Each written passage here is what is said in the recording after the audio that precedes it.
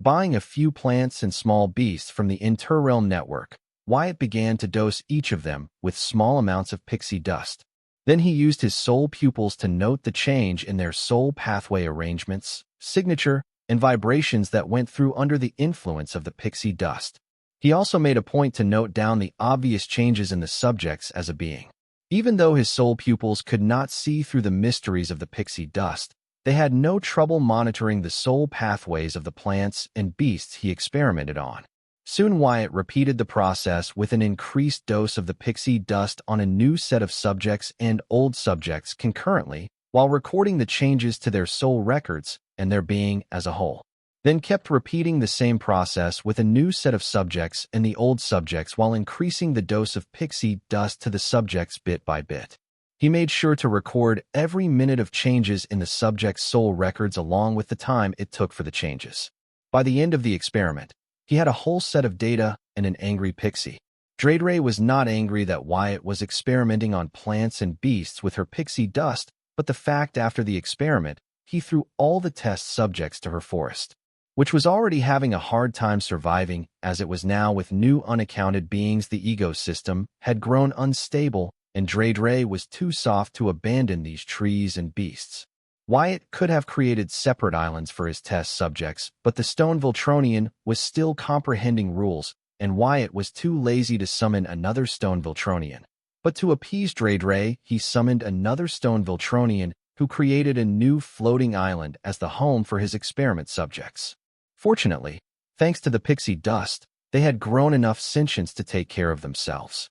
So, Wyatt did not have to kill them as he was too lazy and Dreydray was too busy with her floating forest to tend to their every need. With the new set of data collected on the effects of the pixie dust on plants and beasts in his hands, Wyatt came to realize the effect of pixie dust on the plants and the beast was totally different. But the end result was the same. They all came to gain a greater level of sentience, allowing them to become beings with high intelligence and a better connection with the spiritual realm. With his, Wyatt deduced that an appropriate dose of pixie dust can not only help the card apprentices forge their ego gem faster, but also increase their synchronization rate. If the card apprentice uses the pixie dust in the process of forging their ego gem, then they can permanently increase the synchronization rate of the ego gem they were going to forge. However, using pixie dust after forging their ego gem will only temporarily boost their synchronization rate. Just a few milligrams of the pixie dust was enough to boost the card apprentice's synchronization rate by 10 to 30%, and the boost gained increases with the quality of the ego gem. However, Wyatt inhaled about a handful of pixie dust when Dreydray showered it on his head. Considering that Wyatt's Calamity Soul Gem was of near-perfect quality with a synchronization rate above 90%, the boost he gained to the synchronous rate of his Calamity Soul Gem would be unimaginably high. Meaning at that movement, he was able to enter the one with the world state spiritually without even thinking. Even in the spiritual plane, he seemed to be in a state that was not recorded in the history of the card apprentice. He had gone where no card apprentice had gone before, all thanks to the pixie dust.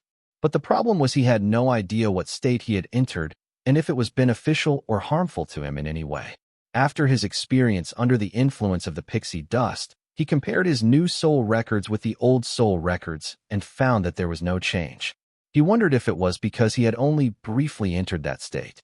Wyatt, though curious about that state, was not stupid enough to ask Dreydray for a handful of pixie dust and snort it just to experience that state again for a longer period, only to overdose on pixie dust and become a laughingstock in the entire myriad realms as the being who owed on pixie dust. It was already shocking that Wyatt was able to survive the first time he ingested so much pixie dust and entered that unknown state without harming himself the first time. It must be mostly because of the pixie dust's nature and also because of his strong physique and mutated soul, Wyatt thought. However, he did not let this stop him from exploring the mysterious state he had entered. As the first card apprentice who discovered it, he owed to the entire card apprentice community to uncover it. Therefore, Wyatt decided to approach this more technically. He would start by snorting small amounts of pixie dust to find out the minimum amount of pixie dust required for him to enter that state. Then he will experiment to see how that state would affect his physical and spiritual body. Once he had made sure that the unknown state was not harmful to him, He would try to increase the dose to see if it lengthened his stay in that state, or if it would harm him physically or spiritually. Wyatt would not have taken the risk of using himself as a genuine pig for the experiment, instead would have used one of his Calamity Daughter gems to have the honor of helping him with the experiment, but he had a good feeling that it was unnecessary. With a little trial and error, Wyatt was able to find the minimum pixie dust he needed to enter the unknown state he entered previously. Having entered the state he so curiously sought, Wyatt had the Hive AI monitor the boost to his synchronous rate when took the minimum pixie dust he needed to enter the unknown state. By doing so, he made two interesting discoveries. The first one was that at a 100% synchronous rate, he was able to enter the spiritual one with the world state naturally and move around in the spiritual panel more freely. The second one was that at a 101% synchronous rate, he entered the unknown state that he had previously experienced. With this, he concluded that to enter the unknown state, a card apprentice needs to have an ego gem with a synchronous rate of 101%. In the unknown state, Wyatt made a surprising discovery that he was able to see the physical plane from within the spiritual plane, though he could only see vaguely blurry slides of the physical plane. This was shocking because previously Wyatt was never able to look into the physical plane from within the spiritual plane. The only person that Wyatt knew of who was able to look into the physical plane from within the spiritual plane, or vice versa, was Agent Forger, thanks to her unique physique. She mainly used this ability to find her opponents the spiritual channel connecting to the spiritual plane and kill them. Thinking of Lois, Wyatt wondered if he too could look into the spiritual plane while being in the physical plane. As the effects of the pixie dust wore off, Wyatt exited the spiritual plane and raised his synchronous rate to 101% with the help of the pixie dust. However, this time he made sure to be in control of his being and did not unconsciously enter the spiritual one with the world state, but rather entered the physical one with the world state. Unsurprisingly, he was able to vaguely peek into the spiritual plane. But Wyatt realized that normal card apprentices would not be able to do what he did unless they were able to enter the physical one with the world state. The problem was that the ego gem was designed to help card apprentices enter the spiritual one with the world state and not the physical one with the world state. As such, the pixie dust would only help them increase their spiritual synchronous rate and not the physical one, unlike in Wyatt's case, who has mastered both states. This prompted Wyatt to wonder if the pixie dust could help him see into the spiritual plane from the physical plane, then could it help the card apprentice enter the physical one with the world state and raise their physical synchronous rate? After all, it did help the card apprentices forge their ego gem and boost their spiritual synchronous rate. Though Wyatt's idea was noble and correct, there was a problem. The only reason the card apprentice would be able to use pixie dust to forge their ego gem or to boost their spiritual synchronous rate was because they already knew how to forge an ego gem, which helped with their spiritual synchronous rate. So unless the card apprentice had a way to enter a physical one with the world state, they cannot use the pixie dust to boost their physical synchronous rate and look into the spiritual world from the physical world. As of now, there was no known method for a card apprentice to enter the physical one with the world state.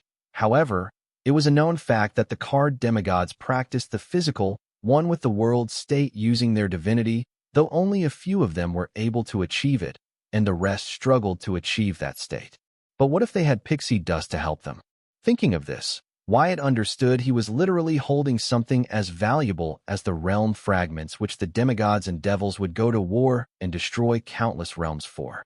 Wyatt wondered how come nobody knew what the pixie dust was capable of and nobody was talking about it. The pixies have existed and were known to the myriad realms since before the Devil Merchant Code, so it did not make sense that no one, including the pixies themselves, knew what they were capable of. Regardless of how powerful and influential a librarian was, it was impossible for him to monopolize something as miraculous as this. Did the librarian also not know of what Pixie was capable of? No. Based on his actions to enslave all the known tribes of pixies, excluding the Dargan and Dark Pixies, it was clear he knew what he was doing. Especially considering the fact that he had banned all the books even mentioning the words pixie and pixie dust. What bothered Wyatt of all about this was how come no one in the myriad realms does not know about the pixies and their pixie dust. It was as if the myriad realms as a whole had forgotten about what the pixies were and what their pixie dust is capable of, including the pixies themselves. Was Zoltan unaware of this when he assigned Dre as his personal pixie? Wyatt felt that Zoltan had to have known what the pixie dust was capable of, but his action of gift-wrapping Dre and handing her to him did not make sense. Suddenly, Wyatt felt that he had discovered something a being of his level should not know. He had a strong feeling that this was all within Zoltan's plan. However, what was Zoltan's plan? Did he want Wyatt to reveal the secrets of the pixies to the myriad realms? What mess have I gotten myself into? Wyatt thought out aloud, staring at the Dre, who using her pixie dust to tend to her forest without any care in the world. No one would believe him if he told them that she and her kind were the most powerful and valuable beings in the world. Pixies being able to create their own realms would not be as bad as knowing that their pixie dust was worth the same as the realm fragment, because the pixies that would be able to create their realm would literally have the strength of a transcendence. So no being in the myriad realms could hurt or force them. As for those who could not, they would tragically die of fear, anxiety, depression, etc., and ultimately find freedom in death. So, when a devil could so far as to spend an infinity amount of resources to search realms, invade them, and destroy them to get their hands on the said realm's realm fragments, then what would they be willing to do to get their hands on a pixie who could give them an unlimited supply of the pixie dusts, which in many counts was better than realm fragments? In many ways, pixie dust was more valuable than the realm fragments because lower realm beings cannot consume realm fragments, but even mortals can consume pixie dust. Pixie dust does not have a grudge and curse of the remnant realms, like the realm fragment. Therefore, the user would not need to waste decades or even centuries refining it before using it. Most importantly, pixie dust was renewable. So all in all, the pixie dust was way better than the realm fragment. With so many wondrous uses, any devil will do anything or go to any lengths to get their hands on the pixies and get their own unlimited supply of pixie dust. If Zoltan really did care about the pixies, he would guard this secret of the pixies with his like, as once this gets out, regardless of how powerful the librarian was, he could not ensure the current peace that Pixie enjoyed in the Infinity Library, as he was not stronger than the entire Dark Realm. The more secrets Wyatt unveiled about Pixie, the more confused and puzzled he grew by Zoltan's actions. He could not figure out how was acting in favor of the pixies.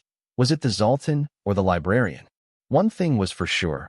Wyatt had been dragged into something bigger than him by Zoltan, who planned to use him as a pawn to pave the way for whatever he is set out to achieve.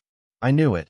The compensation of the Zoltan was too good to be true. Wyatt blurted out aloud in frustration, learning that he was recruited as pawn in a game he had no idea about or relation to. Wyatt should have known better, but back then the offer was too good to pass on. Knowing what he knew now, Wyatt still felt that having the entire knowledge of the Infinity Library at his fingertips was indeed worth risking his life for. Still, the fact that he was being played and used as a pawn irritated him, especially when he had no idea what the game was. FCK, I am too busy for this myriad realm conspiracy SHD, uttered Wyatt as he decided to proceed with his experiment with the pixie dust. He wanted to know the extent of the pixie dust. Will he be able to have a perfect vision into the spiritual realm from the physical realm, or vice versa? Something which the world's will and Agent Forger were capable of. However, before that, he needed to know if the pixie dust's effectiveness varied with Dredra's realm, similar to how her realm varied with her mood and comfortability with her surroundings. If yes, then, even if the pixies were captured, they would be the most expensive and pampered pets in the entire myriad realms. But still, what was the difference between the pixies being enslaved by the librarian or the other devils? Rather, most devils will not be able to give the pixies the ecosystem that librarian has provided them with. As a result, most pixie would die of loneliness and depression in the hands of other devils. Zoltan should be aware of this, right?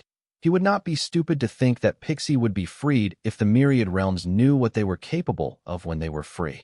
Shaking his head, Wyatt approached Dre, who right now looked like a proud gardener seeing the fruits of their hard work. Though her forest was no longer stable and completely sustainable without her, it was not able to stay stable for a longer period, meaning her forest was showing signs of developing a forest spirit. Dre, I have a question about your pixie dust. Does the effectiveness of your pixie dust change with your realm? Wyatt did not engage in small talk and directly inquired about her pixie dust.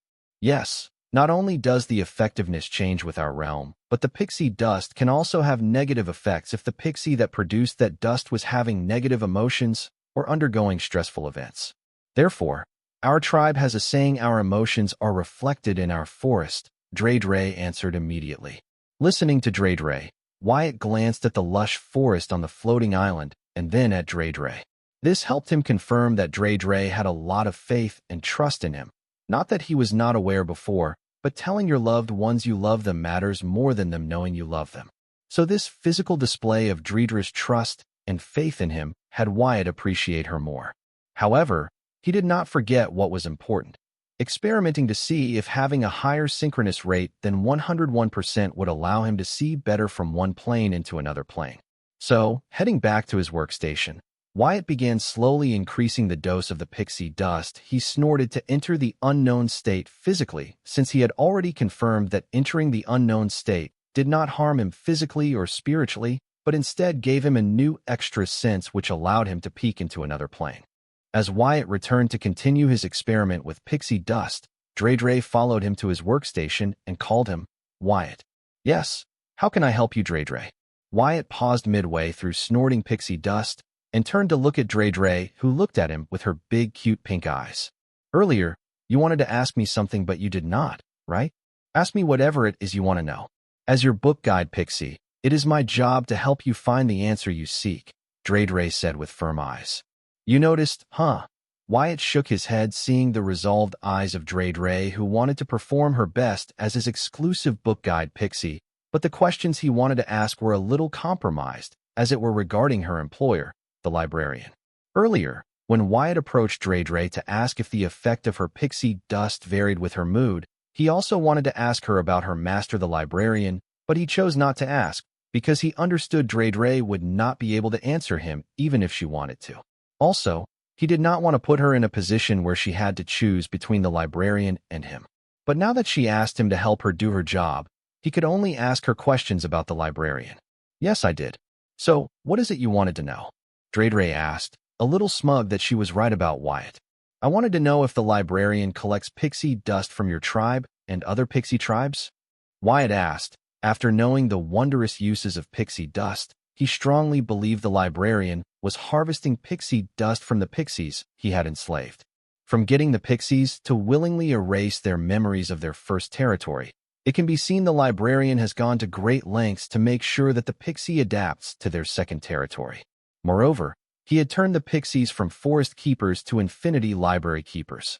As forest keepers, pixie would regularly use the pixie dust they innately produced to help the forest, the wounded beasts, etc., but as the keepers of the infinity library, they never have the opportunity to use their pixie dust, so what happens to all the pixie dust innately produced by the pixies enslaved by the librarian? This, I cannot talk that. Is there anything else you need to know about something or the infinity library? Dre replied. Earlier, she was happy and enthusiastic to talk about her tribe, its history, and legends with Wyatt, but when it involved the librarian, her mouth was suddenly sealed shut. Specifically, about the librarian's intention with the pixies. "No, that will be all," Wyatt replied Dre with a smile. He did not want her to think that she was not able to help him. This situation was why he did not want to ask this question to Dre. But from Dredra's reaction, Wyatt was more certain that the librarian was definitely collecting the pixie dust from the pixies he had enslaved, meaning the librarian was fully aware of the pixie dust's miraculous effect. Not that there was any doubt about this, seeing how he banned all the book's infinity library on pixies. But the more Wyatt dug into this, the more evidence pointed that the librarian was monopolizing the pixies for their pixie dust. Wyatt could not help but wonder how the librarian could maintain his monopoly for millenniums without anyone discovering it all by himself. Was there someone more powerful helping him keep the secret for a cut of the pixie dust he collected, like the Devil Merchant Code, for example? That's possible. For the entire myriad races and the pixies to forget what the pixies were capable of and enslave the pixies. This was a huge operation. There was no way the librarian was able to do it all by himself, no matter how big his forces were. It was not enough to cover all the ears and eyes of the Dark Realm. So he definitely had some help. What was even more mind-boggling was the question of what was the librarian doing with all that pixie dust he harvested from the pixies over millenniums. With all that pixie dust, should he not have achieved transcendence by now? If not, what the heck was he doing with all the pixie dust? The more Wyatt thought about this, the more depressed he became, as the librarian was not like any of the enemy he had faced. The supreme leader, Martron, emissary of light, freedom fighters, central government, and Belphegor. These guys all together were not capable of what the librarian was capable of. So, Wyatt really hopes that he does not become an enemy of the librarian, but he feels that Zoltan has not left him a choice by sending Dredre to him. While Dredre returned to her floating forest, Wyatt resumed snorting pixie dust to figure out how much of it he needed to stay in the mysterious state that allowed him to see past the boundaries of the planes longer while increasing his range of vision across the plane. After a few trials and error, Wyatt discovered that he could snort more pixie dust to maintain a boost his synchronous rate has gained, allowing him to stay longer in the mysterious state, or he would increase the boost of his synchronous rate gained, allowing him to increase the range of his vision across the plane. For now, Wyatt decided to focus on increasing the boost of his synchronous rate gained rather than trying to maintain the mysterious state for a longer period, because he wanted to figure out if there was any other benefit to this mysterious state other than the obvious boost to his rule affinity and the one that allowed him to look past the boundaries of the physical and spiritual plane. Intending to figure out other benefits of the mysterious state, Wyatt began to increase the dose of the pixie dust he snorted, keeping in mind that the boost his synchronous rate gained increased by 1% with every dose. As Wyatt's synchronous rate increased, he found that his range of sight into the spiritual plane from the physical plane was increasing. By the time his synchronous rate increased to 110%, Wyatt still found no other special effects to this mysterious state. The results remained the same except for a steady increase in the range of sight. There was no change until the synchronous rate reached 130%. At 131% of the synchronous rate, Wyatt found that he had gained dual vision. He could look into the physical and spiritual plane at the same time. He no longer had to concentrate his vision to look into the spiritual plane from the physical plane, as now he could naturally see in both planes. It took his mind to adjust to the new sight, but once it did, he did not have trouble understanding what he's seeing and experiencing. However, there was a huge drawback, which was the range of his dual vision. It was limited to 10 meters of his surroundings. Past that range, he was basically blind. Wyatt understood the reason for his dual vision was that at a 131% synchronous rate, his consciousness was able to assert presence in both the physical and spiritual plane, meaning he was now present in both physical and spiritual planes with his physical and spiritual bodies, kind of similar to entering physical and spiritual, one with the world states simultaneously.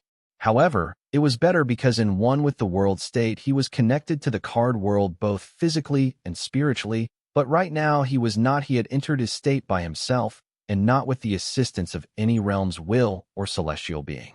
Still, the range of his activities was limited to 10 meters of his surroundings. If he wanted to explore further, he could only move around. Wyatt could not get used to the darkness past the 10-meter range, so decided to continue increasing the pixie dust dose to see how far he could go into this state without feeling any adverse effects. With the further boost in his synchronous rate, Wyatt found that only the range of his new dual vision increased. No other special effects were evident yet. But at 141% of synchronous rate, Wyatt sensed a force within himself, the celestial force. Previously, when fighting with Belphegor, Wyatt had accessed the celestial force of the card world by entering the one with the world state both physically and spiritually at the same time. However, now at 141% of synchronous rate, Wyatt was able to form his own force, the celestial force. Though this force was measly compared to the celestial force of the card world, it was his own, not something he borrowed from another celestial being. Now this was a huge discovery. At this point, Wyatt found that by consuming his little celestial force, he could prolong his stay in this mysterious state. With this discovery, Wyatt finally understood a new meaning to what Dredre meant when the forest would develop a forest spirit, and once it matures, the forest spirit can take care of the forest even in her absence. When Wyatt gained dual vision by becoming capable of being present in both planes simultaneously, Symbolically, it was the same as the forest developing a forest spirit. Wyatt developing the celestial force should symbolically be another phase in the growth of the forest spirit. With this conclusion, Wyatt wondered if his synchronous rate reached the point that symbolically represented the maturing of the forest spirit. Would he also be able to enter this mysterious state, be present in both the planes, and have celestial force without the help of the pixie dust? With this thought, Wyatt became excited. He could not wait to reach that point, so he began to continue with his experiment with greater expectation than before. However, he increased his synchronous rate to 151%, 161%, and even 171%, but he found no other change other than the steady growth in his celestial force and increase in the range of his activities in this state, where he was present in both physical and spiritual plane. With his physical and spiritual plane, there was no other change. Nonetheless, one good result was that even this far into the experiment, Wyatt still had to feel any adverse effect. Despite no results for so long, Wyatt did not lose hope and continued to steadily increase the dose of pixie dust he snorted. His patience did not betray him at last. Finally, when his synchronous rate reached 175%, he gained a sudden enlightenment with regard to the mysterious state that not only allowed him to exist in both planes simultaneously and develop his celestial force. In the enlightenment state, Wyatt's physical and spiritual bodies in both planes suddenly expanded and morphed into their third transformation, the Elder Voltronian Titan form, growing nearly 160 meters tall. It did not stop there. The taboo limiter was undone on both bodies, and they entered the Gigamite form. So within the seed world and the spiritual plane, a giant Wyatt with 12 heads and 12 pairs of arms was suspended in an enlightened state. This sudden change in Wyatt's form shocked Treacherous, who was tending to her forest, approached the giant Wyatt, and found that he was in an enlightenment state, so she did not disturb him. However, her beautiful eyes saw that Wyatt's enlightenment state would be broken because he would soon exit the mysterious state, as he did not have the pixie dust to continue in that state. Since Wyatt's enlightenment was in the mysterious state, if he came out of the mysterious state, his enlightenment would also stop. Understanding this, Pixie began to shower her pixie dust on Wyatt. Treacherous juggled between taking care of her floating forest and Wyatt. She was not new to a heavy workload. After all, she worked at the Infinity Library, which was busy 24/7. However, there was something different today. She was happy. She was genuinely happy to be able to care for her forest and her friend. This was what Pixie's traditional role was. However, as a library guide, she barely got this feeling. At first, when she arrived, Treacherous was happy to meet her friend in the physical plane for a change, but now she was happy that she was doing what the pixie race had evolved to do. With evolution, every species finds its place in its ecosystem. In the case of the pixie race, their ecosystem was at a larger scale than that of humans and dark races. The entire cosmos was their playing field, and they had evolved to be its caregivers. The librarian might have stripped the pixies of their identity and brainwashed them into adopting a new identity for over a millennium, but the real identity of pixies was a part of them and never left them. Unless the librarian somehow gets them to reverse evolve. Is this Wyatt's real form? Treacherous uttered as she flew around, all 12 giant heads and 12 giant pairs of arms, showering them with her pixie dust. The eyes of all 12 heads were shut tight, as if they were in a deep penance. Wow, Treacherous exclaimed as Wyatt's giant body suddenly began to emit a force that was similar to the gravitational force of a world. However, her tiny wings had the ability to resist such forces, otherwise she would have fallen on one of Wyatt's giant head's forehead. Treacherous looked at Wyatt intently to analyze the changes in his body and found that the change in his body was similar to that of the forest she creates rather than the change seen in the beasts. Treacherous knew the effects of her pixie dust better than anyone. It affected animate and inanimate beings differently. Card apprentices were more evolved than beasts, but they were still in the same category. So she wondered why Wyatt was emitting the celestial force like her forests instead of growing a higher level of sentience like the beasts occupying it.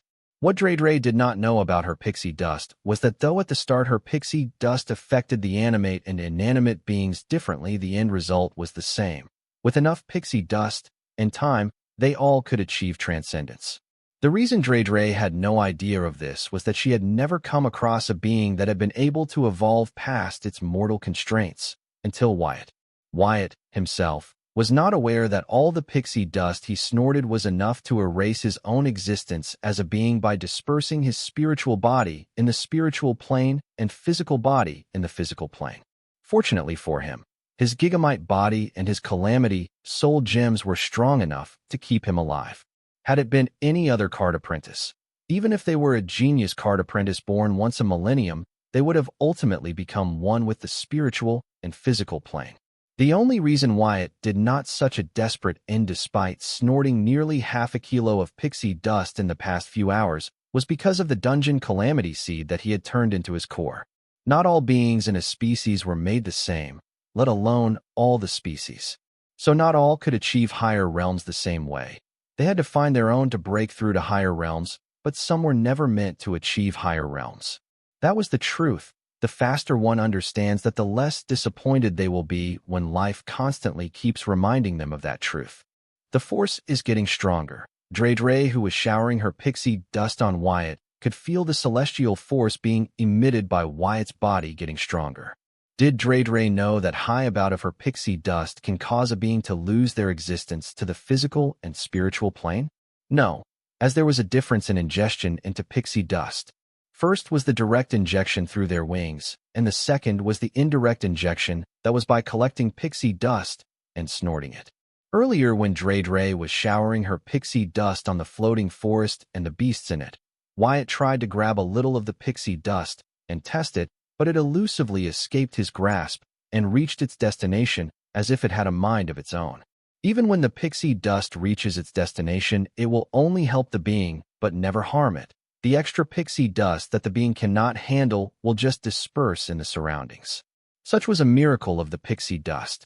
When directly catered by the pixie themselves, the pixie dust was more beneficial than storing it and using it.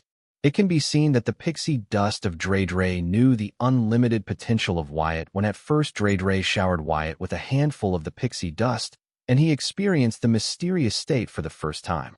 In case Wyatt was not able to handle the pixie dust, then the extra pixie dust would have dispersed in the surroundings. This was why Dre was not so keen about the quantity of pixie dust she used. She never had to, as she did not even know that a lot of pixie dust could cause the being to lose its existence to the two planes. Not to forget the fact that the pixie dust created by Dre, who currently had the realm of a card emperor, was of higher purity and concentration compared to the one she would have created in the lower realm. Wyatt had snorted almost half a kilo of this powerful stuff in a few hours. If not for the dungeon calamity seed, even his gigamite physique would have given up by now. Though Wyatt was able to increase his synchronization rate unlimitedly with the help of the pixie dust, that might not be the case for the other card apprentice. There might be a limit to how pixie dust each card apprentice can withstand. The boost they gain by ingesting the pixie dust might not be the same. Pixie dust was miraculous, but it was not omnipotent. Otherwise, the pixie would not be enslaved to begin with. Hours passed as Wyatt continued to be in his enlightenment when in the mysterious state. The celestial force on him grew to the point that it broke through the one he was able to access from the card realm when in his curse incarnation form fighting against Belphegor. Meaning right now his strength had suppressed that when he was fighting against Belphegor, which was just crazy. What was crazier was that he was just as strong in the physical plane as in the spiritual plane, similar to any realm out in the cosmos. With a continuous supply of pixie dust from Dre, he had now already reached a point where he was no longer considered a mortal, but a celestial. Not the most powerful out there, but a celestial no less. Ugh, Wyatt moaned and opened his eyes as the enlightenment was over. He floated in the boundless spiritual and physical planes like a celestial. But he was not happy. A frown formed on his forehead because only he knew what he had missed as a result of being a mortal and not a deity like demigods and devils. Dre, thank you. You can stop now. Wyatt thanked Dre for helping him even without him asking. He had gained a lot because of her help, but right now he was too disappointed over what he lost to flex what he gained. So he asked her to stop showering him with pixie dust. Okay. Dre agreed and watched the giant floating heads and arms behind Wyatt vanish as his size began to revert back to his normal frame that she was used to seeing. Once the source of pixie dust was cut off, the strength of the demigod coursing through Wyatt's body vanished and returned to his original self. This was the source of Wyatt's disappointment. If Wyatt had a divinity or devil core, he would not only have been able to retain the strength of an actual celestial body, but also use the constant supply of the pixie dust to step by step achieve the so-called transcendence that the demigods and devil desperately sought. Unfortunately, he was a mortal who had yet to reach the peak of what mortals can achieve, let alone form a divinity. Achieving the peak of a mortal strength, thinking of this, Wyatt's disappointment lessened.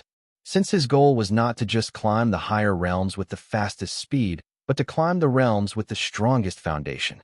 Their lores of the founding card apprentices whose descendants formed the 4 royal families and nobles of the central capital were so strong that they were able to kill devils when in the card emperor realm. Despite not having the current army, huge society, and advancement, the first of the card apprentices were able to survive and pave the way for today's civilization. That was because they were so strong that they could only rely on themselves. Take Anna, for example. She was able to kill a devil when card emperor realm. Not to mention Agent Forger, as a semi-demigod with a godly physique, was able to defeat Anna and their fusion. Wyatt could temporarily achieve such strength, but he wanted it to be permanent without having to rely on foreign objects. For that, he would have to continue to find his way to climb the realms, just like how he has done so far. And today, Wyatt being able to raise his synchronous rate to such a high percentage with the help of the pixie dust was proof that he was right. What if Wyatt had speed run to the demigod realm instead of carefully establishing each realm and not amassing the traits and physique he had amassed along the way? Then he would not have been able to make use of the pixie dust to increase his synchronous rate to a level where he could literally gain the powers of a celestial body. Besides, there were so many celestial bodies. When under the influence of the pixie dust and the enlightenment, Wyatt's current physical body and spiritual body could not amass the celestial force that was equal to that of card world, let alone power realms like the dark realm. This was why he needed to strengthen his foundation such that he would be stronger than the dark realm itself. With this, though Wyatt understood how pointless his disappointment was, he should be thankful for this opportunity for showing him the way. Wyatt's goal was no longer the devil of the dark races, but the dark realm itself. The pixie dust and the enlightenment had totally changed the entire game for Wyatt. It gave Wyatt a new perspective of power that no devil or demigod had ever come to possess. He now sought the power held by the Dark Realm's will, which even scared the Devil Merchant Code. Wyatt's mood finally improved, and he glanced at Dre, who was looking at him in concern, and said, Dre, I can't thank you enough. I am lucky to have you know that. You are the best. Yes, I am, and you're too. Dre said cheerfully, seeing that the depression in her friend's voice had been replaced with a newfound motivation. She was happy that her friend did not lose his way. Yes, we both are, Wyatt said as he waved his arm, and the little pixie was suddenly pulled towards him and landed on his shoulder. The enlightenment was not without gains. Wyatt had formed his own force and was now able to use celestial force without relying on the card world. Now he was present in both planes and no longer needed to use the spiritual channel of his ego gem to send his spiritual body to the spiritual plane. He could now collect rule power as easy as gathering soul power from his surrounding. Dre could break free from Wyatt's celestial force with a single flap of her wings, but she chose not to as she completely trusted Wyatt, who said, Come, show me your forest. You will have to tell how you are able to create such a beautiful forest. Of course, let us start with the hills on the western side of the island. That is the true center of the forest. You will know when you see. Dre replied cheerfully as she got comfortable on Wyatt's shoulder. This way the beasts will not have to worry about their waste contaminating the water and the land over time, Dre explained to Wyatt enthusiastically. While talking to her, Wyatt found that Dre, or the entire pixie race itself, was present in both planes at the same time, so they had the dual vision. Considering the benefits of their pixie dust, it was not surprising. Indeed, I never thought that wildlife and nature could live in such harmony, Wyatt said, marveling at Dredra's natural waste disposal system for the beasts in her forest. Wyatt found that Dre was simply a genius when it came to recreation and wildlife. Maybe because she cared for these things and it was in her DNA. I know, right? Just wait till the forest spirit forms and matures. You will be surprised by what the forest is capable of. Dredre was happy that she could share her interest with her friend. He seemed to be able to appreciate the forest as she did. Dredre, you have been taking care of the forest for almost a day now and have been constantly using your pixie dust. Aren't you exhausted? When are you going to rest? Wyatt asked, wondering if Pixie ever rested. After all, it had been a day since Dredre arrived, and she had been working nonstop. She was either taking care of him or the forest. For someone so little and cute, she was very busy or liked to keep herself busy. No, I cannot rest until the forest spirit is born and mature. Otherwise, all my work up till now will be for nothing, Dredre replied. Who knows how long it will take for the forest to give birth to spirit, let alone the time required for it to mature. Dredre, tell me that you do not plan to continue like this, because if you do you will die of exhaustion. Wyatt asked Dredre in concern for her well-being, listening to her say that she did not plan to rest until forest spirit matured. Wyatt, I have no choice. The forest is still young. I need to care for it until its spirit matures, and it can finally take care of itself.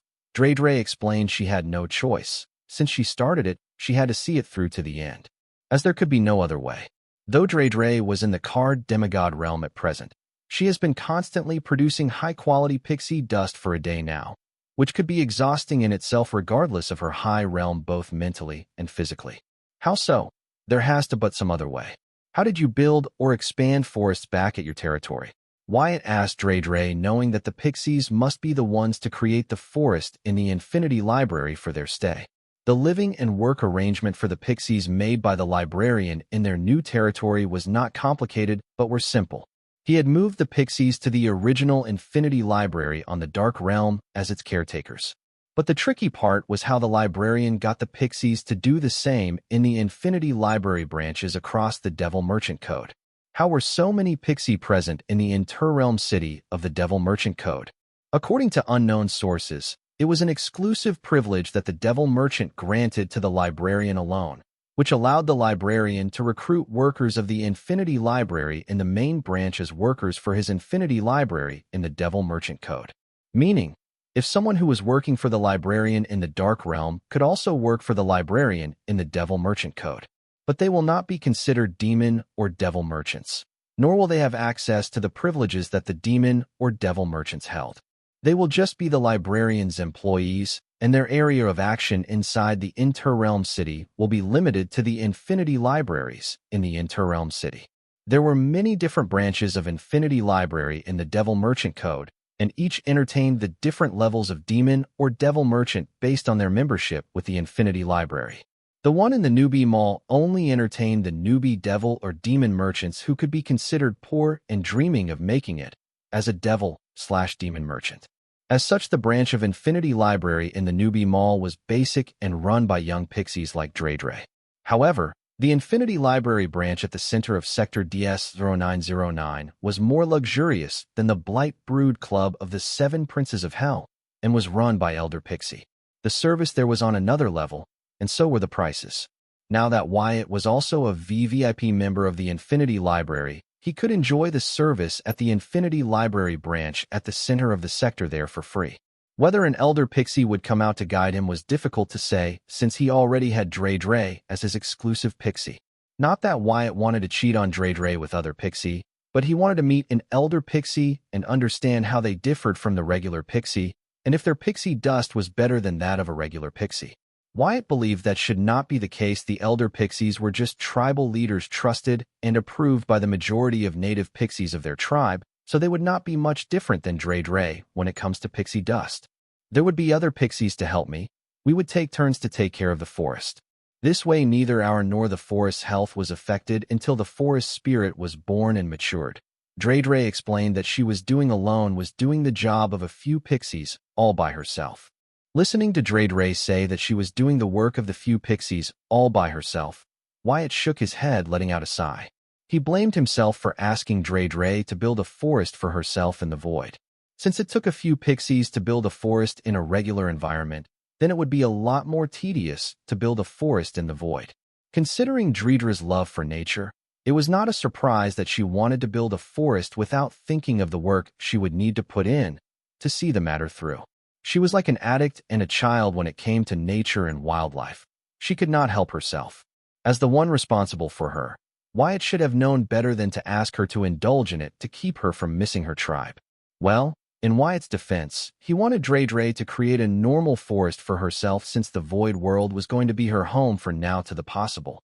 So it would not be a bad thing for her to give some personal touches so that she can feel at home. But who knew that instead of creating a regular forest, she would end up trying to create a miniature flat realm in the seed world? Well, everything for his good. If not for this, he would not have known the truth behind the pixies and their pixie dust, nor would he be able to find his goal in his pursuit of strength. But now he had to make sure that Dre did not end up dying because of overworking and exhaustion. However, he did not even know what the pixies did for rest and what their normal diet was. Considering their love for nature and wildlife, they wouldn't be vegan, would they? Jumping the gun, Wyatt took out liquid soul energy from his grimoire and asked, Dre, you can drink liquid soul energy, right? Yes, Dre answered as she took the liquid soul energy from Wyatt and began to drink it. Seeing this, Wyatt couldn't help but shake his head thinking, yep, she was famished. What was I thinking?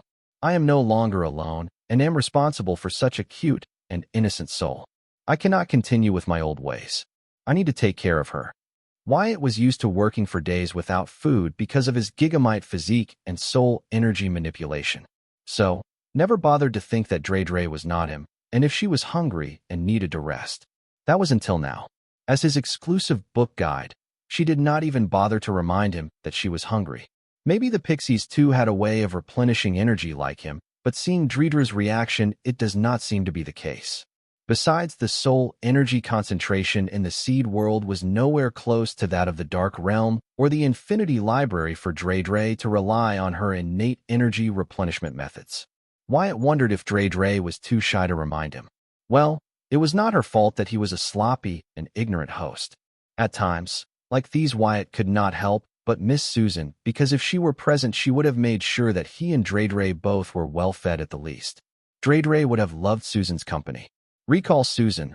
Wyatt scratched the back of his head and then let out a long sigh. He then took out more liquid soul energy and passed it to Dre, asking, give me a list of things that you can eat you prefer to eat so that I can make proper arrangements for your daily 3-time meals. 3-time meals? Dre asked in puzzlement. How many times do you have meals in a day? Wyatt asked, understanding that nights were longer in the Dark Realm, not to forget the difference in the speed of flow of time. 6 times. Dre replied as she devoured the liquid soul energy. After a few seconds, she asked, don't you have higher purity liquid soul energy? No. I will buy some right away along with other stuff you need. Wyatt opened the Demon Codex page in his grimoire and began to purchase large amounts of high-purity liquid soul energy and the other soul energy ingredients that Dre narrated as a part of her normal diet. After purchasing the necessary food for Dre, Wyatt sucked in a breath of cold air, looked at the bill, and then asked Dre, how long will this ration last you? 3 days, Dre replied as she began to devour the higher purity soul energy items that he just purchased. Listening to Dre, Wyatt began to worry about his wallet. He finally understood why the librarian had such sky-high fees to access the Infinity Library. If one pixie was able to make him feel poor again despite his bountiful gains from the VR universe, then what was the librarian going through raising hundreds of thousands of pixies? As if feeling Wyatt's concern, Dre suddenly said, don't worry, Wyatt, this is temporary. Once the forest spirit matures, it will be able to produce pure liquid soul energy. You will no longer have to buy food for me. How much liquid soul energy can such a small forest produce? Will it even be enough for you?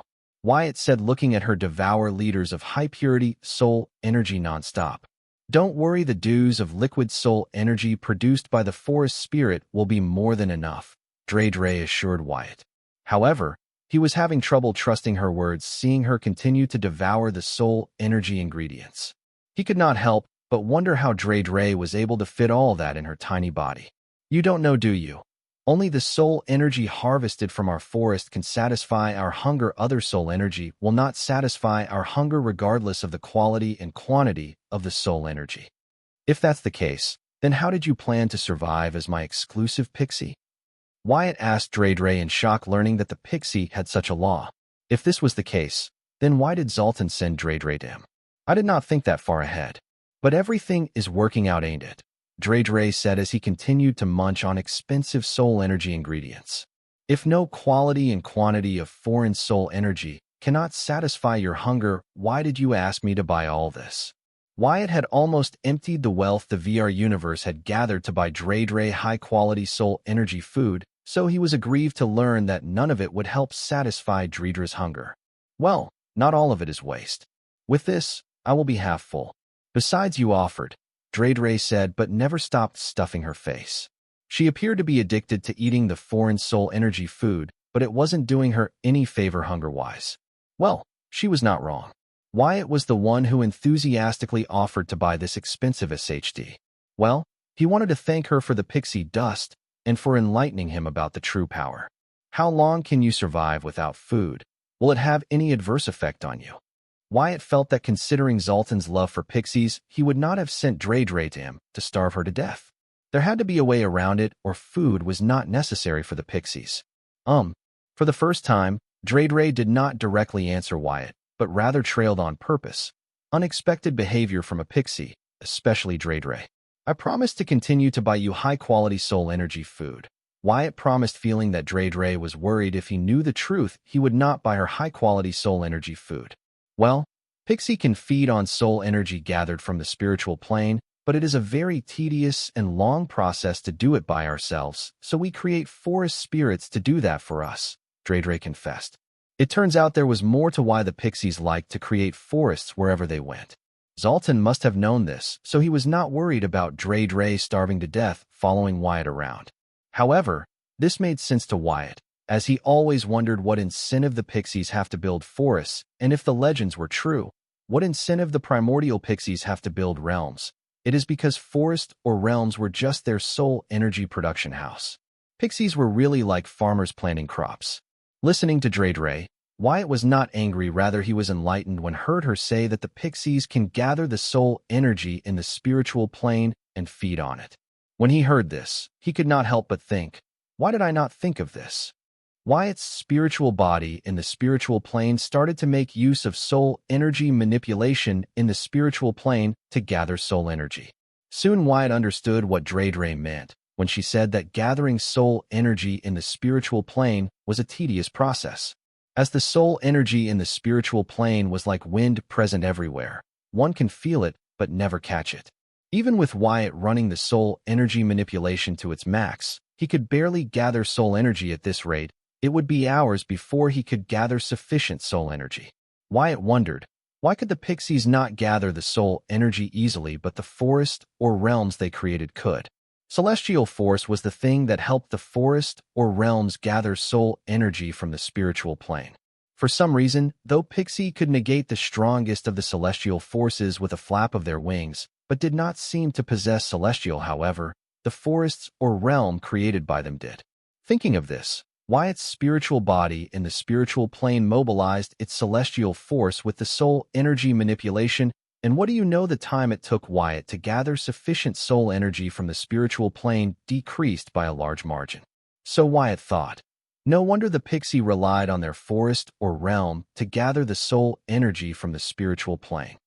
The forest created by pixies in another realm did not possess the celestial force of their own, but borrowed the spiritual force from the realm they were in. This was possible because the forest spirit was assimilated by the realm's will. As for the realms created by the pixies, the answer was obvious. Having learned to gather soul energy from the spiritual plane, and with his gigamite physique, Wyatt could now even survive in the depths of the void devoid of life or soul energy. When the Viltronian's body entered the earth, though his physique allowed him to survive the void, he did not have the soul energy to be awake, instead, had to enter hibernation to save himself from dying of soul energy exhaustion. For the present, Wyatt, in such a scenario, would not have to resort to hibernation to save the last of the soul energy in his system, because now he could gather soul energy from spiritual energy for his use. He did not need to be dependent on a realm to do that for him. Take Card World or the Dark Realm, for example. All the beings on both these worlds were dependent on these realms to gather soul energy from the spiritual plane and introduce it into the physical plane. However, Now Wyatt, who had his celestial force and could exist on both planes, no longer had to rely on the realms to gather soul energy from the spiritual plane for him. Yet Wyatt was not yet fully independent, as he still had to rely on the rules of the card world to comprehend the rules. Having explored the mystery of the soul energy, to some extent Wyatt wondered what the rules were. How did the worlds will come to possess them? Wyatt did not dwell on the question about rules, because he knew once Dredre successfully created her floating forest spirit, aka miniature flat realms will, he could monitor it to see how it would form its ocean of rules in its womb. After all, just by monitoring the pixie and her creation of the miniature realm, he was able to learn so much about soul energy, and he will be able to learn more by monitoring the spirit she creates and nurtures. Hence, Wyatt felt it would be wise of him to no longer waste his time on it. When it's time, everything will reveal itself to him. I see. Thank you for telling me. Now will you tell me why you like the foreign soul energy so much, even though it does not satisfy your hunger? This has been puzzling Wyatt for some while. So now that Dredre came clean about her diet, he had to ask her this. Because it's a lot tastier, you can eat as much as you, but you are never full, Dredre explained as a manic light flashed in her eyes. Wyatt shuddered, noticing the crazed shine in Dredre's pupils which flashed for a fraction of a second. Shaking it off, he asked her, Dredre, were you lying when you said it would take you 3 days to finish all this? I am not mistaken. You can eat all of it in a single sitting. I am sorry. I don't deserve these. Dredre apologized, but she kept stuffing her face. Though the speed at which she stuffed her face had decreased, it was as if she did not have self-control when it came to ingesting foreign soul energy food. However, seeing the cute appearance, Wyatt could not help but laugh, surprising Dredre. She did not expect such a response from Wyatt. Seeing Wyatt laugh, Dredre's speed of stuffing her face with foreign soul energy resumed. Seeing this, Wyatt raised his eyebrow, but then shook his head and said, Does ingesting a lot of foreign energy affect you in some way? Dredre, don't you dare try to hide the truth from me. Wyatt warned Dredre, understanding that she did not technically lie to him. It was he who asked her for the list of items suitable for her diet. Even when he asked her how long the items he bought her would last, she was thinking of him and answered that the items would last her 3 days when they wouldn't even last her a single meal if she did not control herself. So, in a way, Wyatt must be happy that Dredre was thinking of him despite her having no self-control when it comes to consuming foreign soul energy. Well, Dredre trailed her words, finding her unable to tell the whole truth to Wyatt. Seeing this, Wyatt patted her hand and said, I don't mind you consuming these items, but if it harms you, don't you think you should not indulge them, if not for you but for me? Listening to Wyatt, Dredre forced herself from stuffing herself with foreign soul energy ingredients and replied, Well, consuming a lot of it does decrease the purity and strength of the pixie dust I create, but it is so tasty. Learning that consuming foreign soul energy ingredients would cause the purity and strength of the pixie dust her wings create to decrease, Wyatt's eyes widened, feeling like he unknowingly bought a knife for his killer. One of the main factors why he did not hesitate to spend his entire fortune to buy these things for Dredre was her magical pixie dust. But Wyatt did not react immediately, learning this, as he knew if he were to react wildly now, he would not only hurt Dredre's feelings, but hate himself for that. So, he took a second to control his violent feelings. Letting out a long sigh, Wyatt looked at Dredre, who was looking at him like a child who knew he had been naughty, but did not want to be punished for it, but rather, if possible, continue to be naughty. Such was the allure of foreign soul energy ingredients to the pixies. Fortunately, she knew better than to stuff her face with the foreign soul energy ingredients in this situation, showing she was not a lost cause. Dredre, I will not tell you what to do, but don't you think your actions are hurting the forest that you are building? Won't your tainted pixie dust hinder the development of the forest spirit? Wyatt did not want to force Dredre into doing something she did not like, and wanted her to understand her mistake and choose to do the right thing on her own accord. Well, let's just say that Wyatt was soon going to learn that parenting was not easy. Why children prefer junk food over home-cooked meals? Well, it does. Low-quality pixie dust does not hinder the forest spirit's overall development. Except it will just take longer for the forest to give birth to a spirit and a little longer for the forest spirit to mature.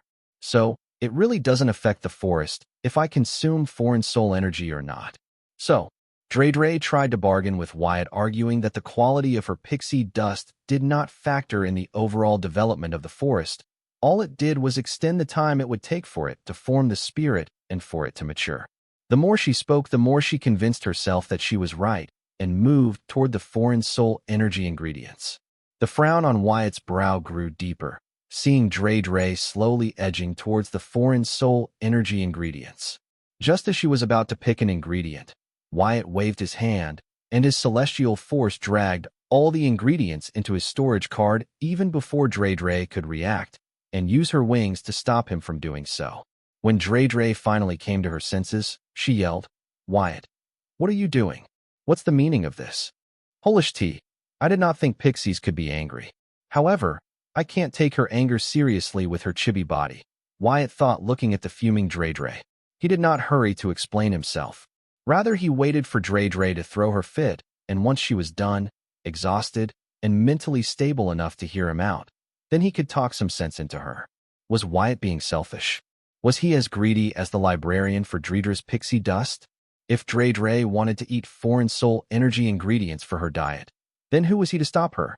Her body, her choice. Wyatt did not care if his actions were the same as that of the librarian or Belphegor.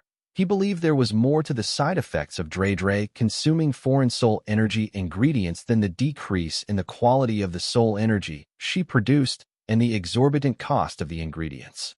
These side effects might be obvious in the short term, and there might be side effects that could only surface after a long term. Not to forget the change in her. The forest guide or book guide Dre would never raise her voice or get mad at Wyatt. Wyatt felt that the foreign soul energy to the pixie was like booze to humans. "You have done," Wyatt asked Dre, who was huffing and puffing, unable to think of words she hadn't already used to yell at him in anger. She was like that kid, high on sugar, whose parents just confiscated her Halloween haul. So cute. To Wyatt's surprise, Dredra's pink translucent dragonfly-like wings were very expressive when she was angry, proving that they were meant for attack rather than defense.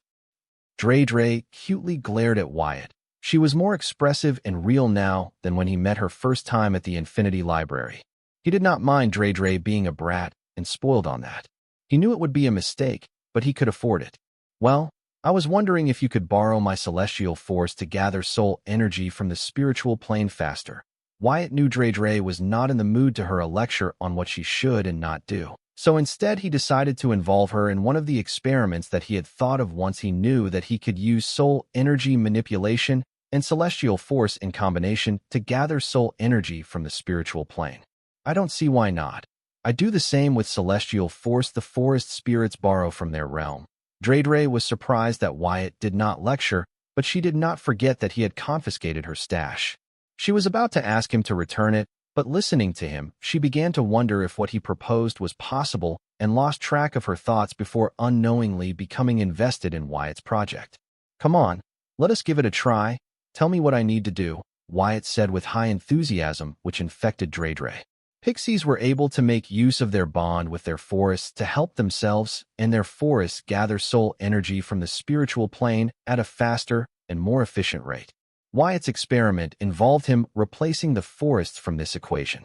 Wyatt had no idea how pixies and forest spirits work together, but if he was able to assist Dre with his celestial force, then he would be able to directly benefit from the various buffs the pixies would normally give to their forests. "Well, you do not have to do anything. Just feed your celestial force to my wings when I ask. I do not know if we will get the same results, but it is worth a try." Dre was excited to try using Wyatt's celestial force to gather soul energy from the spiritual plane that forgot about what led to this. She was happy to be able to play with her friend. The ugliness earlier had only brought them closer. "Okay, then do your thing," Wyatt nodded. Understanding his role was that of a celestial force battery for Dre. Dre flew on top of Wyatt. Back in the spiritual plane on top of Wyatt's spiritual body, Dredra's petite spiritual body became visible. The soul energy in the spiritual plane automatically began to gather around Dre. Her wings had yet to show their magic. They already attracted more soul energy than Wyatt's spiritual body did with soul energy manipulation. This was when Wyatt knew the cosmos loved pixies, and he should upgrade his soul energy manipulation skill. Even with baptism, its effects were very disappointing when compared to that of treacherous. It wasn't fair of him to compare the darling of the myriad realms with the unknown neglected ones, but the truth was Wyatt's soul energy manipulation skill could be better for its present rank. When treacherous' spiritual body's wings began to vibrate, the soul energy gathering it drastically increased. The density of the soul energy around treacherous was comparable to that of the card world. Witnessing this, Wyatt could only further laminate that his soul energy manipulation skill was seriously lacking and desperately needed an upgrade. Wyatt now, treacherous signaled. Wyatt then mobilized his measly celestial force into treacherous' wings. As a result, the density of the soul energy in her surroundings increased exponentially. So much so that it spread to Wyatt's spiritual body and surrounded it. This result was way better than Wyatt could achieve when using the soul energy manipulation and his celestial force in a combo. However, this was far from satisfactory for treacherous. So she did not stop. Back in the physical plane, her physical wings began to shower pixie dust atop Wyatt. Under the influence of the pixie dust, the quantity and quality of Wyatt's celestial force directly increased, giving her wings in the spiritual plane an improved and increased celestial force, allowing it to gather so much soul energy that it was denser than water. But that did not last long, as treacherous consumed it all to quench her hunger and concluded the experiment. Wyatt, I am sorry. I hope you can forgive me for my behavior earlier. In the physical plane, treacherous directly flew next to Wyatt and hurriedly apologized to him. Now that her hunger was no more, the effect of her addiction to the foreign soul energy decreased drastically, and she returned to her old professional self. Treacherous, you are apologizing for the wrong reasons. Wyatt was not surprised by treacherous regaining her old self. He liked her work ethic. He thought she resembled a mini Susan. Treacherous went over the events in her brain, trying to figure out what Wyatt was talking about, but she couldn't, so she looked at him in confusion and self-blame. Noticing that treacherous was blaming herself for what happened, Wyatt shook his head and did not drag it long, said, I liked the treacherous from earlier. She was fun and she felt like the real you. I know you are here on a job and need to maintain some professional standards, but treacherous, it is me. We are friends, right? If you consider me as a friend, you have to be 100% with me, just like I am with you. Wyatt, this is the real me. The one you saw earlier, just an unwound version of me. Treacherous spoke. She was happy had Wyatt did not seem to mind her behavior. Well, then it seems I need to give you some foreign soul energy ingredients more often, Wyatt said. No, I no longer need to rely on those. Since I can gather enough soul energy for myself with the help of your celestial force, treacherous responded while vigorously shaking her head. She acted like a colleague who was ashamed to have got drunk at the office party and embarrassed herself. Well, all sides of treacherous were cute. Wyatt could not be mad at her. His celestial force covered treacherous and carried atop his shoulders, speaking his heart. Treacherous, remember one thing, I can never get angry at you. Feeling cringe, Wyatt hurriedly changed the topic, asking, Treacherous, let us try gathering soul energy from the spiritual plane, but this time let us use it to form soul jades in the physical plane and then see if we can make liquid soul energy. What do you say? Wyatt, there is no need to do that. The soul energy I gathered earlier was enough to make low-quality liquid soul energy in the physical plane, as otherwise it would not be enough to satisfy my hunger. If your celestial forces get stronger, we have no problem creating top-quality liquid soul energy. Treacherous rejected Wyatt's request, feeling it was pointless as she already knew the answer.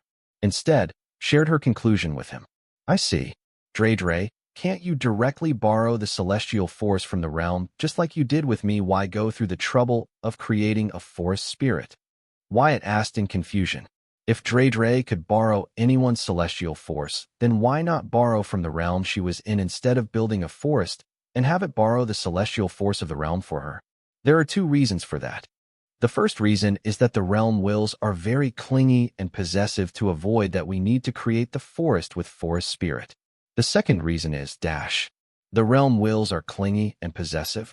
Wyatt blurted, wondering if he had misheard, interrupting Treacherous midway, as he had never heard of this before. Along with his personal experience with the world's will and what he had heard, Wyatt found that the world's wills were aloof and anything but clingy and possessive. They have always been untouchable, omnipotent beings in the minds of the people. They never interfered with the mortal's life until there were invaders from other realms. As a matter of fact, if not for the foreign invaders, the natives would not even know that the realm they were on had will of its own like theirs. Yes, they are very avaricious and proprietorial. They are like gigantic big babies. Dre nodded, repeating herself. Wyatt just stared at her, waiting for her to shine a little more detail about what she was talking about. But seeing her not get the clue, he said, Dre details. Dre looked at Wyatt in confusion, wondering what was there to explain here. Wasn't it a universal knowledge that the realm wills were the most controlling and possessive beings in the myriad realms? Having talked to Wyatt so far, she understood that Wyatt lacked the common sense of the myriad realms, unlike her. So she explained, why do you think you cannot learn the rule from a foreign realm? Even if you did, you cannot continue to learn the same rule in your native realm. The realm wills are just petty and jerks that way. Wait, isn't the reason why we cannot learn the same rule from two different realms simultaneously because the fundamentals of that rule are different in those worlds? Wyatt had always believed this to be the truth so far, but according to Dre, that was not the case.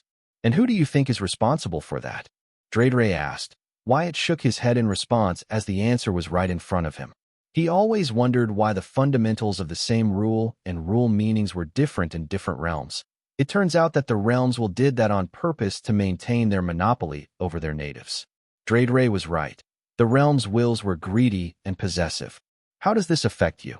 Wyatt asked Dre, not understanding what this nature of the realms will has to do with her not borrowing celestial force directly from the realms, but instead creating a forest spirit to indirectly borrow its celestial force.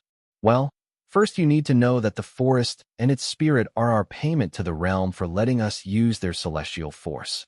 This way realm wills will leave us alone and not bother us for our pixie dust. The second reason is that using the forest spirit as an intermediate saves us the trouble of refining the celestial force of the realm to be used by our wings, Dre answered.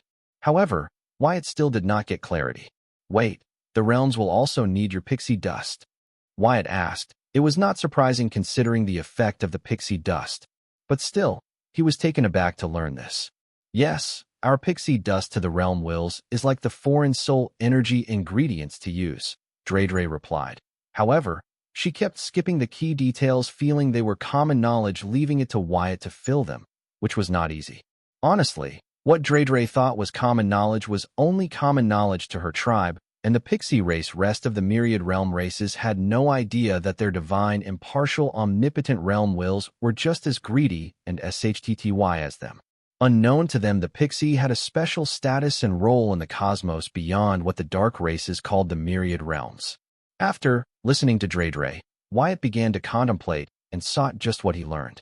He was indeed shocked to learn that realm wills that the thought to be the most impartial beings in the cosmos were just like the rest of the mortals occupying them. Wyatt also understood that the pixies had a better understanding of the cosmos than the rest of the myriad realms, but since they were basically cut off from the rest of the myriad realm races, they might not actually know that what they believed to be common knowledge was lost or undiscovered knowledge to the rest of the myriad races. Dre, what do you mean refining celestial force? You did not refine my celestial force before feeding it to your wings. After being reminded by Dre, Wyatt remembered that the energy needed to be refined by being exchanged between two parties for an increased efficiency rate. That is because your celestial force, like the forest spirit, was cultivated through my pixie dust, so I did not have to refine it and use it directly. However, this is only applicable to me. Other pixies will still have to refine their celestial force before refining it. I need to share that we can help mortals cultivate celestial force with our pixie dust with the tribe, but I do not think any being can do what you did. Otherwise, our elders would have known about it. Dre was right. The pixies were used to cultivate beasts for their forests since the beginning, but they never came across a being capable of giving birth to celestial force with the help of their pixie dust.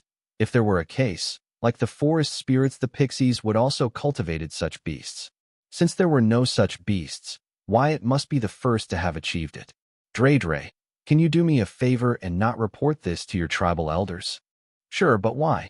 Dre readily agreed to Wyatt's without hesitation. Then in confusion, She asked Wyatt why she did not understand why he would make such a request. However, the grave expression on Wyatt's face made her feel that Wyatt had good reason to ask her this. What about the librarian? Wyatt did not answer Dre, instead asked if she could also keep this incident from the librarian. Wyatt, I cannot promise that. However, unless Lord Librarian or young Master Zoltan or the elders personally ask me, I have no reason to report this to them. Dre made it clear, proving that the unwound Dre that came after devouring foreign soul energy ingredient was the true self that she has always been hiding under her professional politeness. Now for Wyatt, it surfaced, and from the looks of it, Dre was comfortable being herself in front of Wyatt. That's my girl. You are the best. Wyatt gave Dre thumbs up as he took out a few foreign soul energy ingredients and passed them to her. Dre did not hesitate to take them and slowly savor them, knowing that she had limited supply and had to enjoy the limited stock to its fullest. Savoring her junk food, Dre completely forgot that Wyatt never answered her. Wyatt successfully distracted Dre from asking him why he did not want her to report him developing celestial force to her elders. Wyatt had a feeling that the librarian was able to control the pixies mostly because they had the elders of all the pixie tribes under their control. This was why the librarian did not mind handing a few branches of Infinity Library and pixies to the Zoltan. The librarian might be fully aware of what Zoltan was up to with regard to the pixies. Wyatt did not bother to dwell on why the librarian was letting Zoltan do as he pleased. Instead, he did not want either of them to know about him. Wyatt developing celestial force using pixie dust will definitely attract the attention of both of them, which he did not want. With his current power, he could not handle the 7 princes of hell, let alone take on the Infinity Library, which has a high chance of being in cahoots with the Devil Merchant Code in the pixie conspiracies. He had enough problems, he did not want to go seeking more. But the problem was this particular problem came seeking him. He wondered how long he could run from it. But it was interesting to know that the realm wills were junkies when it comes to pixie dust. It was surprising that they did not enslave the pixies in their worlds. But considering that pixies' wings seemed to be capable of negating the celestial force, it seems the impartial and aloof realm wills were hapless when it came to the pixies. Wyatt could not help but wonder what the card worlds would do for Dredra's pixie dust, knowing that it was powerless against her. Will it try to negotiate with her, or even beg her? Recalling the enlightenment the card worlds gave him before the Battle of the Southern Capital, Wyatt wondered if there was a way for him to cut a deal with the card worlds Dredra's pixie dust in exchange for a few enlightenments. As this thought crossed Wyatt's mind, Wyatt suddenly wondered, what if the librarian was doing something similar to the pixie dust he collected from the pixies? It was possible, after all, the pixie dust that the librarian had collected from the pixies over millenniums should have gone somewhere. The biggest question was, what did the librarian receive in return for the pixie dust from these realm wills? All this was just Wyatt's speculation. Nothing was certain, so he shook his head, not bothering to continue to dwell on these thoughts. He turned to Dre and said, I am heading out. Moving out of the Blood Rock Cave, I will call you out. Is that all right? Will you be okay alone, or do you want to follow me? I can't come with you. I need to tend to the forest, Dre said. She seemed to be disappointed that Wyatt had to go out. As Wyatt's friend, she would like to follow and explore his world, but as an introvert by nature, she would rather build her base and never leave until necessary. Don't worry, these stone Viltronians and broken rule spirits will keep you company till I return with my friends to introduce you to them, Wyatt said, summoning the remaining stone Viltronians and the broken elemental rule spirits. He wanted to leave a clone behind to keep Dre company, but it would not be the same. So he took this route. Okay, Dre responded positively, but Wyatt could feel her presence decrease compared to before. This meant her strength was decreasing. Without him present, her compatibility with the seed world was decreasing. If just learning that he would be heading out had such an effect, Wyatt could not imagine what would happen if he left. Dre was just being brave when she said she would be fine without him here, so that he would not worry about her. Well, changes of plans, I will not leave. My clone will go in my place. I will stay here and help you tend to the forest. Wyatt decided to let his clone head out to check on still unconscious Bladette and lead his other Calamity Daughter gems, and an Arya waiting for him in the Blood Rock Cave, into the seed world. The reason at first Wyatt wanted to personally go out was to check on Bladette, because according to Hive AI's calculation, She should have gained consciousness by now, but she had not, which was concerning. However, the clone could collect the required data from Bloodette's unconscious body in his place. As for Anne and Arya, since the dungeon gate was open, they just walked right in and waited for Wyatt. Wyatt never planned to let anyone enter his seed world, but for Dre, he made an exception. He would soon be leaving to meet the card world's only devil merchant. Meanwhile, he needed people he could trust to keep Dre company.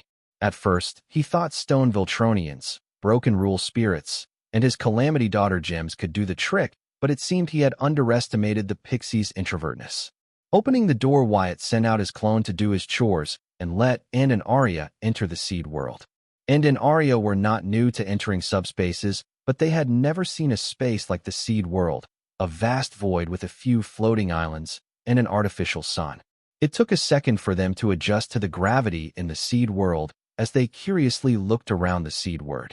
Finding Wyatt not far from them, they flew up to him. "I take it this is your workshop," and said, looking at the floating islands containing numerous SSS rank card creation array formations. She was humbled, wondering how Wyatt came to possess such an incredible subspace and the high-rank card creation arrays. She knew better than to ask Wyatt about their origin. "You can call it that. So, how far has the investigation come?" Wyatt asked, and even though he knew that the Southern Royal would not be able to come up with anything he already did not know. "Well, the investigation has hit a dead end. The demigod responsible for watching over the city was under some kind of spell, and we could not get anything from investigating everyone that has come in contact with Corey, let alone Susan and Courtney.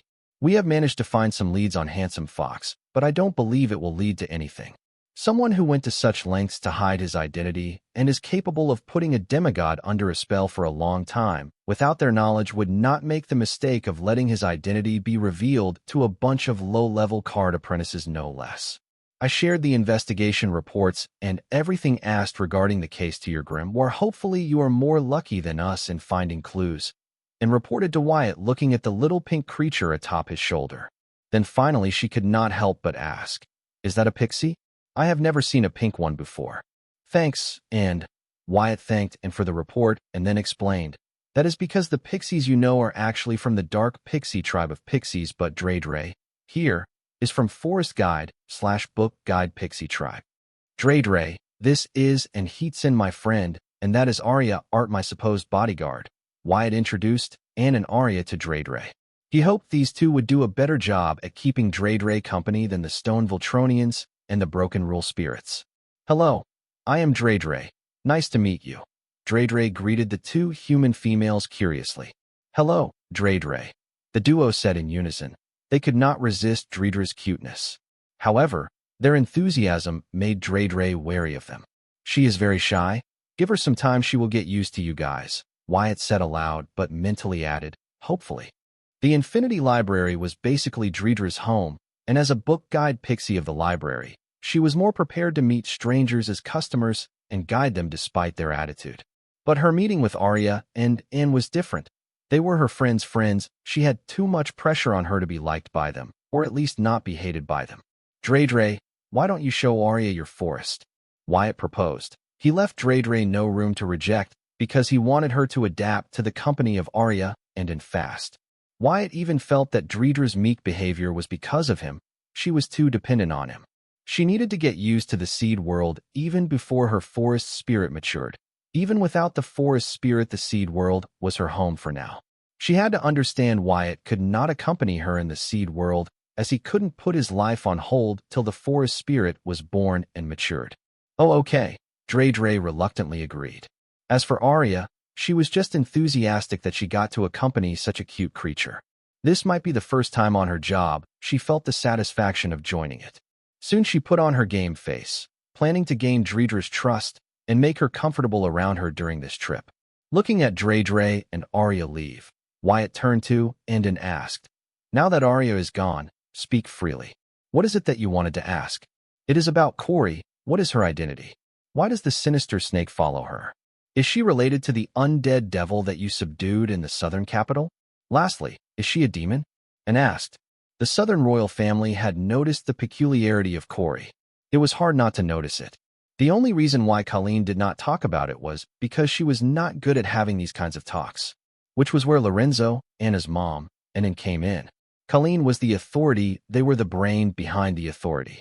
Corey has many identities, but as of now, she is Corey Bright, the honest and loyal citizen of the southern region. I hope your family treats her that way. She may be weak now, but her future is boundless and will not be limited to this realm. So I recommend you guys to just ignore her existence. She will not harm innocent people, the interest of the southern region, or the card world if that is what you guys are concerned about. Wyatt vouched for Corey, cause he felt with time and enough patience he could groom her into his authentic, loyal henchwoman.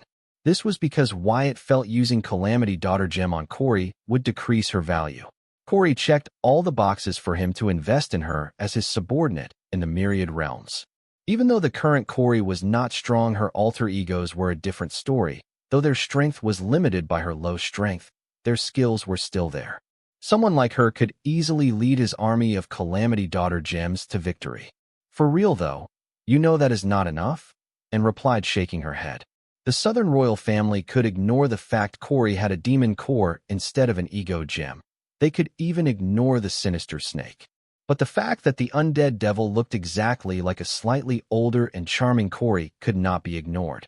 This was a strong indication that Corey might be an incarnation of the undead devil agony. If the past was any indication, even the weakest incarnation of the devil could lead to huge demon worshipper infestation in the future, so it would be best to eradicate the incarnation once they find them. Therefore, it was not a surprise that the Southern royal family was no longer able to look past Corey's identity. If not for Wyatt, they would have already acted. Not to forget, there was suspicion surrounding Wyatt himself about being close to demons. Looking at it a certain way, the Southern royal family was breaking many rules and taking a lot of risks just for Wyatt. They were really being patient about this. Just trust me. Now that Beam is next to Corey, I do not think any of you can actually get near her with the intention of harming or catching her, Wyatt persuaded in. Beam, are you talking about the snake? And asked, as the reports on the snake did involve it being called as such by the undead devil agony, Wyatt and Corey. Yes, and you might have already gone through the footage of the battle. If not for Beam, I would not have been able to strip the World Hog Devil of its hourglass relic. Trust me, Beam is not as simple as she seems. Even in the Dark Realm, she is at the top of the food chain. If anything happens to Corey, I don't think the southern region is strong enough to withstand her wrath. You guys must have already noticed even the worlds will is slowly letting Beam adapt to the card world. If any of you has even a little brain, you should know better than to make enemies out of Corey. If I were in your place, I would use Corey's parents to help me gain their daughter's favor while she is still weak and naive. I have already warned you guys enough. If you guys do not have brain damage, even if you do not try to please her, you will not do anything to piss her off. Lastly, I do not want to have to choose between Corey and the Southern royal family. Wyatt advised the best course the Southern royal family could follow with regards to Corey. What they do next was up to them. You will choose Corey over Anna? And asked in surprise. These past few I trying to seduce Wyatt. She had come to learn that Wyatt respected and cared for Anna. So she was surprised to hear him say those words. I said between Corey and the Southern royal family. Anna is not the Southern royal family, Wyatt clarified. How is Anna not the Southern royal family? She is our heir, and was puzzled by Wyatt's wording. You are asking the wrong question. You should be asking, who will Anna choose between me and the Southern royal family? Wyatt had no doubt that Anna would always stand by him regardless of who he was facing, be it her family or the death itself. SHD. And cussed, knowing what Wyatt said was true. As someone who was the perfect clone of Anna and could feel everything that Anna felt, she knew better than anyone that Anna would always choose Wyatt even if he were to betray her. Yep, the proud daughter of the unparalleled bloodline who changed men like tissue was now reduced to such a point where she was willing to sacrifice and suffer for a single soul selflessly. Get it? You guys should focus on befriending Corey over being overly suspicious about her. You guys should have learned by now that none of my investment fails, Wyatt said, shaking his head, while keeping an eye on Dre, who was showing her forest to Arya, ready to step in whenever Dre needed him. However, from the looks of it, it seems it was unnecessary, as Dre seems to have eased around Arya. As for Arya, she looked as if she was about to have an orgasm. Well, things are not as simple as that, and said, letting out a sigh. What do you mean? Wyatt asked, not understanding what and was mumbling about. It's Corey's parents. They are in an undercover operation across the way beyond. They have almost spent 15 years working on this case. Nobody else can replace them. They are detrimental to this operation, and we cannot pull the plug on this now. Since all the resources and manpower we have used on this case for 15 years will be for nothing, and explained. Why are you telling me this? This does not concern me. Wyatt acted aloof, but he ordered the Hive AI to find out about the case and was talking about a 15-long undercover operation across the way beyond now that was intriguing. Listening to Wyatt, and rolled her eyes and chose to make it a concern of Wyatt's saying. After the treaty between the card demigods and the supreme beings, the way beyond has become a land of opportunity for those willing to gamble with their life for riches. And cut straight to what you want. I know way beyond is rich in natural treasures, but it is also equally rich in danger. Many card apprentices are tempted to explore it for resources. Some strong, noble families and sects go as far as to form an alliance with supreme beings to explore the depths of way beyond, but still cannot guarantee safely navigating the land across way beyond. If I am not wrong, the Southern royal family should be in a weird on-again, off-again alliance with 26 different supreme beings. Your problem is not with them. You have a problem with smugglers who allow card apprentices to move their haul from way beyond to the 5 regions without having to pay the hefty toll fee and taxes to the Southern Watch upon their return. If my guess is correct, the people responsible for this smuggling chain are part of the Southern Watch guarding the border to way beyond. You guys might have already found these culprits thanks to the excellent 15-year-long operation of the undercover agents Mr. and Mrs. Bright. However, you did not apprehend these culprits because you know catching these people was only a temporary solution. You guys are after the hand guiding them, the mastermind behind this smuggling ring. I do not how this is my problem. I am not the one getting rich by taxing the people who risked their lives to gather rare resources. Wyatt interrupted and midway and explained that he had already caught up with the case that Corey's parents were working on and also made it clear to her that he had no interest in poking that hornet's nest. Many people's interest was tied up with this. Southern royal family was not the only royal family troubled with smugglers. Even the central government was helpless when it came to smugglers. They could not possibly regulate all the card apprentices with weird abilities.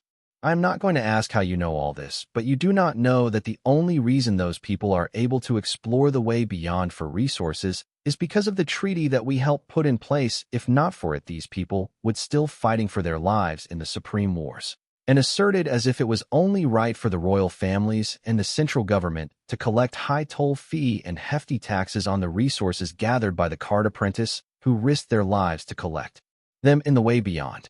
The general public knows the way beyond as the land ruled by the supreme beings, but that was partially true.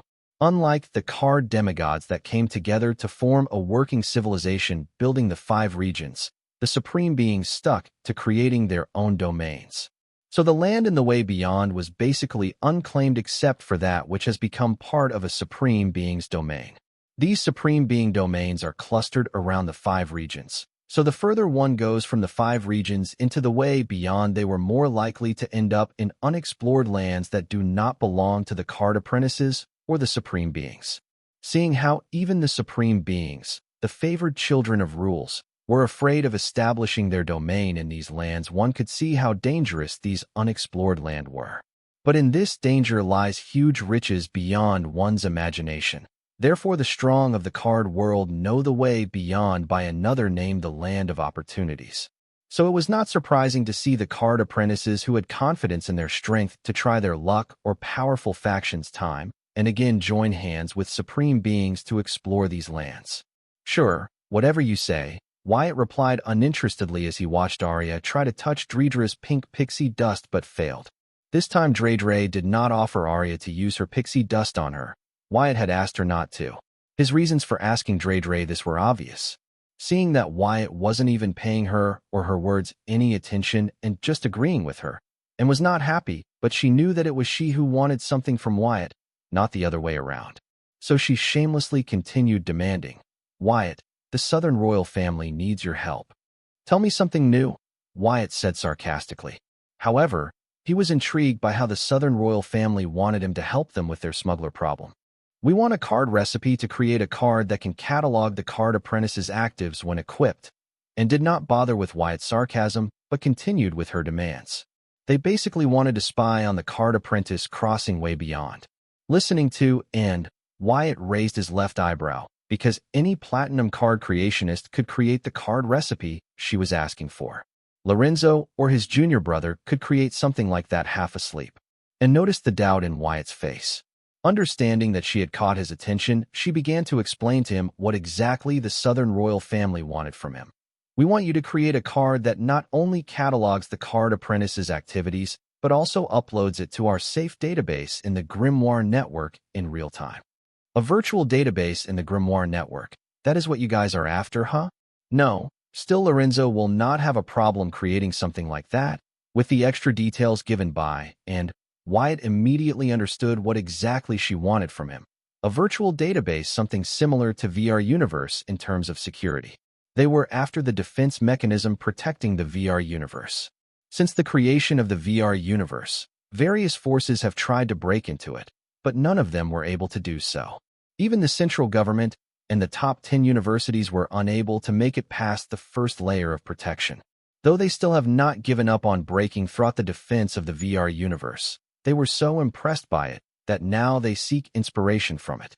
The VR universe has showcased many revolutionary ideas, and anti-theft security was one of the most important ones.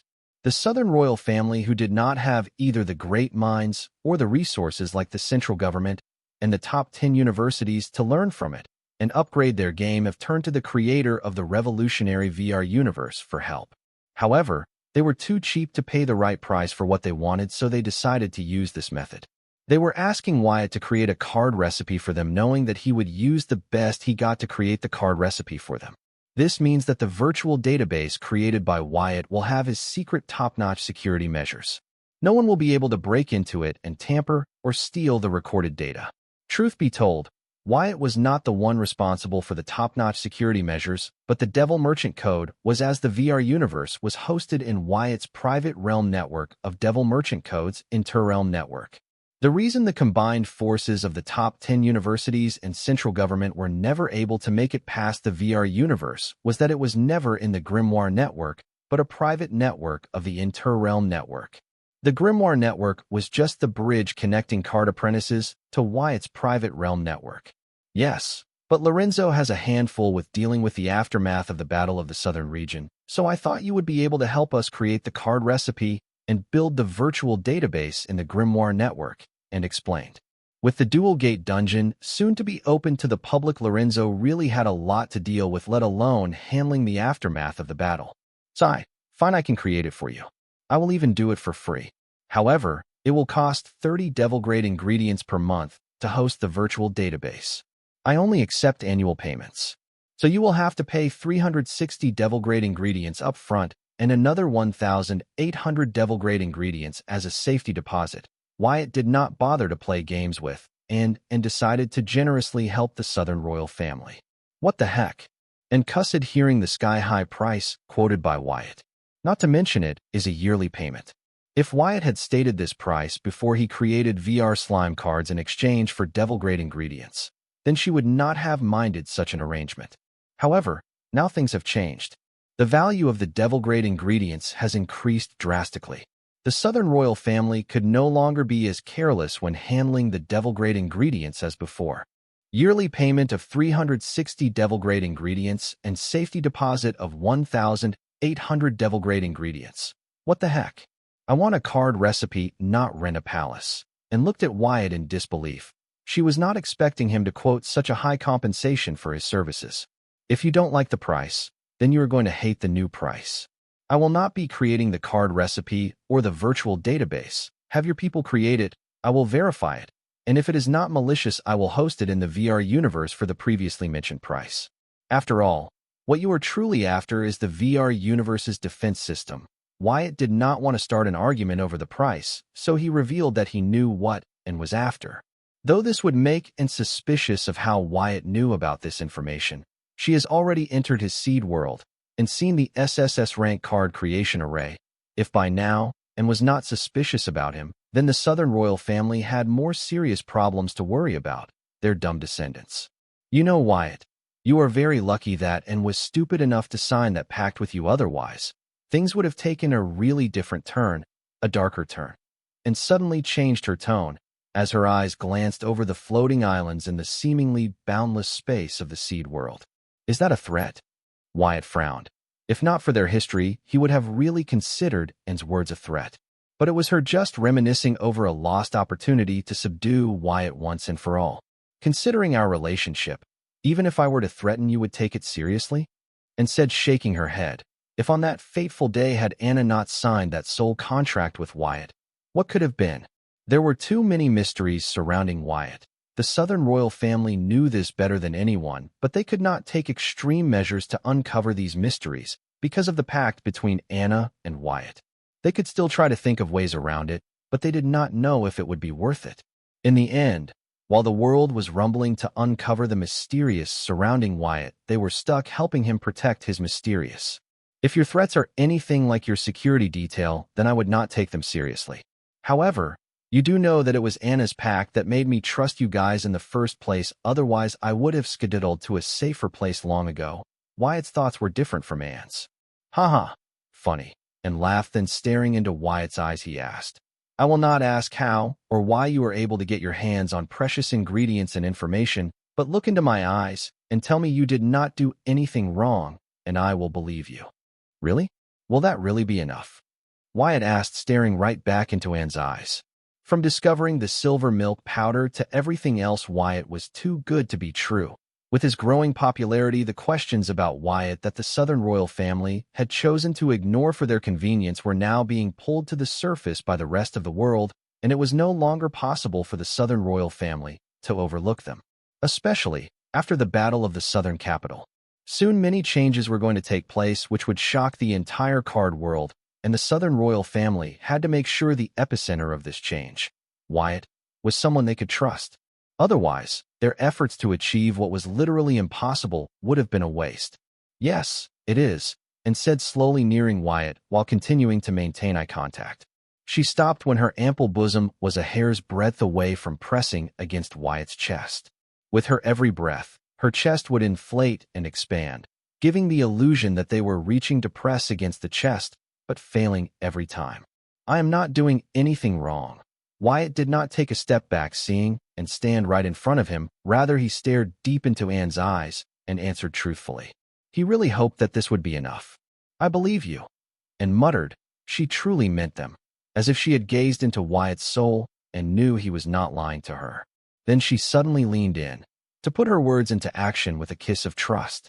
But Wyatt suddenly vanished from in front of her and appeared a few meters away from his original position, and said, You are as perverted and shameless as Anna, aren't you? What part of no means no don't you sisters don't get?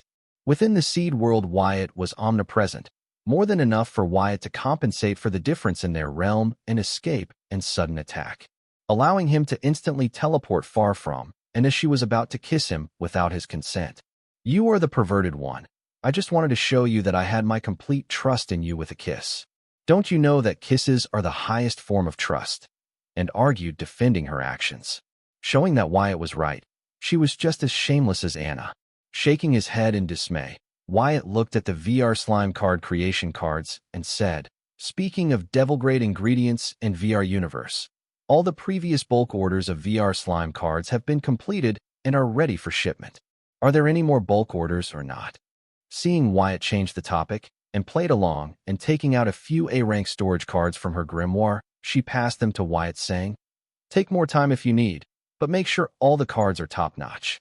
This batch belongs to the Central Capital noble families. They have very strict requirements for their cards' durability. Got it. Wyatt nodded, taking the storage cards containing devil-grade ingredients. Going through the contents of the storage cards, Wyatt knew it was a big assignment. Planning to make the necessary arrangements to create the VR slime cards, he looked at and said, Why don't you go accompany Dre and Arya? I will join you guys once I have made arrangements for the card creation. Sure. By the way, where can I get a similar pet pixie? She is so cute. She reminds me of my pixie dragon, and asked Wyatt. As a princess, she was used to buying anything she found cute, regardless of whether it was alive or dead. Well, that is not possible. Dre works for me. She is not my pet.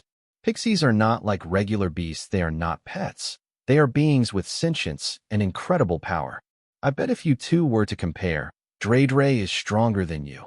Wyatt laid some cold hard facts about Dre, and was finding it hard to believe it. She could not believe that something as cute as Dre would be stronger than her, but unable to feel the soul energy level of Dre. She had no choice but to expect the facts in front of her. Then where did you find a being like her? And asked in confusion. Except for the time when Wyatt left for the headquarters of the Freedom Fighters, he has never left their surveillance, and was unable to understand how Wyatt had not only come in contact with a power being like Dre, but she was working for him.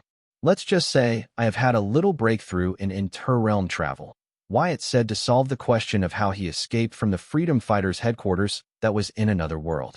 Both Freedom Fighters and the Southern Royal family should be wondering how Wyatt made it to the Sky Blossom from the Yellow Plains all alone. Before these people began to speculate wildly, Wyatt chose to reveal that he was able to achieve interrealm travel. You did. So, Jill was not lying, and blurted. When Wyatt had left the card world because of the plague egg incubated in him, one of the people to be most devastated by this news was Jill.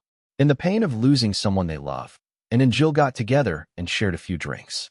That was when Jill asked if the Southern Royal family was working on any interrealm travel project, as Wyatt had asked her to get coordinates of the other realms discovered by the top 10 universities' interrealm travel program. If yes, Jill wanted to hand the coordinates to the Southern Royal family to complete her commitment with Wyatt. What do you mean? What did Jill tell you? Wyatt asked. He had no idea what Jill had told him. Seeing Wyatt's reaction, and was more certain that Wyatt might have indeed achieved a small breakthrough in interrealm travel. This explains how he was able to escape the Freedom Fighters base in the Yellow Plains and met with a powerful being like Dre. I cannot tell you what Jill said to me in confidentiality. But one thing is clear. You have played with the hearts of many girls, you damned heartbreaker, and said with a grudge. At least Jill had gotten a piece of the action, but Wyatt would not even let her kiss. She had the worst of all the girls in Wyatt's life. What confidentiality? Her father works for the central government, and she works for Morningstar University. If there was any kind of confidentiality, it went out of the window when they tried to abduct me. Wyatt deferentially tried to get and to cough out what Jill had confided in her. He needed to know what Jill had told, and there were certain parts of his life that Jill knew, but the Southern Royal family did not, and there were parts of his life that the Southern Royal family knew, but Jill did not know. He needed to know what the girls had talked about to get his story straight for the next time they tried to ask him about his secret. Without knowing how much they knew, he would not know how much he would be comfortable revealing to them.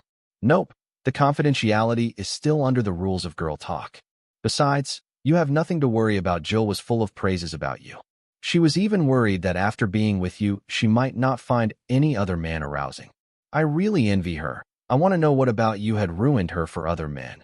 And's gaze blatantly shifted from Wyatt's face to his crotch, and intently stared at it, as if trying to burn a hole through the garments and see what they were hiding.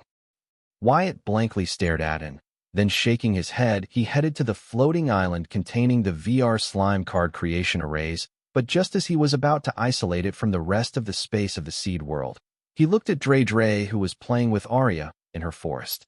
Wyatt needs to purchase the ingredients for the VR slime card from the Devil Merchant Code, but he cannot do that with Arya, and present therefore, he decides to isolate the space and cut Arya from peeking onto him, but he is worried that once Dre could no longer feel his presence, she would start to panic. As such, he began to think of the worst, like Dre dying from fright or a shock or something. As such, he could not go through isolating the space, but without doing that he could not purchase the required ingredients from the Devil Merchant Code free from the spying of an Arya. He wanted to be tough and try this to test if Dre would fare well without him for a few seconds, but he could not bring himself to go through with it regardless of what he told himself. He was stuck. Dre. Wyatt used his Demon Merchant Codex to contact Dre. Wyatt could not bring himself to suddenly vanish on Dre. He was worried the shock might be too huge for her to handle. Instead, he decided to tell her that he would be isolating the space for a few minutes to use the Devil Merchant Code to purchase a few ingredients, so she would not freak out if she didn't feel his presence for a few minutes. This way Dre would not be caught off guard and would be anxious at most. However, If she was fine with him leaving for a few minutes, then she could handle him leaving for a day or two, depending on how long it would take for him to help Kuthdia forge his demon merchant core. Okay, I can handle it. Besides, I have Arya with me, Dre assured Wyatt. It seems she and Arya were getting along fine. At first, Arya's desperate desire to get close to Dre became a huge hurdle between them, but as time passed, as Arya got used to Dreidra's cuteness, she began to herself, and the hurdle between them vanished. Now Dre has another card apprentice friend. But don't force yourself. I am right here if you need me, just call, I will be right there. Do not worry about troubling me. You are my friend. I will be there for you anytime. Wyatt could hear the confidence in Dreidra's voice, but there were many variables involved. Wyatt did not want Dre forcing herself just because she was worried about being a nuisance or burden to Wyatt. Dre was too considerate, so much so that she would rather harm befall her than trouble others with her problem. Wyatt needed her to be selfish, just enough to ensure her survival. Was this too much to ask?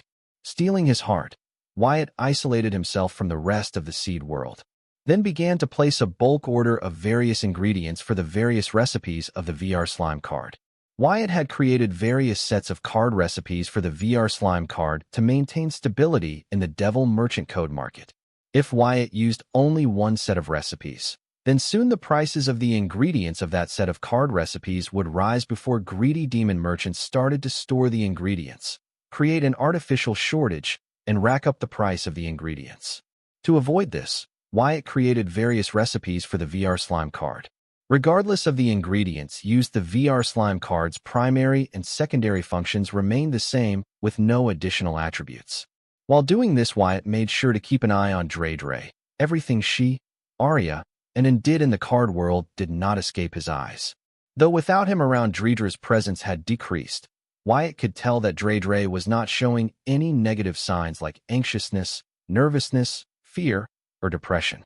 She seems to be comfortable in the company of and Arya in her floating forest, which was good news. This meant he could now leave to meet up with Kuthdia at the only devil merchant of the card world at his place.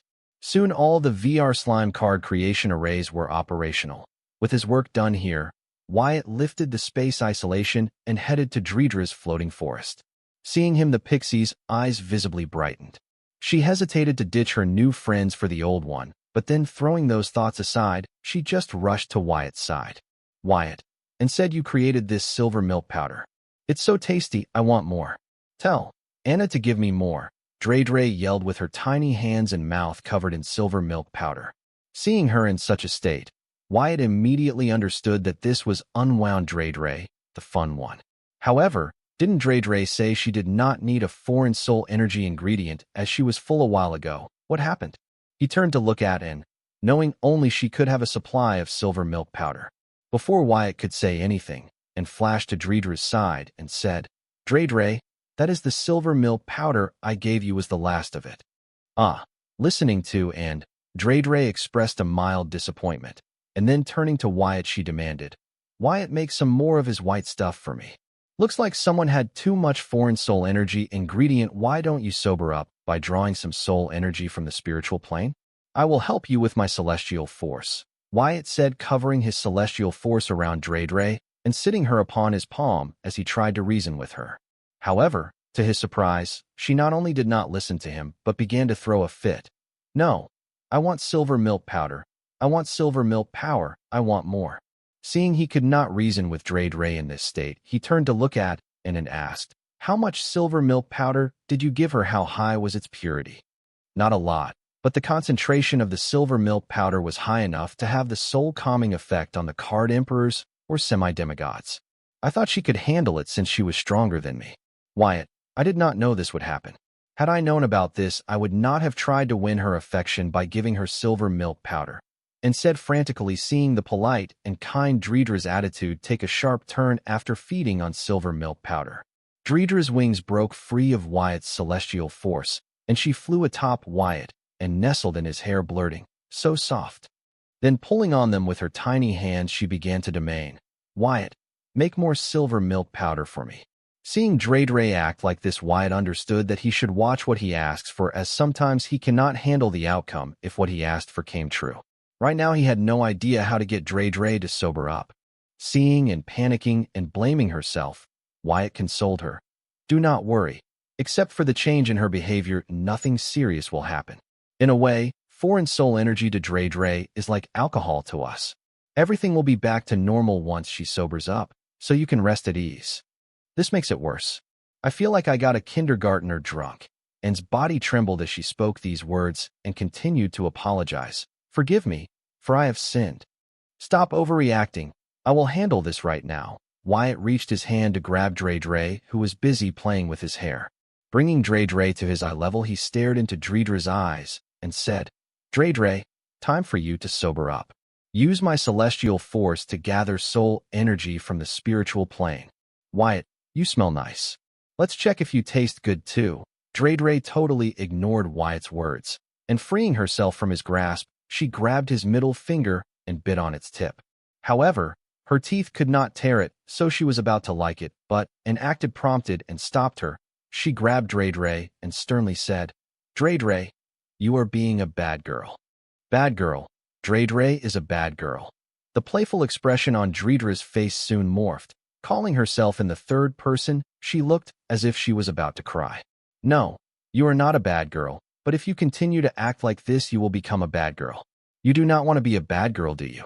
Anne's stern expression eased instantly and was replaced by a doting one as she began to discipline Dre. No, I do not want to be a bad girl, Dre answered. Wyatt stepped in and said, Then use my celestial force to gather soul energy from the spiritual plane to sober up. The craving for foreign soul energy that pixies build by feeding on foreign soul energy can only be satisfied by feeding on the soul energy they gathered. Okay. Leaving Anne's side, Dre used Wyatt's hair as cushion to get comfortable as she prepared to gather soul energy from the spiritual plane borrowing his celestial force. As for Wyatt, he was puzzled, wondering why Dre was more wilder than before. After all, she had a lot more foreign soul energy previously compared to now. Only Dre could answer this. Wow. And was amazed by seeing Dre at work and could not help but ask Wyatt, how did you manage to befriend such a miraculous creature and get her to work for you? This is unheard of for someone who made a small breakthrough in interrealm travel. The interrealm travelers from both the top 10 universities and the central government have been killed by the wills of the foreign realms they tried to make contact with even before they got to meet the natives, and then there is you. And could not help but shake her. Once again, Wyatt had outdone his predecessors. But and knew if the population of the card world knew that Wyatt was successful in interrealm travel, then it would do more harm than good to his reputation. Those jealous of Wyatt will use this to add merit to rumors about his supposed relationship with demons, commenting that the only reason Wyatt was successful in interrealm travel when both the central government and the top 10 universities failed was that he got help from the demons. This was an obvious move on the part of Wyatt's haters, as they have been doing the same already.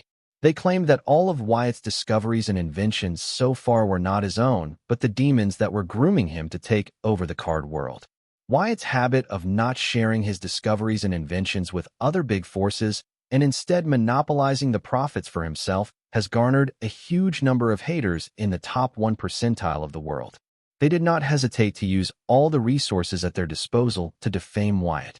If not for those who benefited from the free VR slime cards coming to Wyatt's defense, even the Southern royal family would have had trouble maintaining the status quo of Wyatt's reputation among the public. I have my ways if you Southern royal wants. I can sell you a basic realm travel technique that will allow you to travel to nearby realms. As long as you guys do not harm that realm's interest, you will be fine, Wyatt proposed. There were various demon summoning rituals in the Infinity Library that allowed the dark races to travel to other realms when called upon. Using them, it would not be hard for Wyatt to come up with a better interrealm travel that would not focus on living sacrifice, but high-grade soul jades or other ingredients as a sacrifice. The only reason Wyatt was willing to sell an interrealm travel method to the southern region was because he would like to see the look on the smug face of the central government and top 10 universities when the southern region of all the regions was the first to achieve a successful realm travel. Thank you, I will keep that in mind. And did not immediately agree to Wyatt because she had finally mastered Soul Whisper to perfection and believed that the next time she or Anna was in front of their ancestors, her southern royal family would see a new rise, one that is not from Wyatt but their ancestors. Wyatt could not help but raise his left brow in doubt, listening to and reject his generous offer. Only the top 10 universities and the central government knew how much resources they had poured into the inter-realm travel program for centuries, only to come up with a flawed method so far. Here Wyatt was giving the Southern royal family a complete method for inter-realm for a one-time price, and refused. This puzzled Wyatt. "I'm sorry for my behavior, everybody." Sobering up, Dre apologized to the only 3 humans in the seed world. "No, don't be," and hurried consoled. "Unwound Dre was fun," said Arya, except for when she demanded more silver milk powder. Dre nodded at Arya, and before turning to the demon merchant she was supposed to be serving. He was awfully quiet. Wyatt found it odd that and had rejected his offer for them to own an interdimensional travel technique. It was not like the Southern royal family he knew. "Wyatt, I am sorry. I did it again." Dre apologized to Wyatt separately. "Hey, don't worry about that. I don't mind occasional visits from unwound Dre. She knows to be selfish and what she wants. You should be more like her."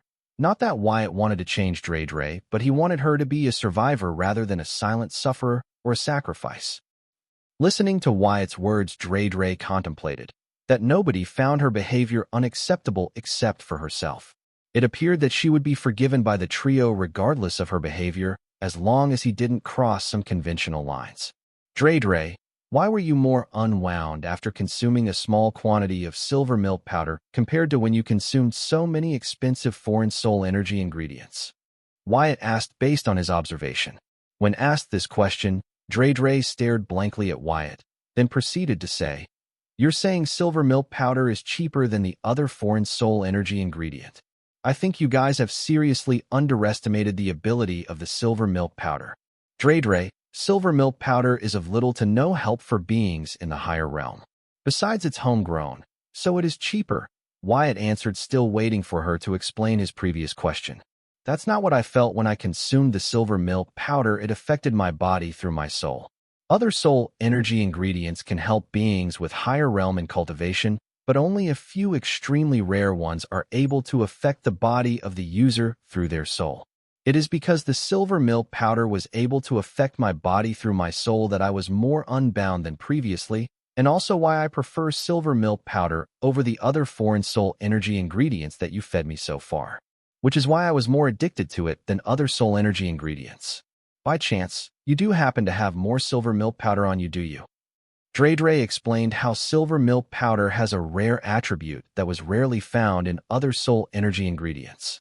But from Dredra's words, it was also clear that she was far from done when it came to experimenting with silver milk powder. However, it was good to see that Dre was taking Wyatt's advice of Dre acting in her self-interest rather than trying to be a perfect book guide pixie every time. "Well, the good news is that you managed to survive in the absence of my presence for 10 minutes. This shows that you've grown used to the seed world and your present company," Wyatt observed. Wyatt decided to ignore Dredra's shine for silver milk powder, and focused on the fact that his short-term separation from Dre was a success. It can be seen that the best way for others to gain Dredra's trust was through their unwound Dre. After that incident, Dre seemed to be as comfortable in Arya's company as she was in his company. This was great news. Now he could leave and handle other pressing matters. "You are right, I totally forgot that you had left," Dre blurted. She found it rather odd that she had grown used to the seed world so much so that her compatibility with it was high enough for her to continue to maintain a realm of Card Emperor even without the presence of Wyatt or her forest spirit. This was totally new to Dre, and she was happy with it. It meant that she did not have to create forest spirits everywhere she went to increase and stabilize her strength. There were other ways for her to decrease her anxiety in new places. One of them was being in the company of friends and family. The other one being getting so high on foreign soul energy that new surroundings did not bother her. However, these alternatives were not as surefire as creating a forest spirit. Besides, the more time she spends with the forest spirit and familiarizes herself with the realm, slowly her realm will climb to an invincible ceiling in that particular forest. But that was not the case with the alternatives she had found recently. Besides, they had serious side effects to them. What if one of the friends she was depending on in a new surrounding suddenly gets hurt or expires? If that were to happen, then she might slowly die of sadness, let alone maintain the strength of a higher realm in the new surroundings. As for getting high on foreign soul energy, she would have continuously had to consume high-level soul energy ingredients, which would drive her bankrupt within a few hours. So in the end, the alternatives were just temporary measures. If she planned to spend a lot of time in new surroundings, she had no choice but to create a new forest spirit. Presently, in the seed world, Dreidre has already gotten used to her new surroundings enough to start building a forest in it thanks to Wyatt accompanying her. With continuous work on the forest, Dreidre has come to slowly grow fond of the seed world. So much so that in the absence of Wyatt, she could maintain a card lord or overlord realm of strength in the seed world. Therefore, adding the company of Anne and Arya, her two new human friends, she could now retain the strength of Card Emperor even in the absence of Wyatt, which was mostly thanks to Unbound Dreidre opening her heart to and Arya. Fortunately for Dreidre, and Arya adored her, so they would not do anything that would harm her in the slightest. In many ways, Dreidre was aware that Arya wouldn't harm her. This was why Dreidre did not hesitate to consume the silver milk powder given to her by, and in the first place, besides the fact that she was greedy for silver milk powder the moment she laid her eyes on it. This ordeal had made Dreidre lose guard toward Arya and Anne. So much so that Dreidre did not seem to resist Arya, who just flew in and began to caress Dreidre like a little girl caressing her princess doll. This was just mind-blowing. It was known that the pixies were a friendly race that would be easy to get along with as long as you did not hold any malice against them in your heart and mind. But seeing that Arya, who had only met Dreidre an hour ago, was now playing with Dreidre so intimately was just astounding. It was noteworthy that in just a few minutes the unwound Dreidre had eased Dreidre's guard against Arya, and to such a point. Wyatt wondered if there were other methods to gain the pixies' trust even faster. Was it because of such a method the librarian was able to enslave an entire race of pixies and get them to adopt a new way of lifestyle, with none of the pixies trying to rebel against him? Wyatt could not help but wonder as she looked at the docile Dreidre in Arya's embrace, like the relatives adoring and cuddling the newborn baby in the house. As long as Dreidre was okay with it, Wyatt did not bother to stop them. However, you guys do know that Dreidre is not your cute toy or pet, right? She is shy and not very outspoken. So, before you trouble her, ask if she is okay with it and get her permission. And Dreidre, you do not have to be polite with these two. If they are being a brother, do not hesitate to throw them out. Wyatt informed as he gave Dreidre temporary control over the seed world as he prepared to head meet Kuthdia at the card world's only devil merchant's hideout. Listening to Wyatt's words, Arya, who was caressing Dreidre's pink hair, stopped midway, then apologized to Dreidre. Sorry, Dreidre. I got carried away by your cuteness and forgot to ask your permission. Can I comb your hair? It is okay, you can comb my hair. Back in my tribe, my friend used to comb my hair and I hers. Dreidre did seem to mind Arya's boldness and was happy that she found a new friend who would help comb her hair. Dreidre, if you don't mind, you can comb my hair. And Arya, I yours. And suddenly purposed not wanting to be left out of the fun, which surprised Wyatt. For 1 second, and acted all womanly and mature, but now she was like a little girl and childish. Well, it seems Anna and her mother did a number on this poor little gal. Being locked in a card for decades can do that to someone, Wyatt guessed. Okay, Dreidre agreed, and soon the three girls formed a circle and began to comb each other's hair. The vulgar expression on Arya's face was appalling. It appeared that she was close to achieving climax any moment now. Only she knew what was going through her little perverted mind. But considering the settings, the action responsible for her vulgar reaction was obvious. On one end, she was combing the hair of the most adorable creature in the world, and on the other, in the person she looked up to the most, her idol, the Southern Princess, was combing her. Right now, she was the happiest card apprentice in the Southern region. She felt like she was a few steps away from being to the actual heaven. Now that Dreidre was in safe hands. Ignoring the three girls, Wyatt began to think of his next course of action. Kuthdia had not yet sent him the coordinates of the location to meet on the card world. This led Wyatt to believe that Kuthdia, or the card world's devil merchant, did not plan to give him the coordinates of the meet until the last minute, when he was finally free to meet them. They were being overly cautious, but considering the nature of the card world's only devil merchant, it was not surprising. Therefore, Wyatt felt that this time while meeting the executives of the Blight Brood Club, he could not be as unprepared as the last time. Last time luck was on his side, and manager Mac Tull fell for his trap mostly because of his tribal rivalry and insecurities. This time it would be different. He would be facing the card world's only devil merchant, and even Devil Muthdia. They would not be as easy to manipulate as Mac Tull. If they were to have even a slight suspicion about him, then they would not hesitate to use the various resources of both the Blight Brood Club and the Seven Princes of Hall faction at their disposal to verify his identity. So this time Wyatt planned to meet them, having made proper preparations. Dre, arrange a meeting with Zoltan for me. There is something I need his help with. Wyatt used his demon codex to inform Dre to help me arrange a meeting with Zoltan. Since she had become his exclusive pixie, Dre could now directly contact Zoltan, the current acting librarian of the Infinity Library, without having to go through her tribal elders. Following Wyatt's request, Dre contacted Zoltan through the direct line. To her surprise, Zoltan immediately answered her call, as if he was waiting or expecting it. However, Zoltan, who was enthusiastic to hear from Dre, became less enthusiastic when learned that she called him because Wyatt needed his help and wanted to discuss it over a meeting. Connect this call with Wyatt's Demon Merchant Codex. I don't think a meeting is necessary. Whatever he needs to discuss, he can discuss it in this call.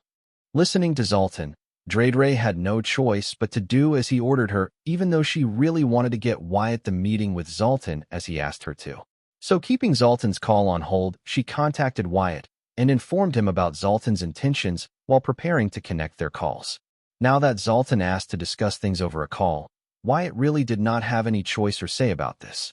He could either take it or throw a fit and end up offending Zoltan. It is okay, Dre, thank you.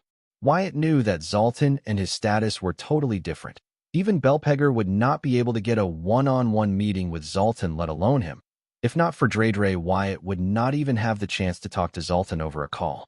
Despite knowing this, Wyatt asked Dre to help him arrange a meeting with Zoltan because he wanted to see if Zoltan still held him in a high regard as when he made Dre his exclusive pixie. With all he had discovered about the pixies, this was Wyatt's way of gauging Zoltan's intentions. Seeing how he would not even bother to meet Wyatt in person in the Interrealm city, it was clear that Zoltan did not seem to treat him the same when he made Dre his exclusive pixie. What changed? Nothing changed. Zoltan recruited him as pawn, and he was being treated as such. It was Wyatt who had misjudged his role considering what he had deduced about pixies and their prowess. This puzzled Wyatt, but how would Zoltan know that Wyatt, a mere low-realm mortal, not only saw the miraculous nature of the pixie dust, but also used it to form his own celestial force? Wyatt wondered if he was overestimating his role in Zoltan's plans, which meant that Zoltan was underestimating Wyatt. This begs the question, why Wyatt? Why did Zoltan choose Wyatt to receive an exclusive pixie of all demon/devil merchants in the Devil Merchant Code? Zoltan did say that he was the only demon merchant who was on friendly terms with his book guide pixie. Zoltan looking for a good babysitter for his pixie experiment. Was that all there was to this? Did he not care for the casualties of pixies in his experiment? Or was he not worried about the power of pixies being revealed? Regardless of his intentions with this experiment, what about the help he asked for from Wyatt in return for his favor? Was it all just a ruse to not make him suspicious? Well, many people were more likely to reject anything given to them for free, but by the same when sold to them for a penny. Wyatt shook his head, clearing all the doubts and questions clouding his mind regarding Zoltan's intentions with him. Currently, Zoltan and his status were realms apart. If not for Zoltan reaching out to him to conduct his experiment, Wyatt would not have enough social standing to even know of someone like Zoltan. So according to the social norms, Wyatt should be grateful that Zoltan was willing to take his call and acknowledge his existence. Regardless of his potential, in front of the Infinity Library, current Wyatt was a speck of dust not worth mentioning. The Infinity Library dominated the Dark Realm and the Myriad Realms, so ending a small-time mortal from a lower realm in the Myriad Realm would not be a big deal for them. Unlike the Seven Princes of Hell faction, who had to empty their treasury, gather all of their scattered manpower, strategize for months even before they actually launched a full-scale invasion on Card World. Infinity Library can be considered as one of the ruling class powers in the Dark Realm or the entire Myriad Realms. This was why Wyatt was seeking a meeting with the Zoltan before planning to meet the Kuthdia at the card world's only devil merchant's hideout. For a ruling class power, the Infinity Library might have ways to help Wyatt continue his con as Chaos Dwarf Ezra Fulhar. Regardless of Zoltan's plans for him, Wyatt was now in need of his help, to be exact the help of Infinity Library. Therefore, even if he did not get a meeting with Zoltan, he was satisfied that he got to talk with Zoltan. Well, that was based on how this conversation went. Wyatt, you are on the call with young Master Zoltan. Dredra's voice reminded Wyatt that she had connected their call. Thank you, Dredre. Wyatt thanked Dredre, and then said, Zoltan, you are a busy person. I will get right to the point. I want your help with unlocking the executive function of the VVIP membership of the Infinity Library. Wyatt, if you know about the executive function of the VVIP membership, then you should be fully aware of the unlocking conditions of the executive function. So I will not go over them, but I have to warn you those conditions are mandatory for a VVIP member to unlock the executive function. Even I have very little authority when it comes to the fulfillment of the requirements of these conditions. Therefore, I can be of no help to you here. Zoltan was not surprised by the fact that Wyatt asked him about the executive function available for the VVIP members of the Infinity Library. Anyone would lust for it considering the authority and benefits it gave to the VVIP members. What surprised him was Wyatt didn't ask him about it sooner. Executive function given to the VVIP members of the Infinity Library was sought after by many devils/demons, as it cannot be bought with any amount of money and influence like the VVIP membership of the Infinity Library. Therefore, the status of a VVIP member with executive function was more revered than that of a regular VVIP member. This was mostly because of the authority granted to the VVIP members with their executive function active. Having a membership with an active executive function was like being a representative of the Infinity Library instead of a member. Most importantly, the members with executive function were now entitled to use the many exclusive privileges available to the Infinity Library. This was the reason why Wyatt wanted to activate the executive function of his VVIP membership to the Infinity Library. This way he could make use of the Infinity Library's exclusive privileges when was going to meet Devil Muthdia and the only devil merchant of the card world, helping him continue to hide his identity. However, activating the executive function of the VVIP membership was not as easy since it was not based on wealth or influence, but on contribution toward the library's wealth of knowledge. This was another way for the Infinity Library to gather knowledge from across the myriad realms. The best part was that the member would get a royalty every time someone paid to read the book they contributed to the Infinity Library. But this royalty can only be collected when they unlock the executive function. It was an amazing program, however, not everyone was allowed to do this. The executive function was only open to those who have VVIP membership. This was puzzling, as the maximum benefit of this initiative would be achieved if all were allowed to contribute books to the Infinity Library, but for some reason, this was only possible for VVIP members of the Infinity Library. There were many rich demons or devils out there who could afford a VVIP member subscription, but not many bother to buy it unless they read quite often. But because of the executive function being available only to VVIP members, many demons or devils that would not have opted for it were now opting for it, just to satisfy the condition of unlocking the executive function. This condition should not be a problem for Wyatt since he was already a VVIP member thanks to Zoltan. The problem was the other condition required to be fulfilled to unlock this function. It was that the VVIP members' total reading hours should be more than 1,000,000 hours. 1,000,000 reading hours meant that a member must have read a lot of books in the Infinity Library. Not only that, if one needed to have 1,000,000 read years registered under their membership, then it meant that they had been with Infinity Library for quite a while, showing that they were loyal to the Infinity Library. The VVIP members could read all the books in the Infinity Library for free, but not everyone could afford the VVIP membership. Now that was just another way of saying if you were not truly rich, then you cannot afford to unlock the executive function to represent the Infinity Library. A VVIP member having 1,000,000 reading hours was equal to a person spending more than a century of their life reading. Now that was just another way of saying if you were not truly into reading, then you cannot unlock the execution to represent the Infinity Library. Zoltan, I understand you, and I do not have any problem with fulfilling all the conditions, but I think that the last condition of having a 1 million reading hour for a VVIP member to unlock the executive function is not fair to people like me who are young and have the ability that help them to read fast. Using my membership, I have read over 100,000 books from the Infinity Library in the short period that I have been a member of the Infinity Library, but I have not even registered a single reading hour during my membership so far. The library requires me to spend a century reading books when I, myself, am not a few decades old.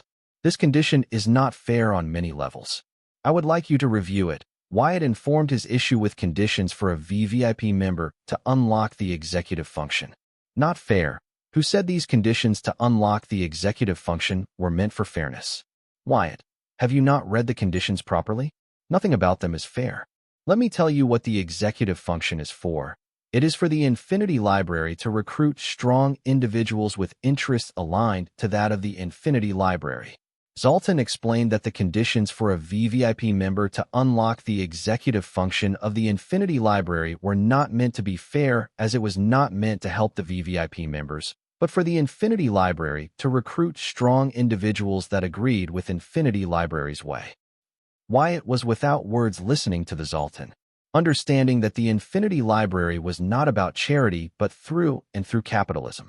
It was his fault that he thought he could get Zoltan to bend the rules for him by crying to him about the unfairness of the conditions to unlock the executive function of a VVIP membership of the Infinity Library.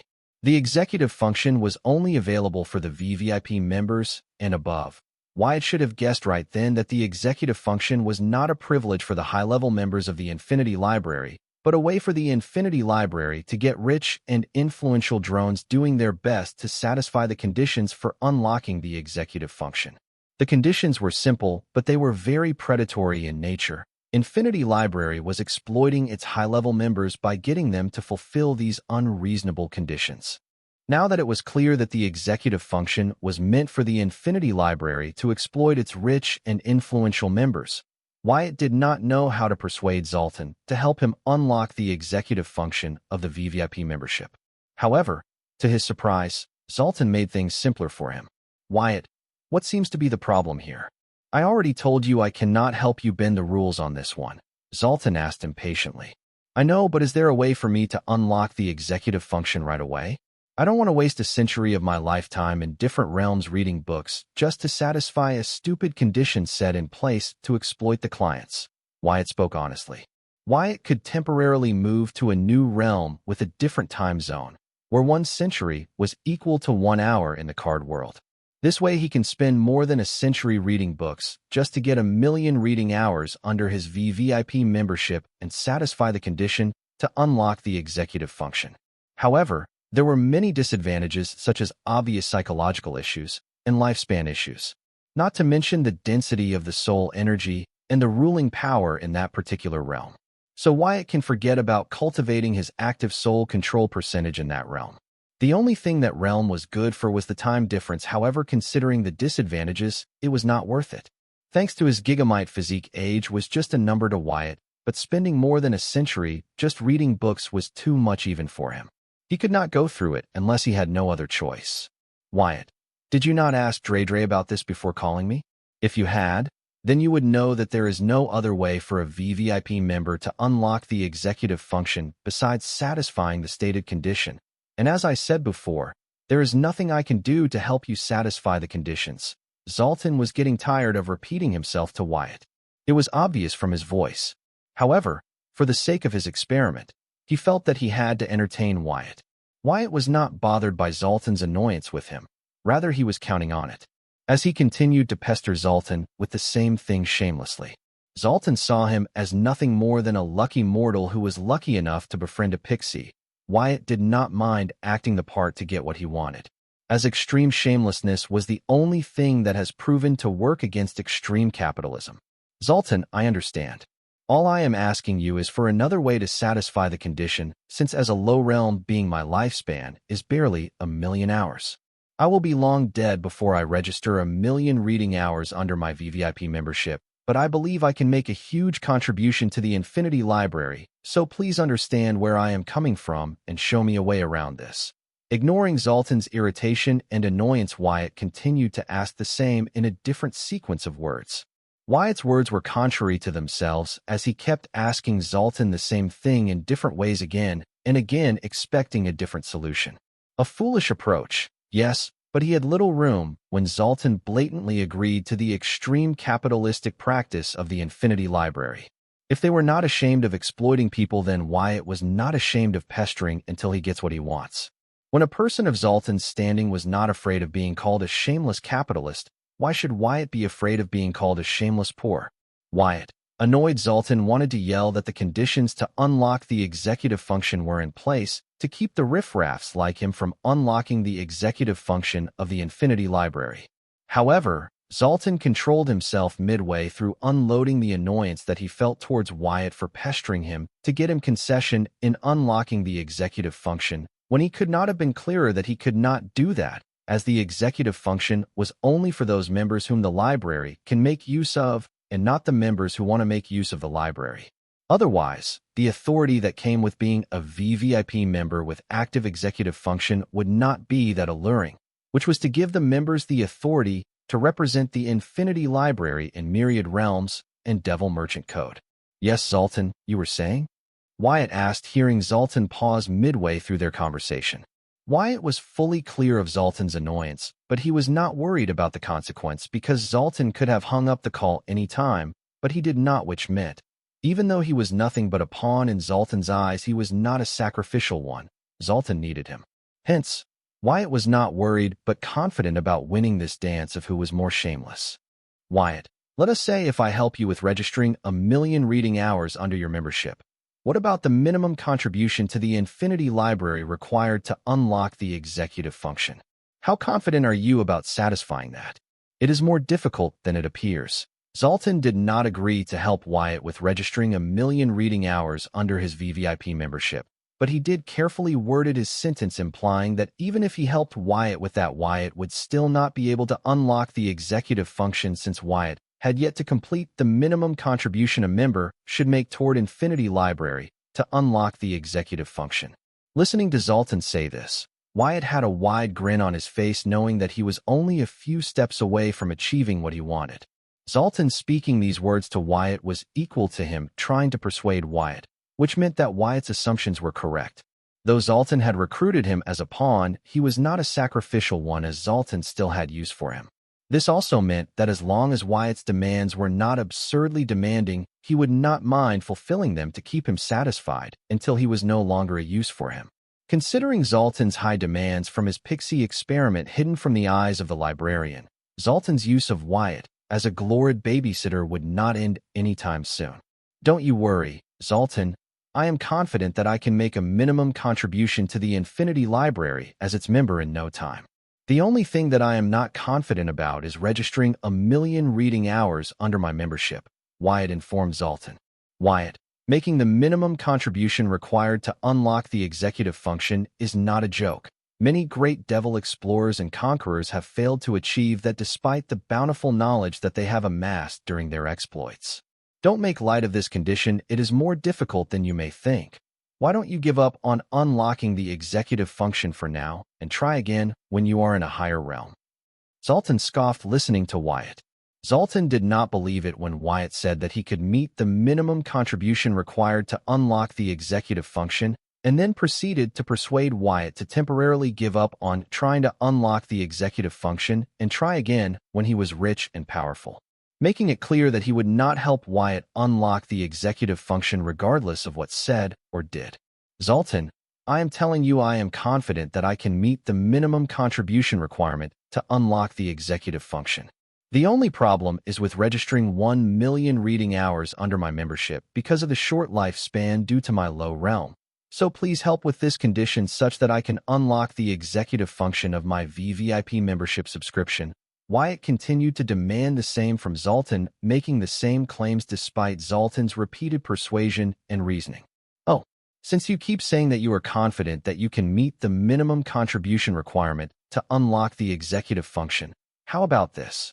I will help you unlock the executive function of your VVIP membership subscription as long as you meet the minimum contribution requirement to unlock the executive function.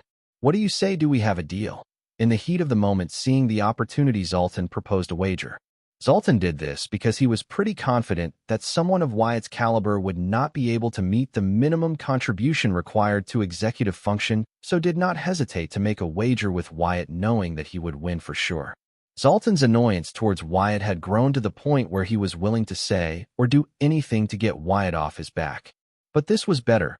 This way he could put an end to Wyatt's pestering without giving him anything.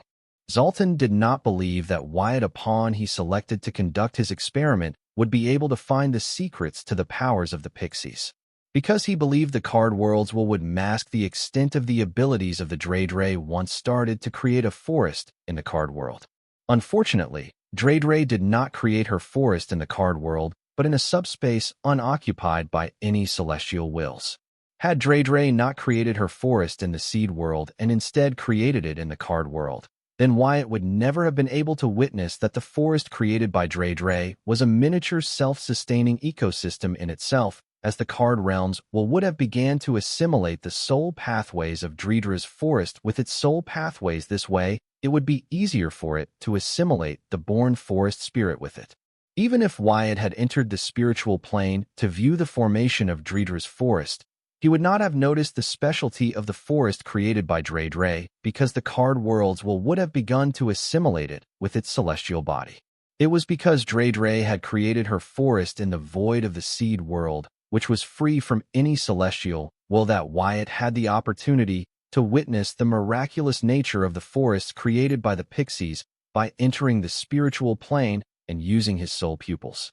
If not for the seed world, Wyatt would not have happened to come upon this once-in-a-lifetime chance to unveil the secret of the pixies' powers. How could Zoltan have known that Wyatt would have a void item like the seed world, let alone the fact that Wyatt had used Dungeon Calamity seed to mutate his ego gem? Normal mortals could only use pixie dust to boost their synchronous rate, and the limit of how much boost the mortals gained depended on their original synchronous rate. Meaning the mortal with the best synchronous rate at best could get a boost up to a near-perfect synchronous rate, but never reach the perfect synchronous rate or even cross it into a new, unexplored domain by a mortal before. In Wyatt's case, thanks to his mutated soul and the Dungeon Calamity seed, the mutated ego gem he created gave him a near-perfect synchronous rate. However, the best part about it was that it did not seem to have any upper limit when it came to the synchronous rate. It kept growing with more resources it consumed, just like the Dungeon Calamity seed, which keeps growing limitlessly depending on the resources available. So in the presence of abundant pixie dust, the boost to the synchronous rate of the Dungeon Calamity seed, part of Wyatt's mutated ego gem, Calamity Soul Gem, kept climbing, breaking past the perfect synchronous rate into the new domain where no mortal has been before, as if there was no ceiling, allowing Wyatt to develop his celestial force, which was not possible for a mortal. However, thanks to his mutated ego gem, Wyatt could no longer be considered a mortal. He had long broken past the limitation of the mortals with the initial form of his Calamity Soul Gem, the seed form, where his soul was protected by the protective shell of the Dungeon Calamity seed. As long as the seed form was not destroyed, it was impossible for Wyatt to die. Since his mortal limitations had been lifted, Wyatt was easily able to endure the power of demigods and devils. If not for Wyatt breaking past the limits of the mortal, the use of the pixie dust to him would be limited. So even if Dreadray had used her pixie dust on her, besides gaining a considerable boost to his synchronous rate for a period, Wyatt would not have seen any value to the pixie dust. The resource capable of increasing one's synchronous rate was rare and coveted, but it was not enough for a person to go against a ruling class power like Infinity Library. Nonetheless, with his mortal limitation lifted, Wyatt was not only able to figure out the use of the pixie dust, but figure out that the true value of the pixie dust was equal to that of realm fragments. Any normal card apprentice, apart from those who are forging their divinity or have forged their divinity, would never been able to figure out that the pixie dust was priceless. Wyatt's low realm and mortal status were among the reasons why Zoltan had chosen him for his experiment, as he was confident Wyatt would not be able to figure out the true value of pixie dust and pixies. But how could have Zoltan guessed that out of thousands of mortal demon merchants, the demon merchant he chose for his experiment would have managed to break past the limit of his mortal status at such a low realm. It's not that Zoltan had underestimated Wyatt, but he had made the mistake of considering Wyatt as the regular variable that he could control with a set parameter. Unfortunately, Wyatt was anything but predictable. There were too many things about Wyatt that would not be measured using regular standards, starting from his transmigrated soul immune to time rule, his soul pupils, etc. By adding an unpredictable variable like Wyatt to his plans, Zoltan had increased the improbability of his plan's success by a vast margin that he had yet to realize. Hopefully, it was not too late when realized it. Zoltan, are you sure about this? Give it to me in writing. Then we have a deal. Wyatt was ecstatic hearing the wager proposed by Zoltan. However, he did not agree to it immediately, as he wanted the same in writing. You want it in writing? Then it changes things, since the stakes of the wager are unfair for me. Unfair? Sure, let us call it unfair. What do you want? Wyatt rolled his eyes, listening to Zoltan use the word unfair. By their conversation so far, Wyatt had figured out that Zoltan had no plans about keeping him alive after his experimentation had concluded. Not just Wyatt, but the entire card world was at threat of being destroyed at the hands of the Infinity Library, just to erase any clue about the secrets of the Pixies' powers. It did not come as a surprise to Wyatt that Zoltan or the Infinity Library would want to destroy an entire realm just to keep the secret of the Pixies hidden. This would not be the first time in the millenniums since they enslaved the Pixies, and while they enslaved the Pixies, the Infinity Library must have erased many realms to make sure that their secret was a secret. So it was not worth mentioning that they would repeat the same in the card world to secure the secret to their gold mine. At first, Wyatt thought Zoltan was rebelling against Librarian, but now he knew regardless of his intention, he and the card world did not have a place in his plans. This might be the reason why Zoltan had chosen a demon merchant who was not native to the Dark Realms for his experimentation. From the start, he planned to erase any trace of his experimentation after it was concluded. So seeing him say the words unfair, Wyatt could not help but roll his eyes. Knowing this, the free VVIP membership subscription given to Wyatt by Zoltan in exchange for undisclosed help was no longer pleasing to Wyatt's eyes. However, unveiling the secrets of the Pixies' capabilities helped him unveil Zoltan's devious plan and also gave him time to prepare for what was about to come. If not, he would still be thinking that this was just a normal experimentation. Wyatt had no idea an exclusive Pixie would come at such a high cost. But now what was done, he could only consider a way for his and card world survival. Fortunately, Zoltan's experiment would not conclude anytime soon, so the situation was not hopeless yet. If not for this conversation, Wyatt would still in some part of his heart think that Zoltan was doing this for the sake of the Pixies, but now Wyatt no longer believed that Zoltan's experiment had noble reasons like helping the Pixies. Zoltan's experimentation might be about trying to find his own way of exploiting the Pixies like his father the Librarian was. Come to think of it, Zoltan did not bother to warn Wyatt about Dredra's mindset, powers, diets, etc. He just handed Dredre to him as his exclusive book guide Pixie. Did Zoltan not care that the sudden change in the surroundings of the Pixie would cause them to lose their powers and lead to their unstable mental state? It appeared as if Zoltan was prepared to lose Pixies in the course of his experimentation. Wyatt had no idea what Zoltan's real experimentation was about, but with the passing of time, one thing became clear: this experimentation was never about helping the Pixies, but Zoltan helping himself to exploit the Pixies in a new way. None of this had anything to do with Wyatt, but now, because of Zoltan, it had everything to do with Wyatt. When Zoltan proposed to give him an exclusive Pixie and free VVIP membership subscription, he should have known better than to accept. Maybe then he still had the opportunity to avoid the end. But now he had no choice but to follow Zoltan's arrangements to the disastrous end he had planned for him. The worst thing was Wyatt could not show any sign to Zoltan that he knew what was going on, because just like how the humans would destroy any artificial intelligence showing signs of sentience, Zoltan would not hesitate to destroy him. In the end, protecting the secret of the Pixies took priority over the experimentation, even for the Zoltan, since he would never be able to exploit the Pixies if the monopoly that the Librarian had over the Pixies was lost. What can you offer? I don't mean to belittle you, but even if you were to wager your life, it would still not be enough to even the odds. Zoltan spoke honestly, deciding to put Wyatt in his place now that he, himself, had given him the opportunity to do so. Well, you are correct. My life is all I have that I can consider valuable to wager. But you are wrong about it not being enough as the fair stakes. Considering that you will not be losing anything if you lose the wager, but I will be losing my life to you, I think it's fair, Wyatt said passive-aggressively. Wyatt, aren't overestimating your own value? How is your life worth the same as a condition to unlock the executive function of the VVIP membership? Do you know what other demon/devil merchant will be willing to pay for this opportunity? Zoltan did not agree with Wyatt. This was his way of telling that Wyatt was a pawn, and he should learn to be a pawn and nothing more.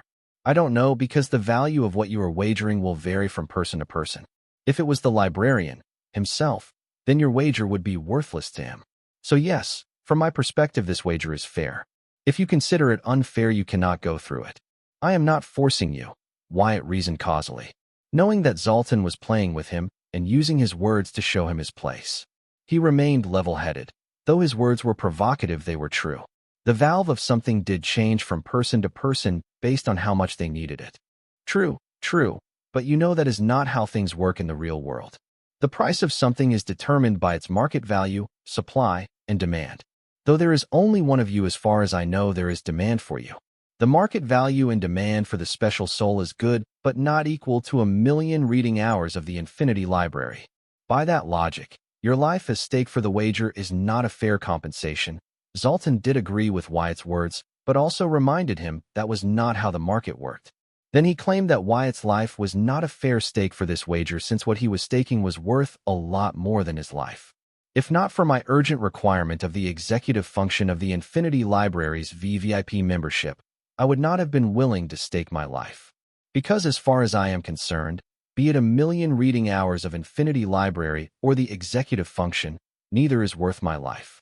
Now the question is, whether you feel my life is worth you helping me activate the executive function. If not, there is no need for you to go ahead with this wager with life, and your help as the stake of the wager. I have told you already, I am not forcing you to make this bet. Wyatt did not agree with Zoltan, nor did he try to convince Zoltan to go ahead with the wager. As Wyatt knew, Zoltan wanted him to beg him to take his life for his help, which would mean that Wyatt was agreeing that his life was worth nothing, just as Zoltan constantly kept implying. Now Wyatt had no problem with shameless pestering, but begging was where drew the line. If not the executive function, he could do something else to ensure his cover, or he would risk it. He has made it so far purely on his wits and luck alone, so he had no problem continuing to rely on them in the future. Wyatt, if you want to step out of the wager, then just say so rather than making me withdraw the wager. Zoltan had no clue what was going on in Wyatt's mind. Was it not Wyatt who kept him pestering to help him unlock the executive function? Now that he has given Wyatt a shot at what he wanted, shouldn't he be trying to come up with better stakes for the wager, or begging him to go ahead with the wager with his petty life as the stake, even though it was not a fair compensation, because that was all he could afford? Was it because he had no confidence in winning the wager and did not plan to stake his life on a losing bet? Even so, shouldn't Wyatt be begging him for help in exchange for his life, or something of the same effect? If so, how come Wyatt was not doing that, but rather acting indifferent toward the wager in him? Did Wyatt no longer want to unlock the executive function of his VVIP membership? How can he unilaterally change his mind after wasting Zoltan's time? This wouldn't do. He needed to be compensated appropriately for his time, and Wyatt's life would make a fair compensation. Though he could not outright say this, he could only think of other ways to compensate for his time, such as by going through the wager. Zoltan, I cannot thank you enough for the wager. You've given me the opportunity to get what I want, but if we cannot agree on the stakes, then I do not see the point of continuing the wager. Since I do not want to take advantage of your generous nature. Wyatt's tone remained neutral throughout the sentence. He showed no interest in bargaining for better conditions, let alone continuing with the wager proposed by the Zoltan, but he did not show any interest in backing out of the wager either. Zoltan was now without words. He proposed the wager knowing that Wyatt, a level mortal, would never be able to meet the requirement of minimum contribution to the Infinity Library. In the heat of the moment, Wyatt not only agreed to a losing wager, but was also prepared to stake his life. However, Zoltan's sadistic nature took the best of him, and he began to play with fish that had already been hooked. Now that it appeared to have stopped struggling, he began to worry if it had gotten loose. Your life against my help. These stakes are good enough for me if you are willing to allow me few conditions to the wager, Zoltan proposed. He was no longer interested in showing Wyatt worthless's life. Right now, he wanted to own that worthless life, as with it, he would have more control over the pixie experiment. Let me hear the conditions first, Wyatt said coldly, laminating how the situation had changed. However, he was not foolish enough to try and bargain for better conditions because he knew, unlike Zoltan, he had no leverage. First, you will meet the minimum contribution required for unlocking the executive function within a year, a human year. Second, you will not let the wager between us negatively affect your relationship with Dre. If it does, I will win the wager by default. Lastly, in case of your unexpected demise during the course of the wager, I win by default and your soul belongs to me. These are my 3 conditions to the wager with agreed-upon stakes. If you agree to them, then we can sign a contract and officially begin the wager, Zoltan proposed. Zoltan showed how much he cared about the pixie experiment he was conducting by stating that he was worried that the wager would negatively affect the relationship between Wyatt and Dre, directly affecting his pixie experiment. But still, his capitalistic nature found a way to make it Wyatt's problem. Wyatt had no problem with the 3 conditions proposed by Zoltan because he believed he would not even require a day to win the wager, so he did not have to worry about Zoltan trying to kill him to win by default using the 3rd condition. However, he could not readily agree to them because he did not want to spook the fisherman that the fish he had hooked was not just a big one, but a killer whale about to swallow him whole. 1 year is too little time, and the 3rd condition is a bit shady. Wyatt bargained the time limit to the wager and 3rd condition proposed by Zoltan, knowing that he would not compromise on the 2nd condition considering his invested interest in the unknown pixie experiment. Well, as you said, your life is short, so I cannot give a century. Otherwise, there would be no point to you wagering your life. Besides, my time is precious. 1 human year is all I can expend for this wager. As for the 3rd condition, it is just insurance that I don't make a loss because of your lack of strength to protect yourself. We can add terms and conditions to make the 3rd condition seem less shady to you, Zoltan argued. He found it amusing that Wyatt thought Zoltan would use the 3rd condition to cheat him. Still, he assured Wyatt that was not the case, and that if it helped they could add terms and conditions such that Zoltan could not take advantage of the 3rd condition. Fine, I will draw the contract. Sign it if you are okay with it. Hanging up the call, Wyatt soon drew a contract for the wager and shared it with Dre so she could share it with Zoltan. After Zoltan signed the contract, Dre shared a copy of it with Wyatt's Demon Merchant Codex. Once he had the wager contract copy in his hand, Wyatt no longer wasted any time and began to share the copies of books with Dre that he had prepared to exchange for the contribution toward Infinity Library. These books were the astronomy books on the workings of the universe from the Earth that Wyatt had rewritten through the perspective of advanced mortal alchemy of the card world. Using his memory and Hive AI, he had rewritten nearly 1,000 books exploring and trying to explain the machines and various possibilities of the universe and how it came to be. Wyatt was confident that these books should be enough to gain him the required minimum contribution to unlocking the executive function. Wyatt was not worried about any repercussions from these books, because various civilizations across the myriad realms have their own theory about the myriad realms and the cosmos. Each one was more intriguing than the other. Wyatt believed that his book on the universe would be a drop in the ocean among them. If this was not enough to get him the required contribution, he could talk about genes and how they could be holding the secret to carbon-based life forms such as humans and other myriad races. Wyatt, you are now a 6th grade contributor to the Infinity Library, a grade higher than the required grade to unlock the executive function of your VVIP membership.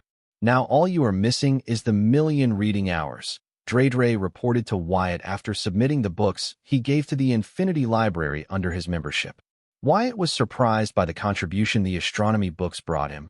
He was directly promoted to a 6th grade contributor when one had to be a 7th grade contributor to satisfy the condition to unlock executive function.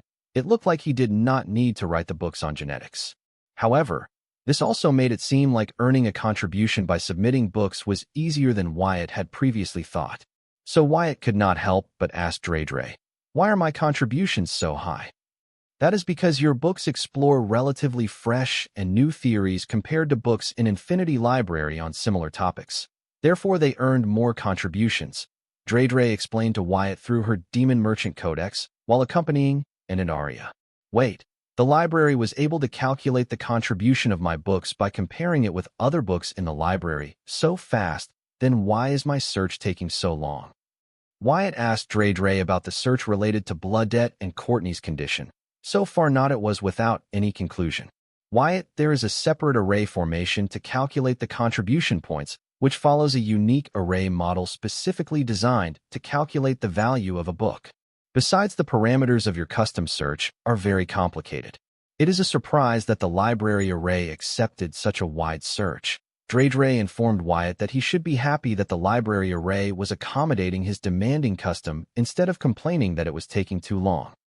Wyatt was without words, but soon thought he should look at the bright side that he was now a 6th grade contributor to the Infinity Library.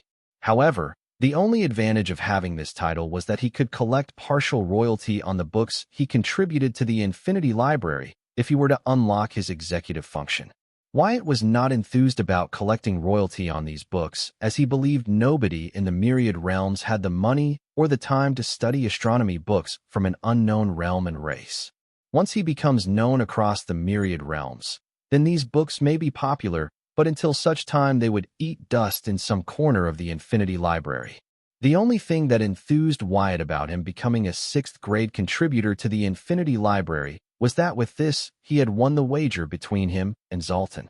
He could not wait to collect his winnings for that heartless and conniving bastard. Dre, could you help me inform Zoltan that I have officially become a 6th grade contributor to the Infinity Library and would like his help unlocking the executive function of my VVIP membership? Dre was happy for Wyatt and immediately called Zoltan, believing that her young master would be happy to learn that her friend had not let them down and proven himself. She totally misinterpreted the Zoltan intention behind his wager to Wyatt. In her eyes, the librarian and anybody related to him were her benefactors, so it was not surprising why she would think as such. For a simpleton who saw the world through a single lens, this was not unexpected. Dre, you called again. Any problem? Is Wyatt troubling you? Receiving a call from Dre for the second time in a short span, Zoltan was surprised. Zoltan immediately thought the reason Dre called him was because Wyatt was pestering her to help him earn the contribution to the Infinity Library, just like how he pestered them to help with the million reading hour condition to unlock the executive function. Having grown up among the pixies, he knew how they functioned, so thought poor Dre had no choice but to cave to Wyatt's pestering and call him begging to help Wyatt with earning contributions to Infinity Library. Zoltan had already guessed Wyatt would resort to something like this when he was at the end of his ropes, as the time limit of their wager was nearing, but he did not think Wyatt would resort to it so soon. It seems Wyatt was not even going to try to win the wager normal way.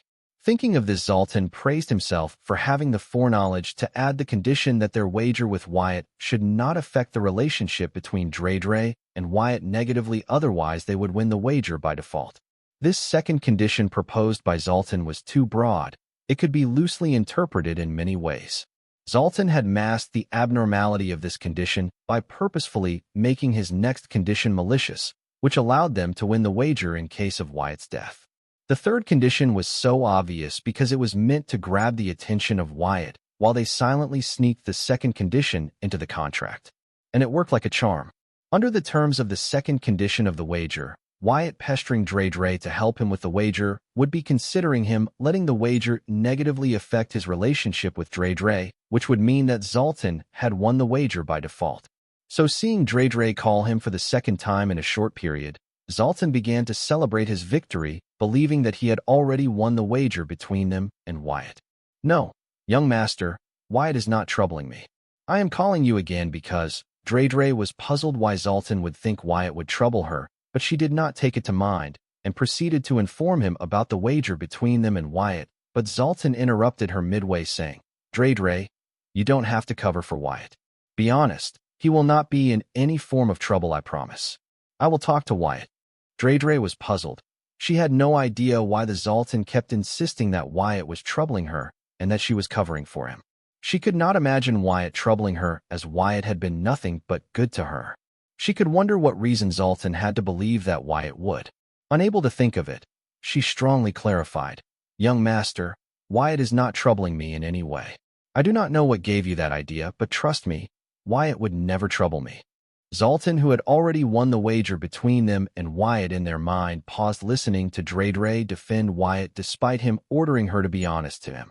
Knowing that the pixies would not disobey him, Zoltan wondered if they had begun to celebrate his victory too soon and asked, "So, what is this call about?" "Young master, I have called you to inform you that demon merchant Wyatt has successfully become a 6th-grade contributor to the Infinity Library, and he was wondering if you could help him unlock the executive function of his VVIP membership now," Treacherous reported to Zoltan, enthusiastically forgetting about the previous ordeal. Treacherous was not only happy for Wyatt as his friend, but also as his exclusive book guide pixie, because her exclusive client becoming a 6th-grade contributor to the Infinity Library reflected well on her work. "What?" Zoltan exclaimed, unable to believe their ears, and believed that they heard wrong, and asked Treacherous to repeat herself. "Wyatt is now a 6th-grade contributor to the Infinity Library." Treacherous was about to repeat her entire report, but was interrupted by Zoltan. "How is that possible?" Zoltan was shocked. They were completely wrong about why Treacherous was calling them. She was not calling them to tell them that Zoltan had won the wager between them and Wyatt, but to inform them that Wyatt had won the wager between them and Wyatt himself. He now not only felt stupid for celebrating his victory too early, but could not find himself to believe that had managed to become a 6th-grade contributor to the Infinity Library so quickly. Well, Wyatt submitted quite a few books to the library which have earned him a large sum of contribution, allowing him to skip a few grades and directly become a 6th-grade contributor to the Infinity Library, Treacherous explained to Zoltan, finding his shock valid, as Wyatt did rise in the contribution grade very quick. What kinds of books did he contribute to the library? How can they be worth so much contribution that he can directly become a 6th-grade contributor? Send me the list of books submitted by him to the library. Zoltan ordered Treacherous to send him the list of the books Wyatt had contributed to the library. After receiving the list from the library, Zoltan put the books through the book contribution calculation array formation to recount Wyatt's contribution, believing that there must have been a mistake during the first time. But to his surprise, there was no mistake, and to his shock, the evaluation of the books contributed by the Wyatt was very high. Even though the topic of the book was pretty common, the theories they proposed were new and fresh. Receiving such an outstanding evaluation for books contributed by Wyatt, Zoltan was shocked and wondered how an unknown realm like Card World would have so many books that would possess such a unique perspective of the cosmos. So he checked the author of a book out of curiosity, and to his astonishment, the book was all written by the demon merchant Dalton Wyatt. Thinking of something, Zoltan suddenly began to check the authors of all the books submitted by Wyatt, and was dumbfounded to find that all books were written by him. But soon Zoltan calmed down, because it was not uncommon for the demon merchants to declare themselves as the authors of the books they contributed to the library, even though they had no idea what the books they contributed were about. So, Zoltan believed Wyatt had shamelessly stolen the work of the people from his native realm. It was not a big deal, as the librarian himself practiced such behavior. However, this made Zoltan look at Wyatt in a new light, because even though Wyatt had the books to gain himself the minimum required contribution to Infinity Library to unlock the executive function, he did not immediately contribute them to the library to earn contribution. Instead, he had Treacherous contact Zoltan and pestered them to help him with the million reading hour condition to unlock the executive function. Had Zoltan known that Wyatt had enough contribution, he would never have underestimated him as a demon merchant, let alone proposed the wager in the first place. Rather, he would have resolutely rejected Wyatt's constant pestering. Instead of proposing a wager in the heat of the moment and satisfying his sadistic urges by demeaning Wyatt for not coming with appropriate stakes for the wager, let alone agreeing to a wager with unfair stakes, because he believed he would win the wager, feeling Wyatt was incapable of winning the wager. Zoltan could only wonder if this was all part of Wyatt's plan or just a mere coincidence. After all, Wyatt kept saying that he could gather the required contribution to unlocking the executive function. It was them who underestimated Wyatt for being a low-realm mortal from an unknown realm with very little potential. For the sake of not hurting his pride and ego, Zoltan could only consider that all this was just a mere coincidence, as there was no evidence to suggest that Wyatt had planned all this from the start. "Young Master Zoltan," Wyatt asked if you may help him unlock the executive function now. Not receiving a reply from Zoltan for a while, Dredre suddenly spoke up, reminding him about the task at hand. Ah yes, Dredre. I authorize you to activate the executive function of Demon Merchant Wyatt's VVIP membership. If nothing else, I would like to get back to my work. Zoltan informed Dredre and made an excuse not to congratulate Wyatt on unlocking the executive function of his VVIP membership. Losing a wager to a mortal was already embarrassing enough, let alone congratulating him for winning. Until the moment he hung up the call, Zoltan kept comforting himself that all this was just a mere coincidence. Yes, young Master Zoltan. The call ended before Dredre could complete her sentence, leaving Dredre believing that she must have caught Zoltan at a busy hour. After her call with Zoltan, Dredre informed Wyatt, "Congrats, Wyatt, for activating the executive function of your VVIP membership. Sorry, young master is swamped. He could not personally congratulate you on unlocking your executive function." "It is okay, Dredre. Thank you." Wyatt was not surprised that Zoltan did not want to talk to him. Losing a wager that he believed he would win for sure must have hurt his pride badly. Though Wyatt thought that someone of Zoltan's status and position would know to be a bigger person just for show, it seems he was overestimating Zoltan. It would appear that if not for the authority given to them, Zoltan was not the brightest of the enemies he had. Hopefully, that was the case, as it would be easier for him to control him by stringing him along with what he wants, the pixie experiment. As Wyatt thanked Dredre, his Demon Merchant Codex received a notification which read, "Dear Demon Merchant, congrats on opening the executive function of your Infinity Library's VVIP membership subscription. Now you can access the exclusive privileges of the Infinity Library available according to your contribution grade level. Note, your 6th grade contributor to the Infinity Library." Going through the notification, Wyatt found that the contribution grade played a more important role in the executive function, contrary to his previous belief. The higher the contribution grade, the more exclusive privileges of the Infinity Library he could access. The 7th grade contributors were only allowed to collect royalties for the book they contributed to the library. Apart from that, they were not entitled to any exclusive privileges. Fortunately, Wyatt was a 6th grade contributor. He could access a few basic exclusive privileges which were more than enough for Wyatt for his preparation against the 7 Princes of Hell. Nonetheless, he could always contribute more books to increase his contribution grade. As of now, it was not needed. Besides, the contribution needed to upgrade from a 6th grade to a 5th grade contributor was not small, and Wyatt was stretched on time. After ending his call with Dredre, Wyatt directly contacted Demon Merchant Kuthdia through his very private Infinity Library network. As a 6th grade contributor, Wyatt could use the executive function to create his own private interrealm network in Infinity Library's interrealm network. This meant that Wyatt could now conduct all his business in Devil Merchant Code under the name and security of the Infinity Library. If Wyatt were to accept Belphegor's Devil Merchant Codex's invitation now, he would not have to be afraid of Belphegor's exclusive privilege forcefully accessing his information from his Demon Merchant Codex, because now his information would be protected by the exclusive privilege of the Infinity Library. In exchange for offerings, the Devil Merchant Code has given many devils and demon merchants exclusive privileges, but each one of them has a varying degree of authority depending on their offering. Some have so much authority that they even bypass the functions of the Devil Merchant Code, and some that nullify the effect of the other exclusive privilege. In the Devil Merchant Code, there were not many forces that were capable of attaining exclusive privileges that would outdo the exclusive privileges of the Infinity Library. The 7 Princes of Hell faction was definitely not one of them. This was why Wyatt wanted to activate his exclusive privilege before meeting the Devil Merchant Muthdia at the hideout of the only Devil Merchant of the card world. With the help of the executive function, Wyatt would no longer have to worry about his identity being revealed. "May I know who is calling?" Kuthdia answered Wyatt's call very humbly, as the contact ID of the call he received on his Demon Merchant Codex read Infinity Library. For someone who has been a demon merchant for a long time, Kuthdia knew exactly what it meant to get a call from a contact ID labeled Infinity Library. At the bare minimum, the caller had to be a VVIP member of Infinity Library with access to executive functions. Kuthdia knew that the VVIP members of Infinity Library with access to executive functions were not ordinary demon/devil merchants. They were not only extremely rich, but also very resourceful.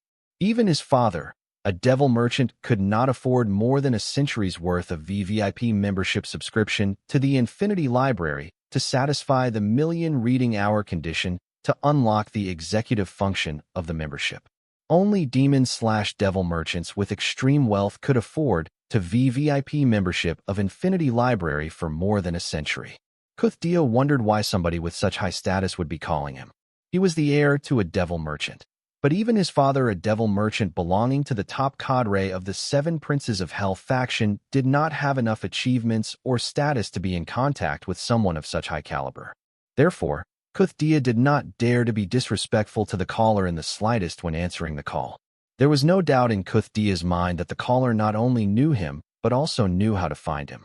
If he dares to act smart, then it would not be hard for the caller to erase him from the dark realm. May I know who is calling? Kuthdia. It is me, Ezra Fulhar. This is my contact ID, save it. Wyatt answered the call, and he found Kuthdia's cautious voice funny. The last time Wyatt contacted Ezra or Ezra contacted him, it was through an anonymous network. But this time around Wyatt was using the Infinity Library. Master Ezra, it's you. I did not know you were an executive VVIP member of the Infinity Library. Kuthdia was surprised to learn that the caller was none other than the Chaos Dwarf Ezra. He was astonished by this revolution so much so that he was finding it hard to believe it. But the evidence was right in front of him, he could not deny it. I am just borrowing the executive function, my elders. As a craftsman, I need to keep myself updated. My elders thought that the best way for me to do that would be to have my own VVIP subscription to the Infinity Library. When they heard about my dealings with your faction, they suggested that it would be safe for me to make use of the executive function to conduct this business. Wyatt made up a story to explain why he used an anonymous network earlier instead of the current network. Your elders are considerate, Master Ezra. Kuthdia was not bothered by how Ezra said that it would be safer for him to do business with them this way. He knew that the Seven Princes of Hell did not have the best reputation in the Dark Realm. He had no delusion about that. Besides, Kuthdia was happy to finally learn a little more about Chaos Dwarf Ezra. Even if it was just the fact that one of his elders was an executive VVIP member of the Infinity Library. Seeing how the elder was able to lead his executive status to his junior, it can be seen that the elder's contribution grade was high, which meant that the force behind Chaos Dwarf Ezra was not weak. This only increased the value of Ezra in the eyes of Kuthdia. If earlier he had respected Ezra for helping him with forging his title demon core, now he genuinely respected Ezra from the bottom of his heart. In Kuthdia's mind, Chaos Dwarf Ezra, who was a second-generation rich just like him, strived to make his own workshop and name in the Dark Realm, and the Devil Merchant Code was akin to his idol. Someone he strived to be like one day. He could not wait to forge his title demon core and prove himself by contributing the most to conquering the card world. Wyatt had no idea that his persona had rallied the spirit of Kuthdia, even if he knew he could not care less. But it was a good indication that the executive function was having an effect on Kuthdia, as per his expectation. He had no doubt in his mind that the same would be true for Devil Merchant Muthdia, Devil Merchant of Card World, and the Seven Princes of Hell faction. Especially Belphegor, the sole target of this painstaking charades orchestrated by Wyatt. Sure. Speaking of our business, I have made the arrangements on my side and am free to help you forge your titled demon core. Send me the coordinates of the place where I should meet you. Wyatt informed Ezra he was free and asked him to send him the coordinates of the venue where he planned to forge his titled demon core. Great! Kuthdia exclaimed as he could not wait to get over this. The anticipation of whether he would be successful in forging his titled demon core using the foreign forging method was killing him. Then he asked, Master Ezra, give me a moment. I will contact my father and get back to you immediately. Take your time, no hurry, Wyatt said casually.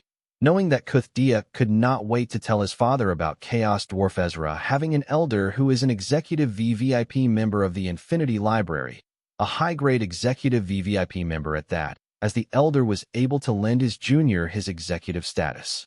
Wyatt would not be surprised if the enthused Kuthdia in his excitement were to exaggerate things more than what they were. Thank you for understanding, Master Urza, Kuthdia said humbly before ending the call and hurriedly contacting his father's Devil Merchant Codex. Getting hold of his father, Kuthdia not only informed what transpired, but as Wyatt had anticipated, he exaggerated a few things about the call, making it seem that Chaos Dwarf Urza was a bigger deal than they had previously perceived. Receiving strict instructions from his father, Kuthdia immediately called Chaos Dwarf Ezra's Inafini Library ID. He was really proud to have this contact ID in his demon merchant. He could not wait to brag about it in his circle of friends. After all, what was the point of life of a second-generation rich, if not for showing off? Being on talking terms with a Chaos Dwarf who has an Infinity Library contact ID, Kuthdia could imagine his status increase in his friend's circle. He could not wait to rub it on their face. But for now, his father's instruction took priority. Master Ezra, it is me, Kuthdia. Kuthdia said immediately as Ezra answered his call. Yes, did you get the coordinates of the venue? Wyatt asked Kuthdia nonchalantly, as being aloof was part of his Chaos Dwarf persona. I did, Master Ezra. I have texted you the coordinates. I have also taken the liberty to add your inter-realm travel ticket to the venue in the text. You can use it to directly be teleported to the venue by the Devil Merchant Code. Kuthdia informed Chaos Dwarf Ezra, as his father had instructed him to. Good then, I will meet you there, Wyatt replied before ending his call with Kuthdia. Wyatt then found the coordinates of the venue in Kuthdia's text and began to use the Devil Merchant Code to pinpoint the actual location in the card world map he had with him. The location of the venue was not in the map of the 5-region map, but in the unexplored territory of Way Beyond. Wyatt wasn't surprised to find that the hideout of the only Devil Merchant of the card world was somewhere deep in the Way Beyond. This was in line with the cautious nature of the card world's only Devil Merchant, but also showed that his strength was not to be underestimated, as not many demigods were capable of carving a secret territory in the unexplored parts of the Way Beyond. Considering his hypnotic suggestion-type origin card, it would not be surprising if Card World's only Devil Merchant has brainwashed a few demigods and SSS rank monsters to act as his subordinates over the years. With a small army of demigods and SSS rank monsters at your beck and call, it would not be hard to develop a secret hideout in the Way Beyond as long as you knew what you were doing. However, Wyatt was a little disappointed because if the venue was within the area of the 5 regions, especially the southern region, he could make use of the southern royal family's help to ambush the card world's only Devil Merchant at his secret hideout once his persona Chaos Dwarf Ezra was done helping Kuthdia. No matter how brave the Southerners were, they would never agree to launch an ambush in the unexplored part of Way Beyond, as things could go horribly wrong there. Ambushing the hideout was not an option, as Handsome Fox had a clear home field advantage. He would be able to escape when things got dire, making the whole ambush a pointless risk, as he would not run away quietly. He would make sure his attackers pay a price. Wyatt shook his head in regret. He knew the location of his enemy, but he could do nothing about it. That was unless the Southern royal family was willing to mobilize their strongest, such as Field Marshal Heatsend and other card apprentices with the Heatsend bloodline, which was not possible, as they were the core of the Southern royal family's power, and this ambush was too sudden. Even if they were confident in strength, this was the Way Beyond we were talking about here. It was not safe to explore it in normal times, let alone launch an ambush there with little to no information. They would not take this risk. Even Wyatt, after thinking about it, did not feel like an ill-informed ambush would be a good idea. So he could only give up on the notion of ambushing the card world's only Devil Merchant's hideout. Hey Ann, can you do me a favor? Wyatt called on Ann, who was engrossed in talking with Dre, having decided to leave for the venue. And Arya and Dre were getting along fine. Now Wyatt had a little confidence that they would be able to take care of Dre in his absence. If not for the forest requiring her assistance, Wyatt would have sent Dre to the southern royal place along with him.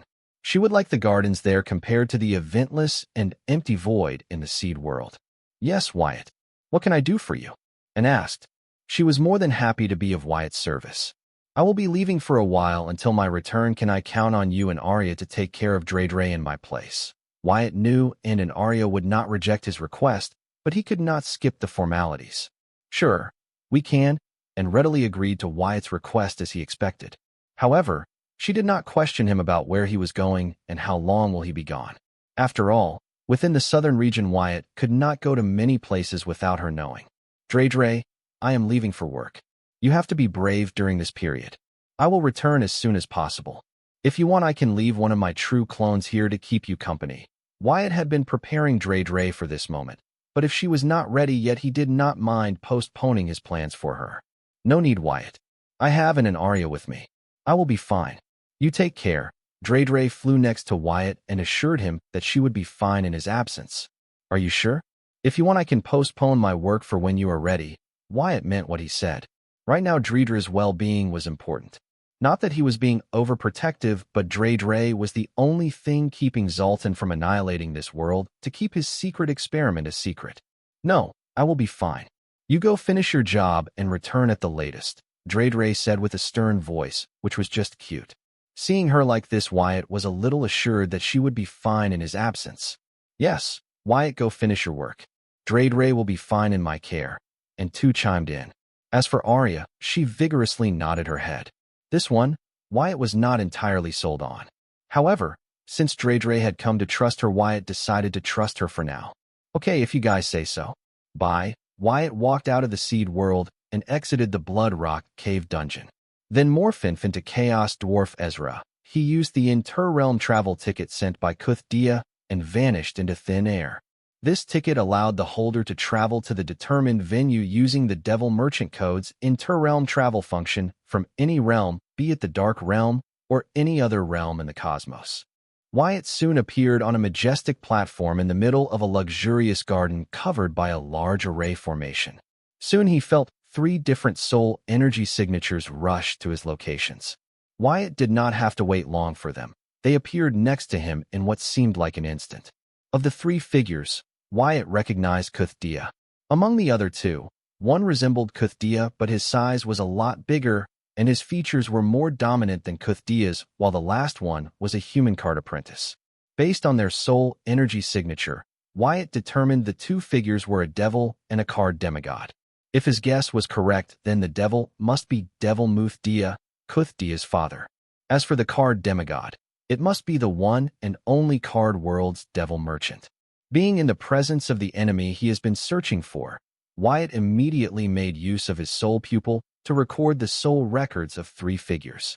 Considering the realms of the Muthdia and his demigod friend, it was impossible for them not to notice that Wyatt was using a sensory skill on them.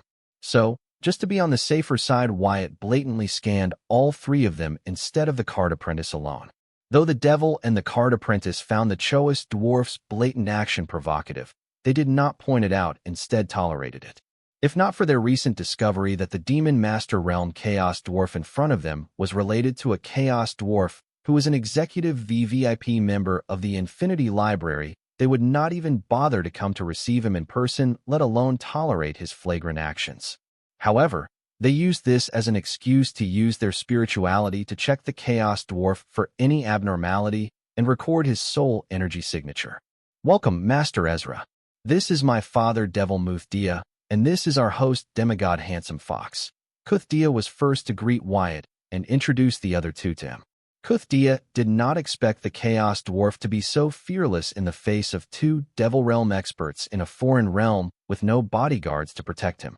Well, it was already surprising that a Chaos Dwarf was willing to come to a foreign realm all by himself, especially one still in the Cardmaster realm. Either this one was confident or just ignorant. Welcome, Master Ezra. Both Devil Muthdia and Demigod Handsome Fox greeted the Chaos Dwarf in unison. They chose to be the bigger person because this 7 Prince of Hell faction had assigned the task of recruiting Chaos Dwarf Ezra and the Elder behind him into their faction. Though they were afraid of the penalty of failing the faction's task, the reason they were so docile was the merits points they would gain from completing this task. Demigod Handsome Fox, who are you? Wyatt asked, not bothering to be subtle about his hatred toward him. The body frame of the card Demigod Handsome Fox matched Corey's description of Handsome Fox. I am sorry. Demigod Handsome Fox was confused by the hate and killing intent he felt from the Chaos Dwarf Ezra, because this was their first meeting. He wasn't alone. Both Devil Muthdia and Kuthdia were puzzled by Choice Dwarf Ezra's unceremonious killing hatred toward Demigod Handsome Fox. They could not help but wonder if there was a history between the 2. However, Demigod Handsome Fox had become a devil merchant just recently. It was impossible for Chaos Dwarf Ezra to have run in with him. The confusion aside, Wyatt could not help but, "You heard me. Who the FCK do you think you are? How dare you come in front of me, using an undead incarnation? You might as have not come to receive me." The reason for Wyatt's sudden outburst was the soul records of the demigod Handsome Fox. When Wyatt's mutant consciousness and Hive AI analyzed the soul records of the demigod Handsome Fox, they found that he was not alive, but actually dead. Upon further probing, they realized that the demigod Handsome Fox had refined the corpse of a demigod into an undead incarnation. An undead incarnation was where a card apprentice refines a corpse as an ingredient to create their incarnation. The stronger and more complete the corpse, the more powerful the undead incarnation. The most important part about this was that the regular card apprentices could not tell an undead incarnation apart from the living unless they had special sensory skills. This meant the soul records that Wyatt collected from the demigod Handsome Fox were useless except for his soul energy signature. Wyatt was pissed that could not use the facial reconstruction program he had designed to reconstruct the demigod's face based on his soul records, thus his sudden outburst. Fortunately, he regained his calm quickly and modified his act based on the circumstances. What? Listening to the Chaos Dwarf, Devil Muthdia looked at demigod Handsome Fox in shock. He did not expect that the native devil merchant he was looking down on was actually an incarnation, not the original. He felt betrayed and embarrassed at the same time. As a devil, being fooled by a primitive native demigod was not something he could stomach. His exaggerated reaction was the evidence of it. Even though Muthdia and Handsome Fox came together to receive Wyatt, this did not mean that they got along. They were colleagues, but the ingrained discrimination in the Dark Realm's native devil merchant against non-native devil merchant was not something that could be overcome over a few conversations. If not for Muthdia planning to use this realm to cultivate his son into a powerhouse and requiring Handsome Fox's help for that, he would not even bother to spare a few glances at Handsome Fox. Demigod Handsome Fox ignored Devil Muthdia and focused on the Chaos Dwarf Ezra. His undead incarnation was special. It was refined in combo with his origin card's effect. Hence, even a devil of Muthdia's caliber was not able to tell that he was not the original, but a mere incarnation. Even though Devil Muthdia was a supremacist, he was strong, very strong. However, where Muthdia failed Chaos Dwarf Ezra, a mere demon master, was able to tell he was not an original. It seems the reputation about the capabilities of the Chaos Dwarf was not entirely false, and they were indeed arrogant. This one in particular. He dared to call him out, a demigod. He could kill a demon master with his pinky half asleep, yet this dwarf not only dared to call him out, but scold him. If not for the faction's mission and the large amount of contribution that he would gain from completing it, Handsome Fox would have put this dwarf in his place. Instead, he shamelessly smiled and answered the dwarf, "Master Ezra has a good eye. I am sorry my original body cannot be present here since it was injured in a fight, but once it makes a full recovery, I promise to apologize to you in person." Whatever, besides what kind of a name is Handsome Fox? It sounds made up. Wyatt understood he could not get the original soul records of Handsome Fox, so he decided to settle for his true name and soul energy signature. Handsome Fox's smile froze listening to the dwarf's words, but it quickly regained its vividness as he replied, "Master Ezra, I practice a special rule meaning, which requires me to hide my true name. I hope you do not take offense." "Motherfker, even your name is false. Your body is false. Your name is false. What exactly about is it true?" Before Ezra could respond, Devil Muthdia exclaimed in anger. Not only did this native demon merchant dare to hide his name and form, but also dared to ignore him in front of a special guest. How could Muthdia be not enraged by Handsome Fox?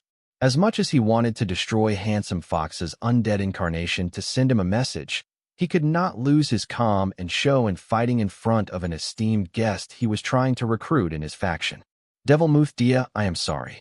The fault is mine. I forgot to inform you about my condition. Please do not take it to heart." Handsome Fox apologized to Muthdia, knowing that if he were to continue to ignore him, then things would escalate into something ugly. Not to mention, taking a step back was the best way to deal with a colleague like Muthdia. When the time was right, he could own Muthdia's supremacist ass. One thing at a time. You natives don't know how to be honest. I overlooked it this one time in light of the matter at hand.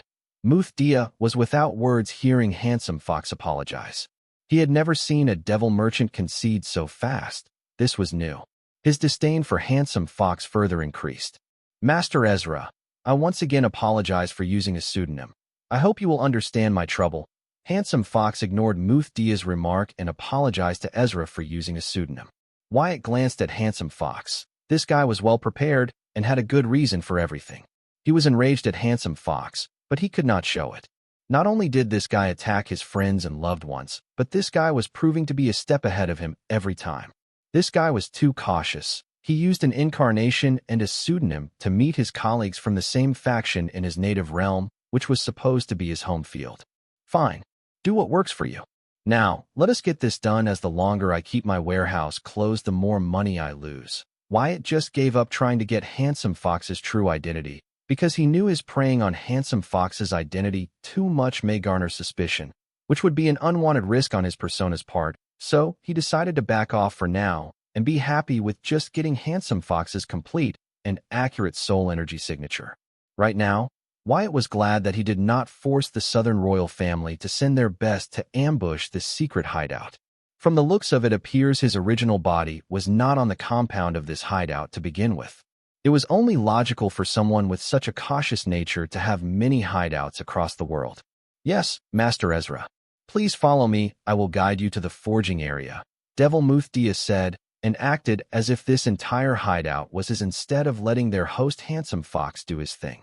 Soon the Devil Muthdia, with the assistance of demigod Handsome Fox, lead Chaos Dwarf Ezra to the forging area.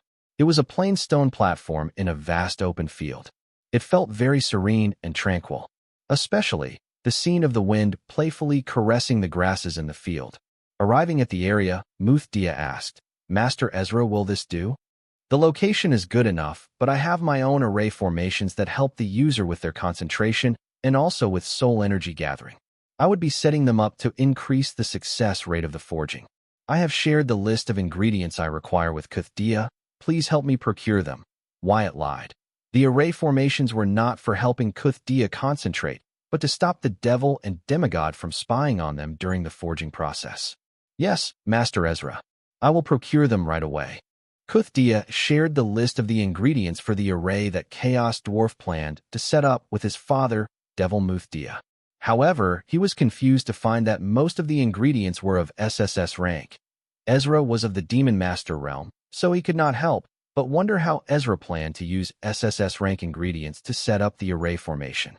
Unlike Kuthdia, Muthdia had experience with array formation, and going through the list of ingredients, he found that the array formation that Ezra planned to arrange were typical space isolation and soul energy gathering array formation.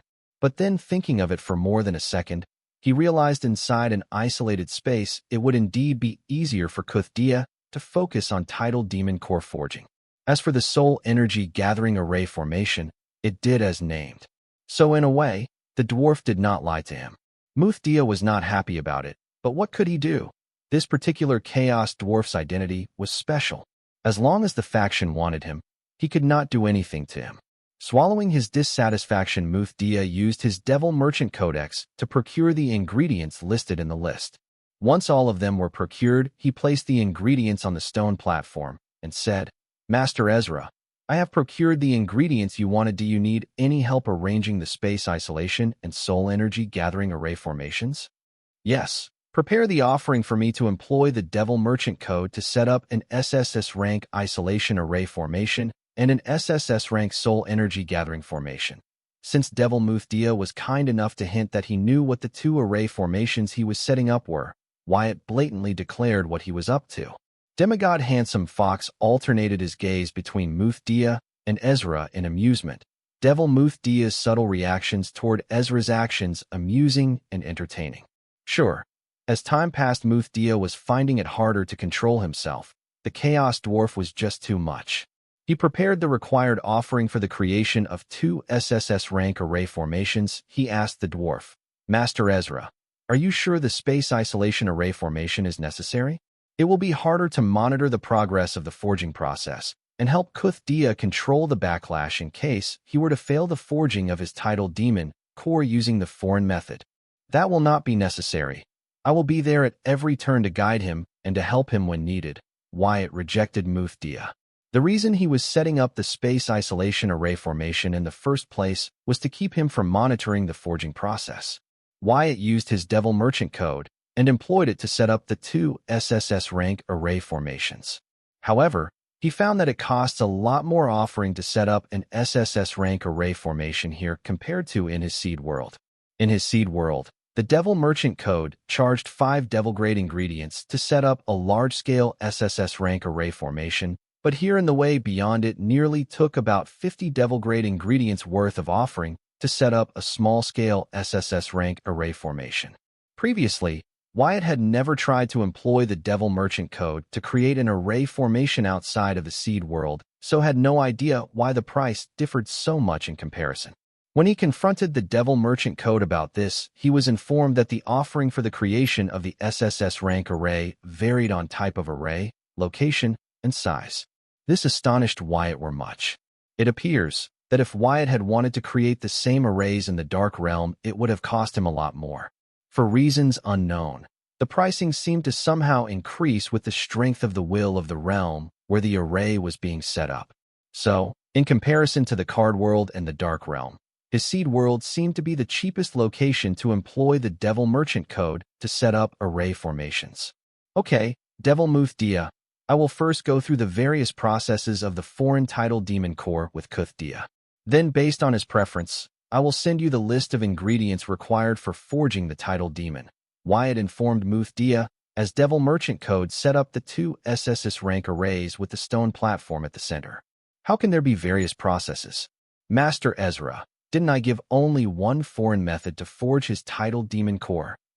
Muthdia was puzzled to hear Ezra say that there were different processes for Kuthdia to choose from to forge his title demon core.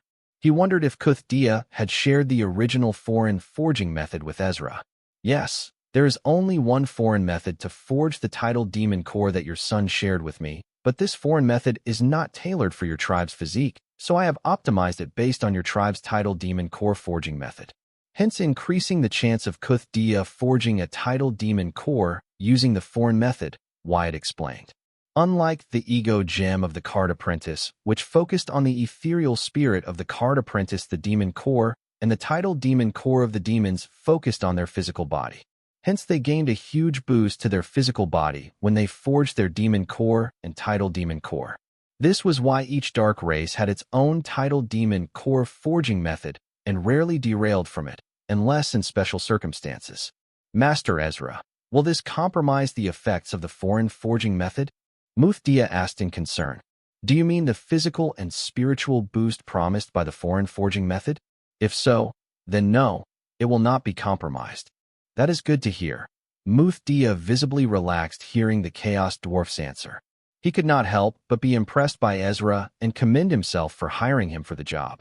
He too had tried to interpret the complete foreign forging method and then optimize it to fit his tribe's physique, but had met very little to no success.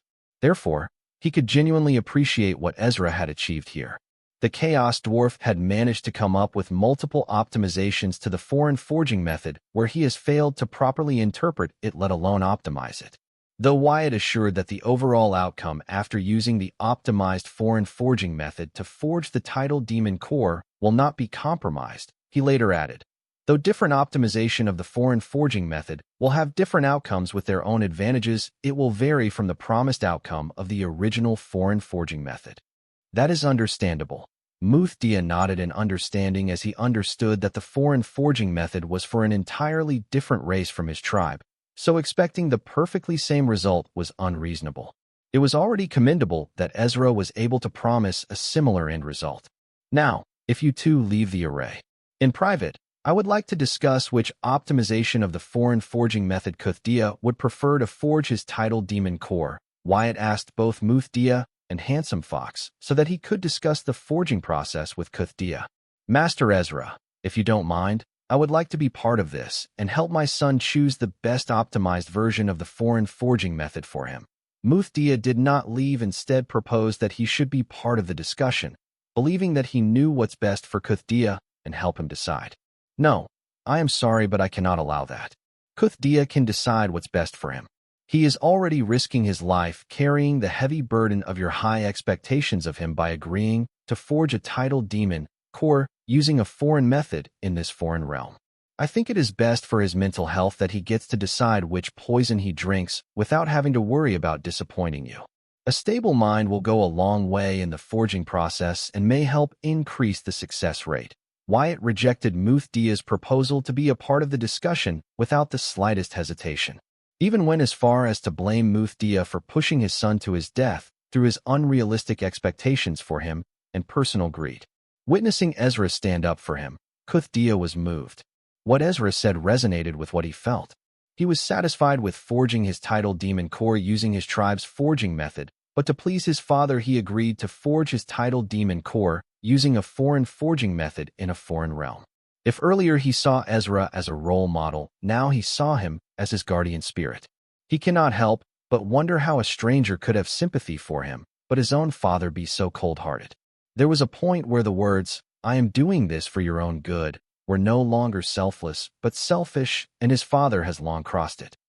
Devil Muthdia was without words when he heard Ezra literally call him a thrash parent. Not that he was ashamed, but he could not find any words to argue his point that he should be a part of the discussion about which optimized version of the foreign forging method Muthdia should use to forge his tidal demon core. Muthdia could shameless press to be part of the discussion, but he would risk offending Ezra. He did not want the Choist dwarf's mood to affect the forging process and not to forget the faction's mission. So, he had no choice but to take a step back here. Having forged for the Seven Prince of Hell faction for centuries, he knew that the faction was not kind to people who failed the important mission assigned to them, such as this one. "Fine, Master Ezra. Let us do as you say."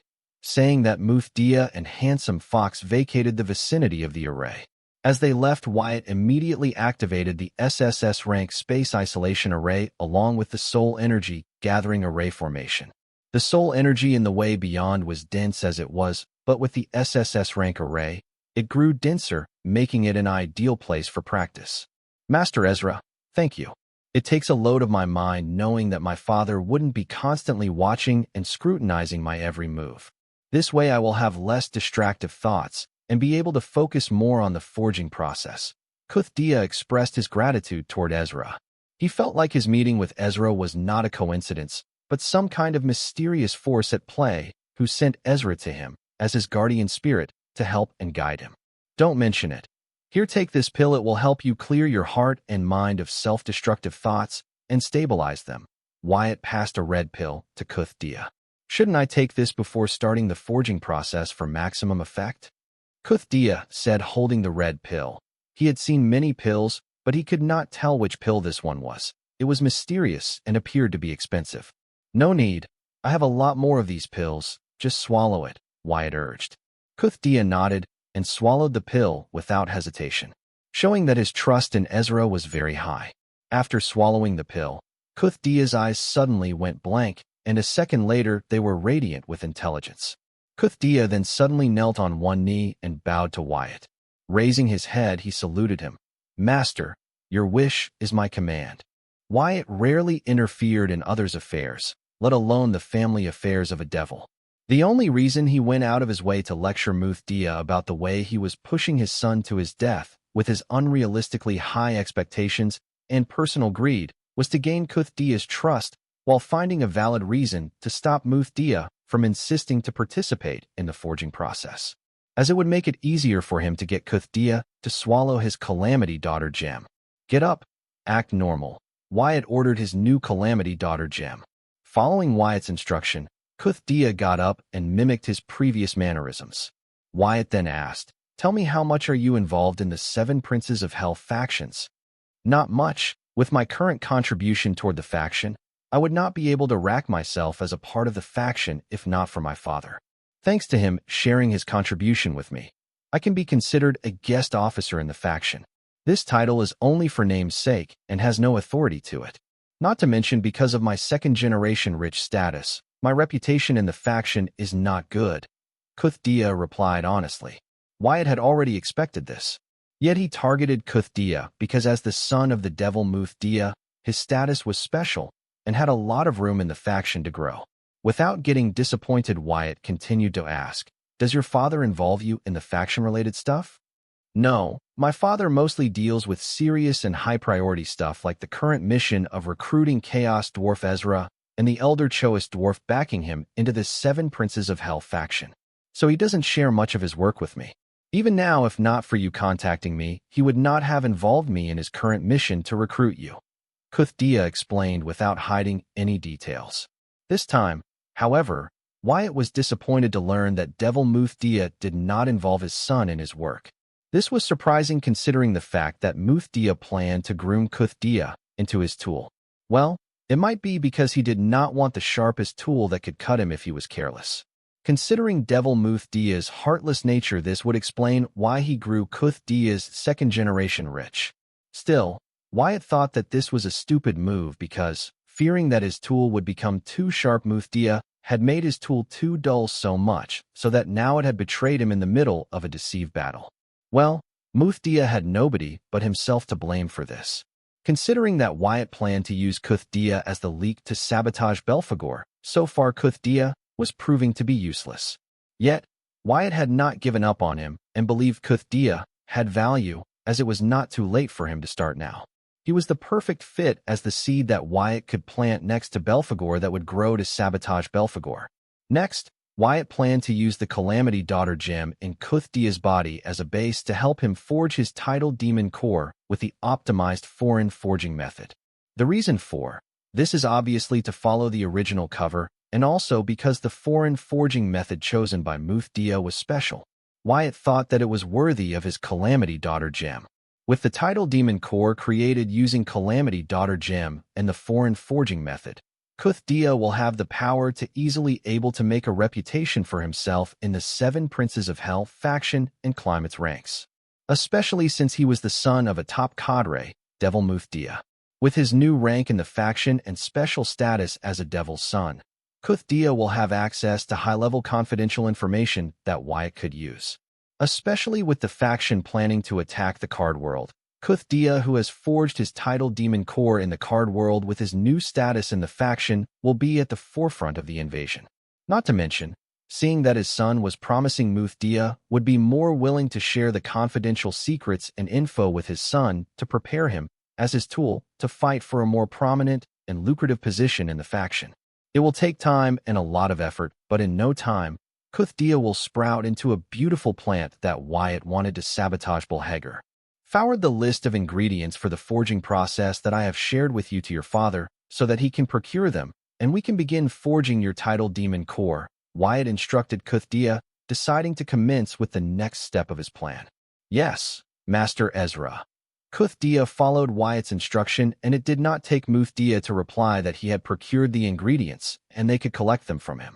Collecting the ingredients from Muthdia, Wyatt neatly arranged them on the stone platform in order of need. Wyatt had to be more meticulous about the forging process than any card creation he had done before. He could not use the grimoire to assist him with this. Here in the Tidal Demon core forging process, Kuthdia had to use his body as a furnace to forge his Tidal Demon core, just like how Wyatt did when he was forging his Ego gem. This was why Wyatt did not mind introducing his Calamity Daughter gem in Kuthdia's body beforehand. The forging of the Tidal Demon core will mostly be performed by Kuthdia. Wyatt will only be guiding him through the forging process. Just like how nobody can help a card apprentice forge their Ego gem, similarly a demon can only depend on themselves to forge their Tidal Demon core. Hive AI, transfer the optimized forging method to Kuthdia's Calamity Daughter gem and help forge his Tidal Demon core, Wyatt ordered. With Hive AI present, there could not be another assistant who could be better at guiding and assisting Kuthdia with forging his Tidal Demon core. Even though Kuthdia was taking a lot of risk by forging his Tidal Demon core in the card realm instead of the dark realm, because of the card realm's will suppression, thanks to the optimized forging method he developed, Calamity Daughter gem, and Hive AI, Wyatt was not worried that Kuthdia would fail in forging his Tidal Demon core.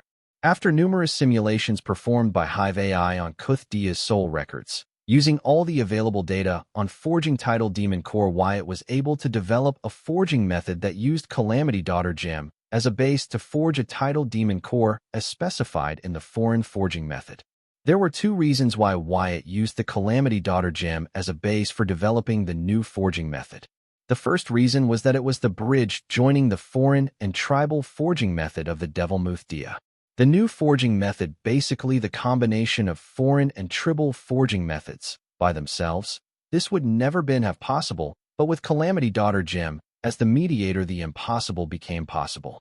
The second reason was that, by itself, Muthdia would immediately notice it in his son's body when checking on the forged tidal demon core. Therefore, Wyatt decided to use it as a base ingredient to forge Kuthdia's tidal demon core. This way he would not have to worry about Muthdia finding out about the Calamity Daughter core. The best part about this forging method was that using it, Kuthdia had a 90+% success rate in forging his tidal demon. However, this would decrease sharply because of the suppression of the card world's will, which was where the Calamity Daughter Gem came into play. Being enslaved by the Calamity Daughter Gem, Kuthdia was no longer a threat to the card realm, so he was no longer under its will suppression. Because of this, one of the main factors why demons do not forge their tidal demon core on other realms was eliminated in the case of Kuthdia, increasing his odds of forging his tidal demon core on card world. Now that all the external factors affecting Kuthdia's tidal demon core forging process, what remained was his mental state. Forging a tidal demon core was a very complex and tedious task. The forger, or in this case Kuthdia, would have to remember all the lengthy and complex steps of the forging process so that he can perform them with extreme care and precaution without missing a single one of them. Missing even a small detail might result in the failure of forging one's tidal demon core. This was where the Hive AI played the role of the best guide and assistant a demon could ask for while forging their tidal demon core.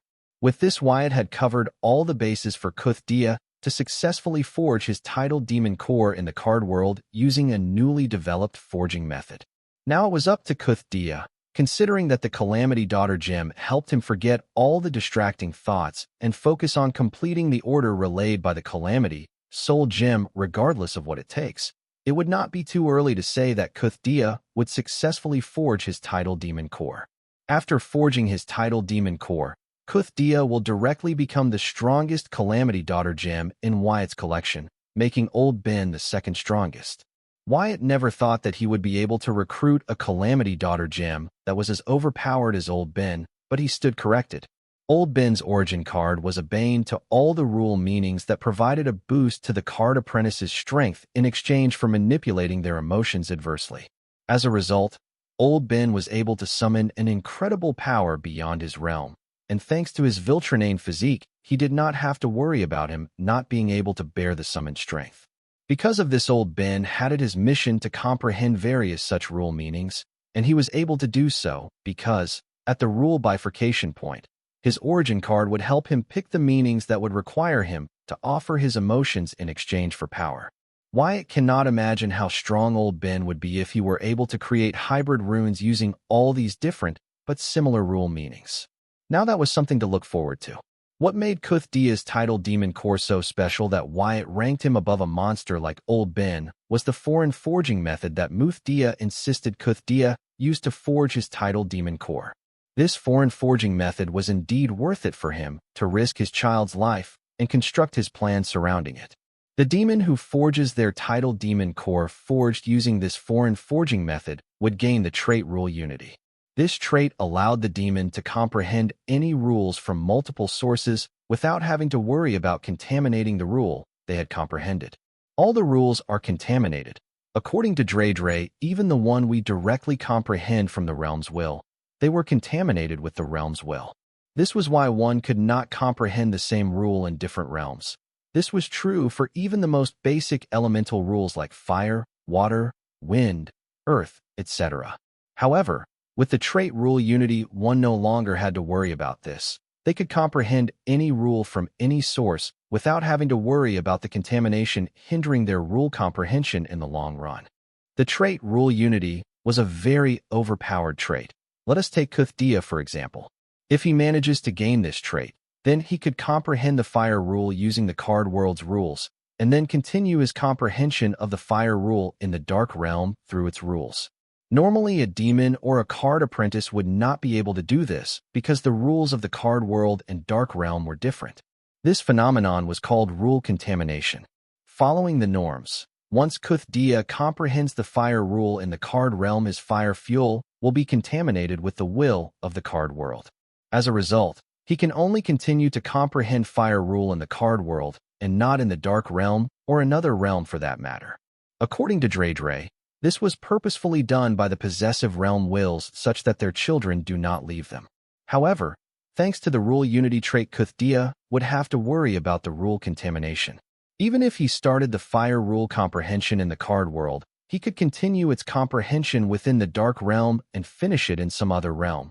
It would also not limit the comprehension speed.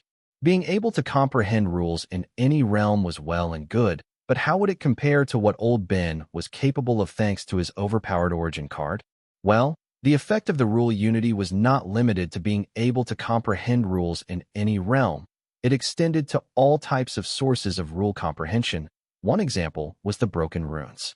Usually, when a card apprentice or a demon swallows a broken rune or uses it to comprehend rules, their comprehension gets limited by the extent of the rule comprehended by the creator of the broken rune. If they were cautious and only used it to get introduced to the rule or the rule meaning, then their comprehension speed would decrease until they eliminate the contamination of the will of the creator of the broken rule. However, in Kuthdia's case, thanks to the rule unity trait, he would not have to worry about any such limitation when he swallows a broken rune. With the rule unity trait, Kuthdia can directly ditch trying to comprehend the rules normal way and just comprehend rules by swallowing broken rules. Since he did not have to be afraid of the rule contamination, there was no reason why he would not make the best use of his rule unity trait. Other than fast comprehension of the rules and meanings, there were other advantages to Kuthdia directly swallowing broken runes. He could control the meaning of the rules he wants to comprehend. By doing this, he can increase his chance of creating hybrid runes. Not only that, he could comprehend the rare and special rules and rule meanings that a normal card apprentice or demon could never dream of comprehending them, such as the time rule, void rule, etc. The best thing was that he could replenish his rule power by munching on broken runes. The rule unity had many possibilities, but this was all theoretical. Wyatt was still on the fence about this because if a dark race had a powerful tidal demon core forging method that gave them a powerful trait, then they would have been untouchable in the dark realm and not have been exterminated into extinction. Seeing how that tribe of dark race was no more, their forging method had a catch. It was almost impossible for Wyatt to miss it in translation, so it could only mean that the forging method they had was missing a few pages. Wyatt did not think Muthdia was hiding these pages because if Muthdia knew that there was a flaw to the foreign forging method, he would not have forced his son to use it in the first place, let construct an ambitious plan surrounding it. Regardless of whether there was a flaw in the foreign forging method, Wyatt had already taken this into consideration when he was developing the optimized forging method. This was why he did not use the foreign forging method as the base, but his Calamity Daughter gem as the base. Using the Calamity Daughter gem as a base meant that the foreign and tribal forging methods provided by Muthdia were used to modify the Calamity Daughter gem in the direction of a tidal demon core. Just like how in the case of Elliot and Pax, he made use of the Calamity Daughter gem to create their origin card. If everything goes as in the simulation, then Kuthdia should not only be able to forge his tidal demon core successfully, but gain the rule unity trait. Apart from the immunity to rule contamination, Wyatt guessed that the rule unity trait would also help with refining realm fragments, but he could not be sure until he got more concrete evidence. However, seeing how Muthdia was aiming for the card world's realm fragment, Wyatt believed that there might be a little merit to his guess that rule unity also played a part in refining realm fragments. Theoretically, a trait like rule unity would be any demon or card apprentice's dream, making it obvious why an ambitious devil such as Devil Muthdia would force his own son to forge his tidal demon core using the foreign forging method. One piece of the puzzle did not fit, and that was Muthdia's intentions. From his past attitude toward Kuthdia, it can be seen that it was unlike Muthdia to let someone other than himself gain power like the rule unity trait, even if that someone was his son. Yet, now suddenly he was pushing Kuthdia so hard to gain this power. Was Kuthdia his guinea pig, or was Muthdia planning to swallow Kuthdia, just like demigod Redfall planned to do with his descendants? Muthdia was a full-fledged devil, which meant that he had forged his tidal demon core. So there was little point in him using Kuthdia as a guinea pig to test the foreign forging method. Even if that was the case, he could have picked any other talented demon from his tribe to do so, no his son. There had to be a strong reason why Muthdia would use his son. After giving it much thought, the most obvious reason that popped up in Wyatt's head was that Muthdia might have some method similar to demigod Redfall's bloodline, meaning of the blood rule, that allowed him to revive himself in the body of his descendants. A powerful trait like the rule unity would be a pretty good motivator for an ambitious devil like Muthdia to use his son to achieve what he cannot achieve through normal means. If it was everything that Wyatt had theorized, it had every potential to become a motivator strong enough for someone like Muthdia to give up on devilhood and try to achieve the devil realm all over again in his son's body. Especially because Muthdia was at the point in his life where he had reached his ceiling, and the younger generation that once looked up to him was now catching up to him. Muthdia was too ambitious and prideful to let this continue. He was willing to go to any lengths to break past his ceiling, even if it meant eating his own son's soul and wearing his skin. Muthdia was not alone. History was filled with demons and card apprentices who have practiced something similar in the despair, but it was not known how many have truly succeeded. One would think that the history would serve as a cautionary tale, but all think that they were different. They were somehow special from the rest. It was funny because them reaching the ceiling of their potential while others had a lot of room to grow served as evidence saying otherwise. If this were really the reason why Muthdia was grooming Kuthdia, then that would put a damper on Wyatt's plans to use Kuthdia as his mole next to Belphegor. But considering that Kuthdia was still a card lord, Wyatt thought that Muthdia would probably wait till Kuthdia was Demon Emperor. If Kuthdia were to successfully create his title Demon Core and gain the rule unity trait, he would enter a rapid growth period where he would require a strong tree like Muthdia to support his growth period. During this period, Muthdia was better off aiding Kuthdia's development rather than taking over his body. Losing his devil status, it would be tough for Muthdia to start from mid back to top, so he stood most to gain if he were to fatten up Kuthdia till he was a Demon Emperor and then try to swallow him up. With his experience of becoming a devil previously, it would be easier and faster for him to become a devil starting as a Demon Emperor instead of a Demon Lord. If Muthdia were really after that titled Demon Core of his son, then this was his best option. This meant that Wyatt's plan of using Kuthdia to sabotage Belphegor would still work. That was until Muthdia determined that Kuthdia had grown fat enough and gobbled him up. However, that was not any time soon, and by that time arrived, Wyatt was sure he would be strong enough to enter the Dark Realm and kill Muthdia. Muthdia was no Belphegor, but he was strong. Are you sure about this? Weren't you the one who stopped the plan, saying that the situation changed as you found out that the dwarf had a strong backing? Even faction updated its orders now. Handsome Fox questioned Muthdia. Yes, I did. That was before I met the dwarf. I did not know he would be this arrogant and prideful. You talked to him. You saw how much of an asshole he is. The nerve of that puny ant. Muthdia went off topic, remembering the arrogant attitude of the Chaos Dwarf Ezra. If not for the sake of the Kuthdia forging his titled Demon Core, he would have slapped him to death long ago. I have no problem doing it your way. That dwarf has got some serious attitude. There is no argument there. But the orders from the faction were pretty clear on the fact that we had to play nice with the dwarf. Handsome Fox agreed with Muthdia about the Chaos Dwarf, but he was not so sure about going against the faction's orders. Don't tell me you still think he will join our faction just because we asked him nicely. Even if both you and I were to bend over backward for the dwarf, it would still not be enough for us to get him to join our faction. He has an elder who is an executive VVIP of the Infinity Library supporting him. Why the heck would he want to go join some third-grade faction? If do things as the faction has ordered us to, forget getting the elder Chaos Dwarf back Ezra to join our faction. Even will not be able to recruit Ezra into our faction. However, if we follow our previous plan, not only will we control Ezra, but give the elder backing him a strong reason to join our faction. Muthdia made a strong case about why they should stop the soft approach and switch to the hard approach as they had planned previously. You make a compelling case, but will the faction be okay if we do things this way? If we do this, there is bound to be a large backlash. Are you prepared to face that? Handsome Fox was still on the fence about what Muthdia proposed. Trust me on this one. The faction is not big on how we do things as long as we achieve the expected result. Once we control the dwarf, Everything else will become simpler. Muthdia persuaded Handsome Fox. I don't know. I have just joined the faction. But if you agree to take full responsibility, I will do as you say.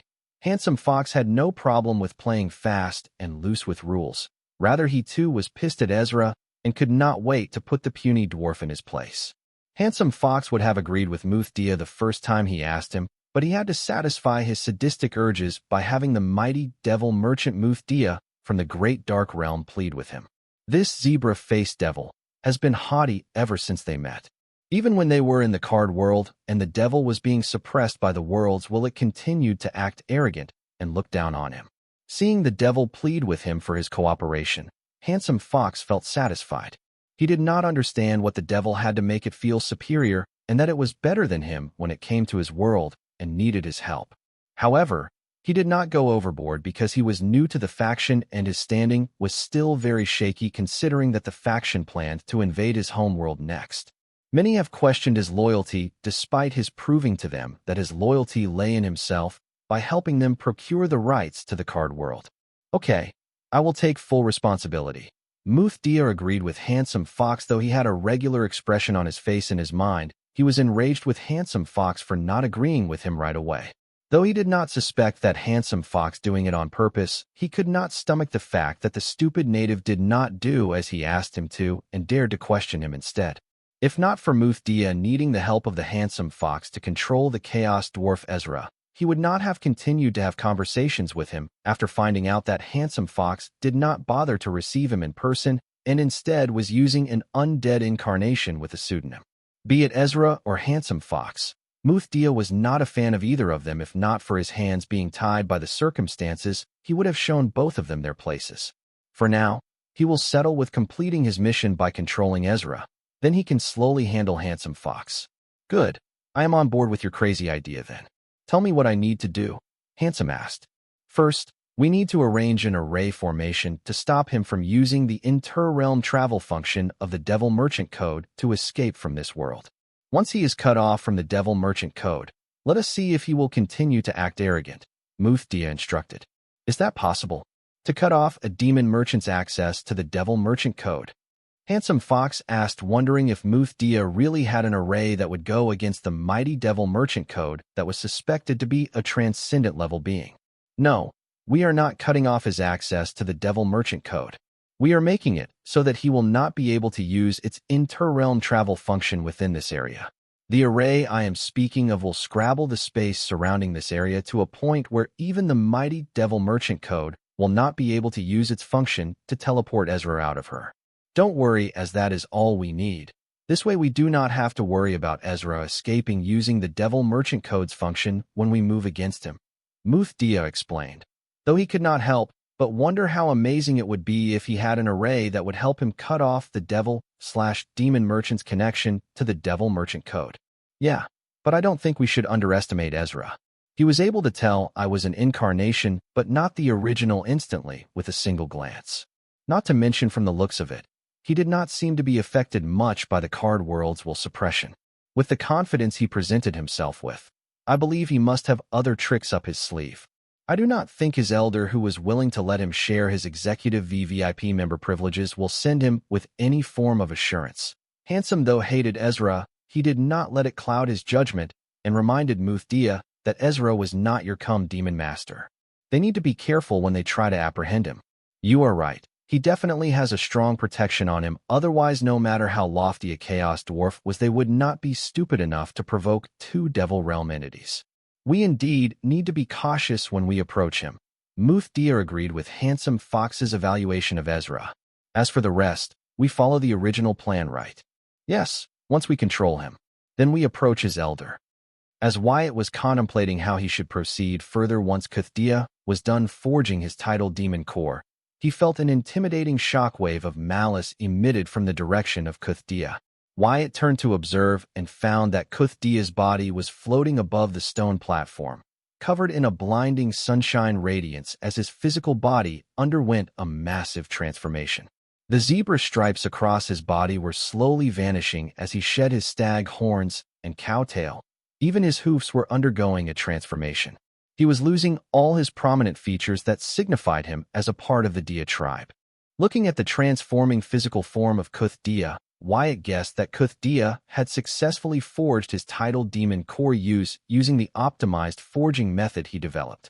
Any kind of physical transformation after forging one tidal demon core was not common if one were to follow their tribal forging method. However, in Kuth-Dia's case, though the foreign forging method was optimized using his tribal forging method, it made use of the Calamity Daughter gem as the base. As a result, the Viltronian physique was added to his original physique. Viltronian physique being a very dominating physique, it instantly began to alter Kuth-Dia's physique to that of a Viltronane. Because of this, Kuth-Dia was losing his tribe's original racial markers such as his stag horns, zebra strips, cow tail, and hoofs. Viltronian physique would only eliminate those traits of Kuth-Dia's original race that it deemed unnecessary, but adapted the ones that made it stronger.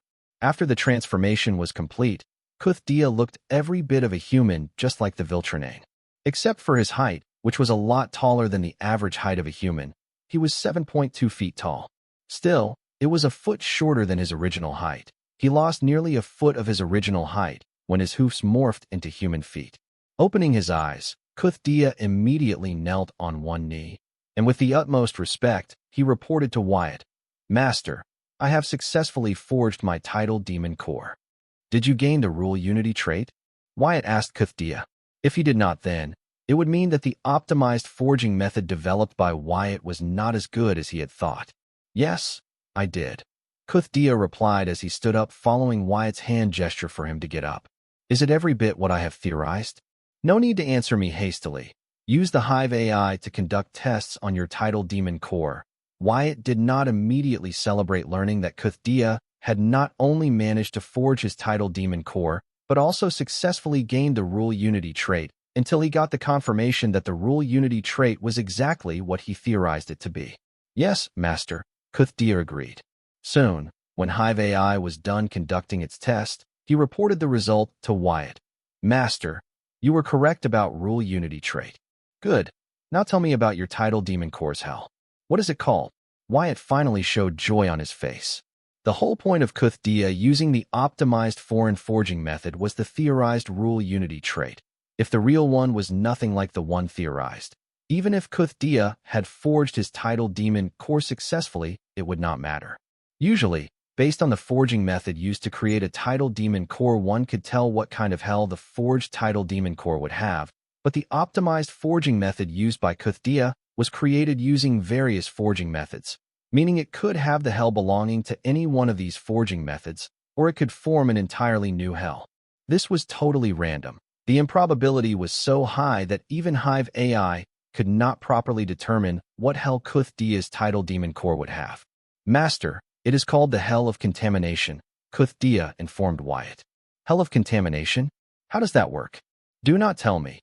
It has something to do with the rule unity trait." Wyatt always felt that there was a catch to the rule unity trait of the foreign forging method, because if not, the original tribe to which the forging method actually belongs would not have gone extinct, instead would have become one of the ruling powers of the myriad realms. "Yes, Master. You guessed it right. The rule unity trait is a part of the Hell of Contamination of my tidal demon core. The only reason the rule unity trait is able to allow me to comprehend the same rule from different sources without worrying about the rule contamination is because of the nature of the Hell of Contamination." Kuth-Dia confirmed Wyatt's fears about the rule unity trait. "What is it? Lay it on me," Wyatt asked Kuth-Dia. "The rule unity trait's power comes from the contaminated souls, the soul damned to my Hell of Contamination, who bear the rule contamination in my place. Here's where things get tricky, since there is only a certain amount of contamination a soul can bear in Hell of Contamination before getting erased for good. If I want to continue enjoying the rule unity trait's effect, I need to keep damning souls to my Hell of Contamination. Meaning, as long as there are souls to deal with the contamination, I can continue to comprehend the rule from multiple sources without worrying about rule contamination." Kuth-Dia briefly explained how the rule unity trait and Hell of Contamination worked. What happens to the contamination borne by a soul in the case it gets overloaded with contamination and erased from existence? Does it also get erased with the soul carrying the contamination? Wyatt understood that the rule unity trait and hell of contamination were nothing but Kuthdia enjoying the fruits of his crime, while some other poor soul paid for his crime. No, in such a case the accumulated rule contamination by that soul will be returned to me. As long as I am alive, the contaminated souls are damned to suffer in the hell of contamination, Kuthdia revealed. Listening to the entirety of how the rule unity trait of the hell of contamination worked, Wyatt understood why the tribe to which the foreign forging method belonged was extinct despite having such a strong tidal demon core that could allow one to grow strong without limits.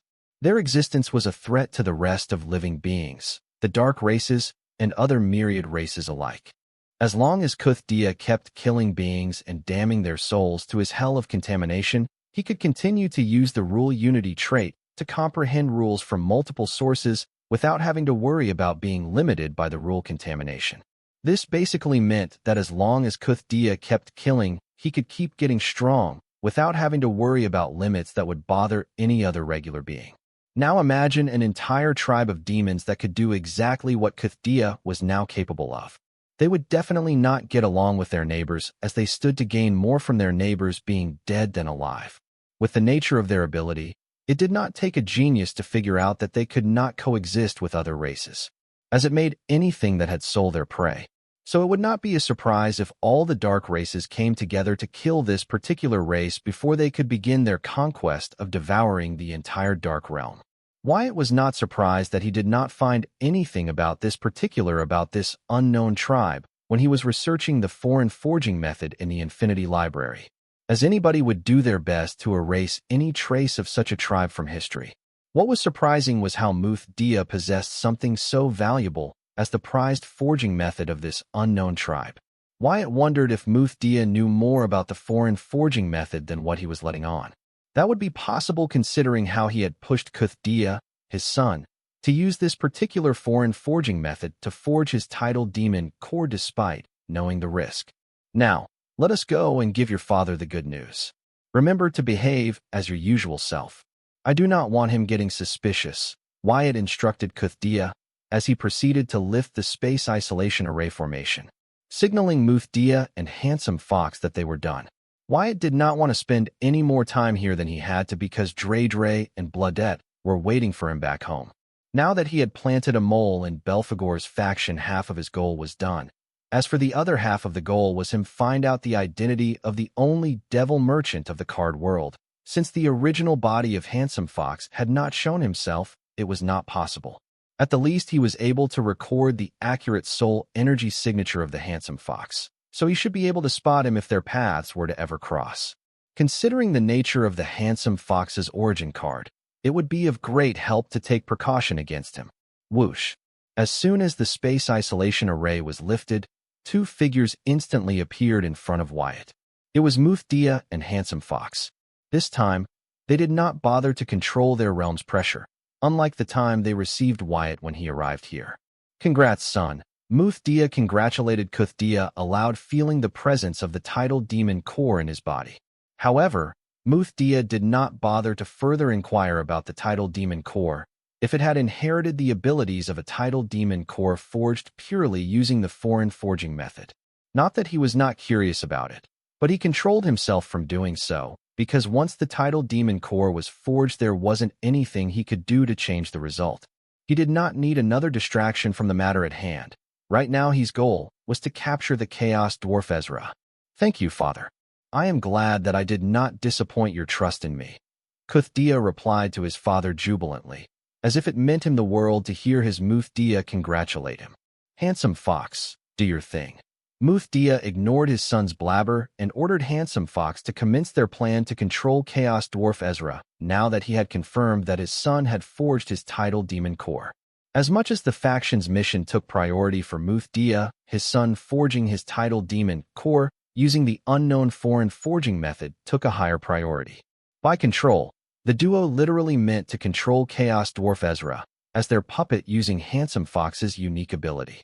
Since the whole plan depended on Handsome Fox's unique ability, Muthdia has controlled his temper and has been patient around him and stopped himself every time he felt like pounding the life out of him. It was because of this that Handsome Fox blatantly took liberties with Muthdia, even though Muthdia was stronger and had a higher rank in the faction than him. Following Muthdia's order, Handsome Fox immediately acted. He instantly appeared next to Wyatt, grabbed him by his neck, and lifted him up to his eye level. Then, using his soul energy, he rendered the dwarf paralyzed from the neck down. Soon he locked eyes with the dwarf and taunted, "Midget, do you feel arrogant now? Let me hear you use that sharp tongue of yours. I see you guys have scrabbled the surrounding space to prevent me from using the inter-realm travel function of the Devil Merchant Code. You think you got me trapped, and is that why you guys dare to show your true colors?" Wyatt stared into the eyes of Handsome Fox and asked, "As expected of a Chaos Dwarf, you noticed it without using your Demon Merchant Codex. Then someone as smart as you should have guessed what is going to happen to you next." Handsome Fox asked the dwarf. He wanted to see and enjoy the look of despair in the dwarf's face and fear in his eyes before he used his ability on him, but to his disappointment, the dwarf was calm and collected despite being aware of his situation. "What is going to happen next? I am going to own both of your asses," Wyatt said with a devilish grin. The arrogant words of Ezra thundered in the ears of Handsome Fox and Muthdia, freezing the confident expression on their faces, and the dwarf's grin was like a flash of lightning that jolted them awake to the realization that they had to end it now and waste no time toying around. "Ha ha ha. You lost your mind to the despair, haven't you? I would not be surprised, but tell me, genius, what makes you so confident?" Handsome Fox regained his composure. He had full trust in his abilities and couldn't bring himself to take a mere demon master seriously. He was cautious, but he was equally prideful too. Ezra had hurt his pride, and he planned to make him pay. Off chance, if things went sideways, at most he would lose an undead incarnation at most. As for the faction, what about them? Handsome Fox quit playing around and do it, Muthdia yelled. He did not mind Handsome Fox having a little fun with Dwarf, but he was worried that the dwarf had something up his sleeve. He did not want to take any chances. Handsome Fox controlled himself from snapping back at Muthdia by ignoring him. He waited for the dwarf to speak up, as he wanted to crush the clutch that allowed the dwarf to be confident even now and then savor the look of despair in his eyes. "You." Muthdia was enraged seeing Handsome Fox ignore him in front of his son. Only he knows how much control it took on his part to not rip the head off the demigod's incarnation for the humiliation he was currently feeling. He blamed his fate for having him live such a day. As for Muthdia, he stood there with a confused expression, playing his part as an uninformed bystander. "You guys are dumb, aren't you? If you were smart, you would not have tried something like this. I have a standard contract with the Blightbrood Club. According to it, during my service, if even a single hair on my body were to be harmed, the club would be held responsible and have to compensate me appropriately. You two idiots just made me rich, dash." Before Wyatt could finish, Handsome Fox burst out in a loud laughter, interrupting him. "Ha ha ha. The reason you were so confident was because of a simple contract. That is it. Here, I was worried that you held an ace." "Ha ha."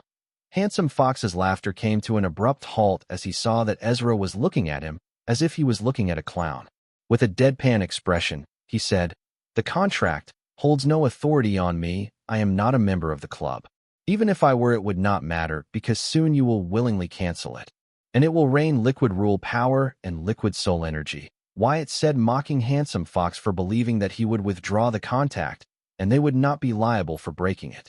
Pissed by Ezra's mockery, Handsome Fox raised his free hand. Soon he gathered and concentrated soul energy at the tip of his index finger, solidifying it into the shape of a tiny seed. Dangling it in front of Ezra, he began to explain, "This right here is my unique ability. I will not go into details about it. All you need to know is once I sow this in you, not only will you willingly withdraw the contract, but you will willingly serve me for the rest of your pathetic life." Muthdia raised his eyebrow, listening to Handsome Fox. The plan was Handsome Fox would use his ability to turn Chaos Dwarf Ezra into the servant of the faction, not Handsome Fox's personal servant. Muthdia's frown eased as he believed Handsome Fox might disobey him, but he would not dare to disobey the faction's direct orders, especially when the faction was gathering all of its top players to invade Handsome Fox's native realm. The standard contract between Ezra and Blightbrood Club indeed served as an assurance that the club or its members would not harm Ezra in any way. Instead, they would have to protect him during his service period, But Handsome Fox, who had just joined the faction, still had not completed the formalities to become a member of the Blightbrood Club, so the contract did not apply to him. As for Muthdia not coming to Ezra's rescue following the terms and conditions of the standard contract, Ezra's life was not in any real danger, and it did not matter as long as Handsome Fox used his ability and got Ezra to cancel the contract between him and the Blightbrood Club. Since Handsome Fox's role in this plan to control Urza was so important, Muthdia had no choice but to keep swallowing his rage against Handsome Fox again and again. Haha, you are funny. I will give you that. Wyatt laughed while he had the Hive AI use soul pupils to record the seed conjured from soul energy on the tip of Handsome Fox's index finger. After a few evaluations, as expected, Hive AI confirmed that it was the same as the seed that he had found in Susan's body. Ezra's casual and calm reaction continued to piss Handsome Fox. He could not understand how the dwarf was so collected even when it knew that the contract which it trusted to guard it had no authority on him, since he was not part of the Blightbrood Club. Not to mention his unique ability. Handsome Fox, enough. Just get it over with. Muthdia urged Handsome Fox. His voice did not have the commanding tone it held previously. Right now his ego did not matter. He just wanted Handsome Fox to gain control of Ezra in body, mind, and soul using his ability. He wanted to complete the mission as soon as possible, as for some reason, he did not have a good feeling about this. The more Ezra was calm and collected, the more Muthdia felt something was amiss. Ezra had an elder who was an executive VVIP member of the Infinity Library. They would have taken some precautions to ensure Ezra's safety. It was a no-brainer. They had rendered the Devil Merchant Code's inter-realm travel function useless in their vicinity. As such, Ezra could not escape using it, nor could someone come here to rescue Ezra. But against an executive VVIP member of the Infinity Library, would that be enough? An elder chaos dwarf with such mighty status must have seen and been through many such situations, and this too should be within their anticipation. Meaning, Ezra definitely had other tricks up their sleeves. Even if Handsome Fox had paralyzed the dwarf, there was no telling what trick he had up his sleeves. Therefore, Muthdia believed Handsome Fox should put an end to this as soon as possible, instead of letting his ego dictate his actions. Honestly, Muthdia was puzzled by Handsome Fox's action. Seeing how he had used an incarnation and a false name for this mission, he thought Handsome Fox was an overly cautious guy who valued his life and personal gain over anything, but now he wondered if he thought wrong. Maybe Handsome Fox's original body was indeed injured in a fight, and maybe there might be a valid reason why he has to use a false name. Shut the FCK up, it's over when I say it is over. Handsome Fox snapped back at Muthdia. He could no longer stay level-headed, trying to get the dwarf to descend into despair. He was losing his sanity. His sadistic side was taking over. The more Ezra remained unaffected, it felt challenged. Muthdia's jaws hung open, seeing the hideous expression on Handsome Fox's face as he snapped back at him. If he could, he would force Handsome Fox to control Ezra the right way, but he could not. Apart from using force to get his way, he could not think of anything else in this situation, but he knew that using force here would only be counterproductive. So he could only watch as Handsome Fox descended into madness, obsessing over the dwarf. Handsome Fox then looked at Ezra, locking their eyes. He once again showed him the conjured seed and said, "Let me see if you continue to stay this haughty once I plant this seed in your body." "Go ahead, do your worst," Wyatt said, looking at Handsome Fox as if he was looking at a fool. He did not know what skill Handsome Fox had used to paralyze his body from the neck down, but it did not matter. He was not worried about Handsome Fox's unique ability. If he was not confident about saving himself, he would have never come here in the first place. "Ha ha, I see you are one of those. You will not repent until you see your coffin. Don't worry, I have something special planned for you. You are going to know what true despair is. It is not too late for you to ditch the facade and beg for your life. Maybe I will take pity and spare you the pain of being trapped in your own body." Handsome Fox persuaded Ezra. As he slowly brought the soul energy seed he had conjured closer to Ezra's forehead. "Hurry up, I am getting bored over here," Wyatt taunted Handsome Fox. It doesn't matter that they had scrabbled the surrounding space such that even the Devil Merchant Code not use its inter-realm travel to teleport him out of here. To be honest, he never trusted the Devil Merchant Code to be his last restored. Especially since Belphegor used an exclusive privilege to learn his demon merchant ID. He knew better than to trust the devil merchant code with his life. The only reason Wyatt confidently visited Kuthdia at the enemy's hideout was because he had his ways to escape in case he needed to. Muthdia shook his head in dismay, looking at Handsome Fox's undead incarnation's action, and thought, "This is why there needs to be a minimum requirement and test for devil merchants not native to the Dark Realm to join the faction." Then he looked at his son standing next to Urza and Handsome Fox in a stupor and signaled him to return to his side, since there was no telling what Handsome Fox's undead incarnation would do next. It took him a while to notice, but Muthdia was sure that Handsome Fox's undead incarnation was simulated by Ezra and had gone mad. The emotions of the corpse used to create the undead incarnation were affecting the decision-making of Handsome Fox's undead incarnation. Creating an undead incarnation involved turning a corpse into an undead and refining it as their incarnation, unlike corpse puppet incarnation, where the corpse is refined into a puppet and then incarnation. The difference was that the undead had awareness and memories while the corpse puppet had neither of them. The awareness and memories of the undead used to create the undead incarnation when stimulated surface clashing with the incarnation's regular judgment.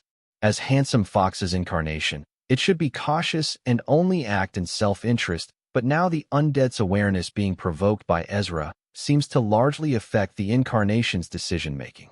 Muthdia was spot on. Handsome Fox's undead incarnation had indeed descended into madness being provoked by Ezra. Besides this, there was another bigger reason why demigods and devils avoided creating undead incarnations.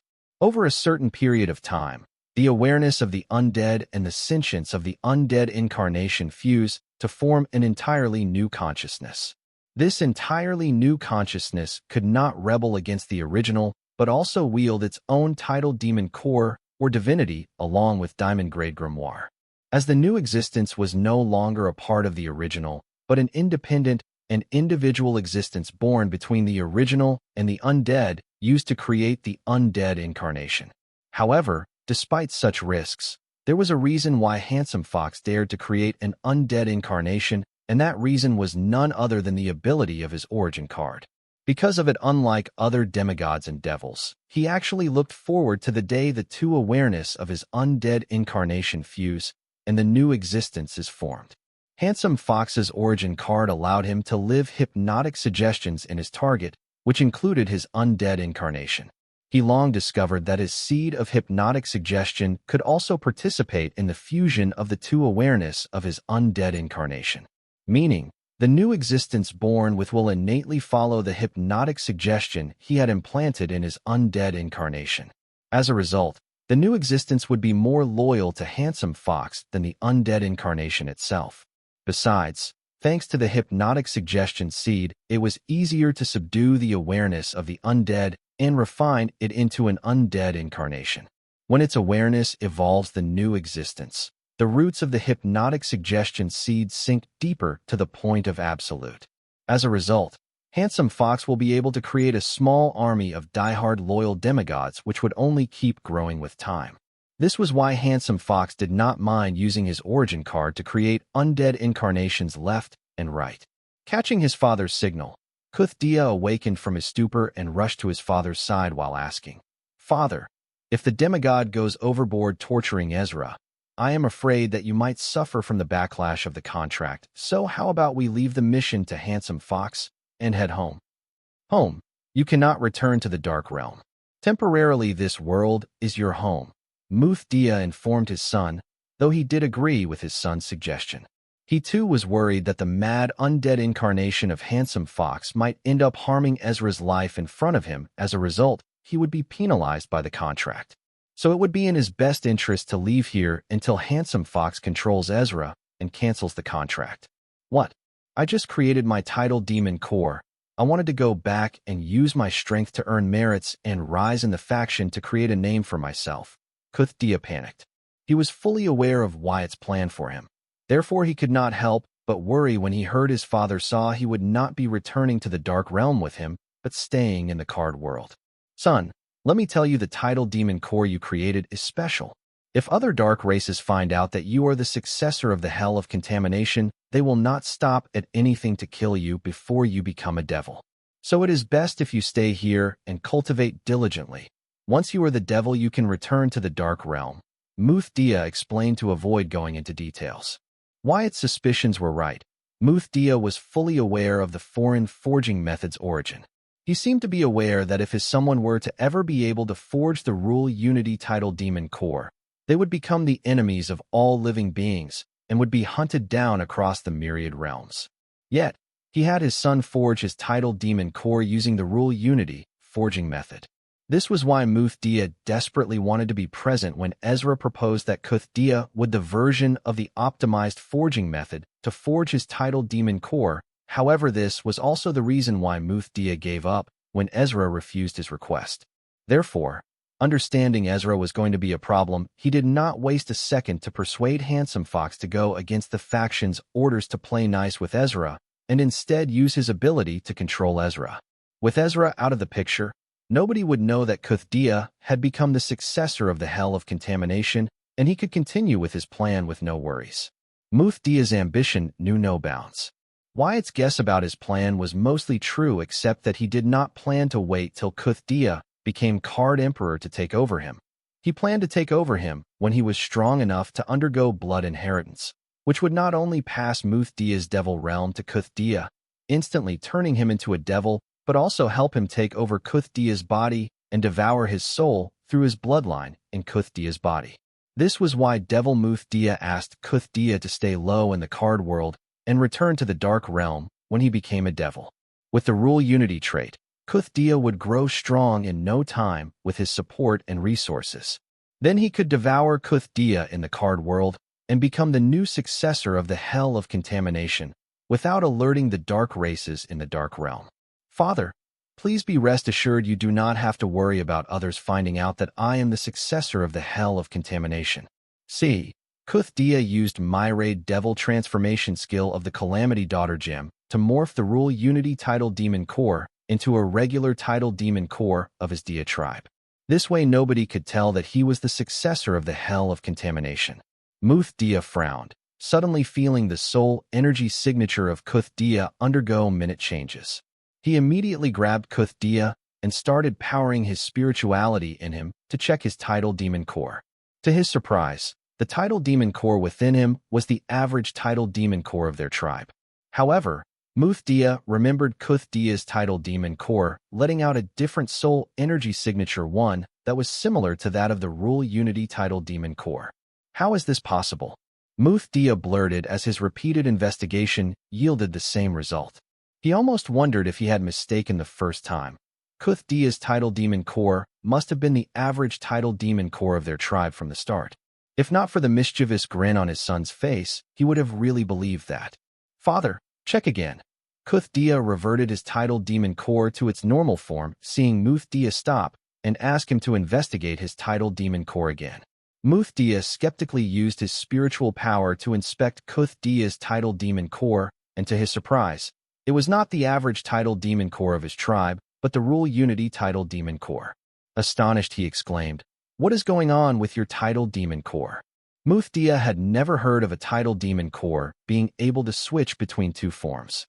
Honestly, he was spooked. More importantly, he was worried that Kuthdia had not formed the Rule Unity title demon core. Therefore, he could only turn to his son for a clear answer. "This is the ability of my title demon core," Kuthdia replied.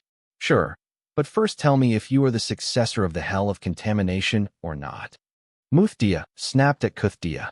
He couldn't care less if Kuthdia's title demon core could change form. What he cared about was if it had the Rule Unity trait and held the Hell of Contamination. "Yes, I am the successor of the Hell of Contamination," Kuthdia confirmed hurriedly, seeing the madness fill in Muthdia's eyes.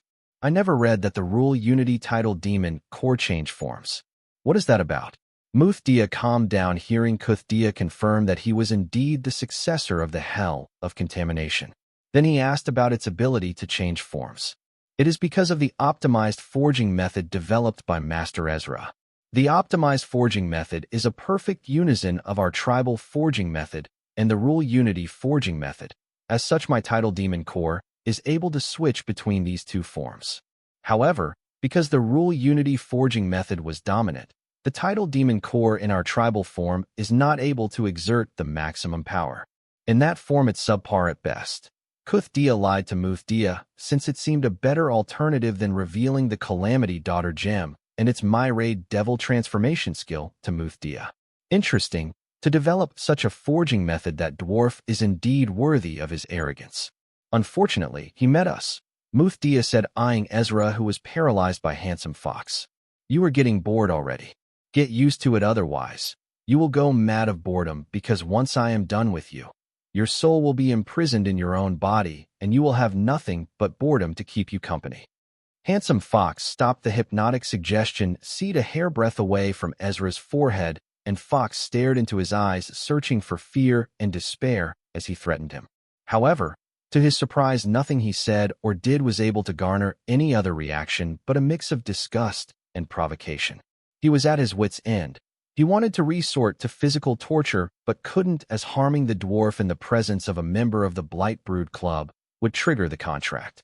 With his means limited, Handsome Fox could only verbally threaten Ezra, which seemed to have no effect on him whatsoever.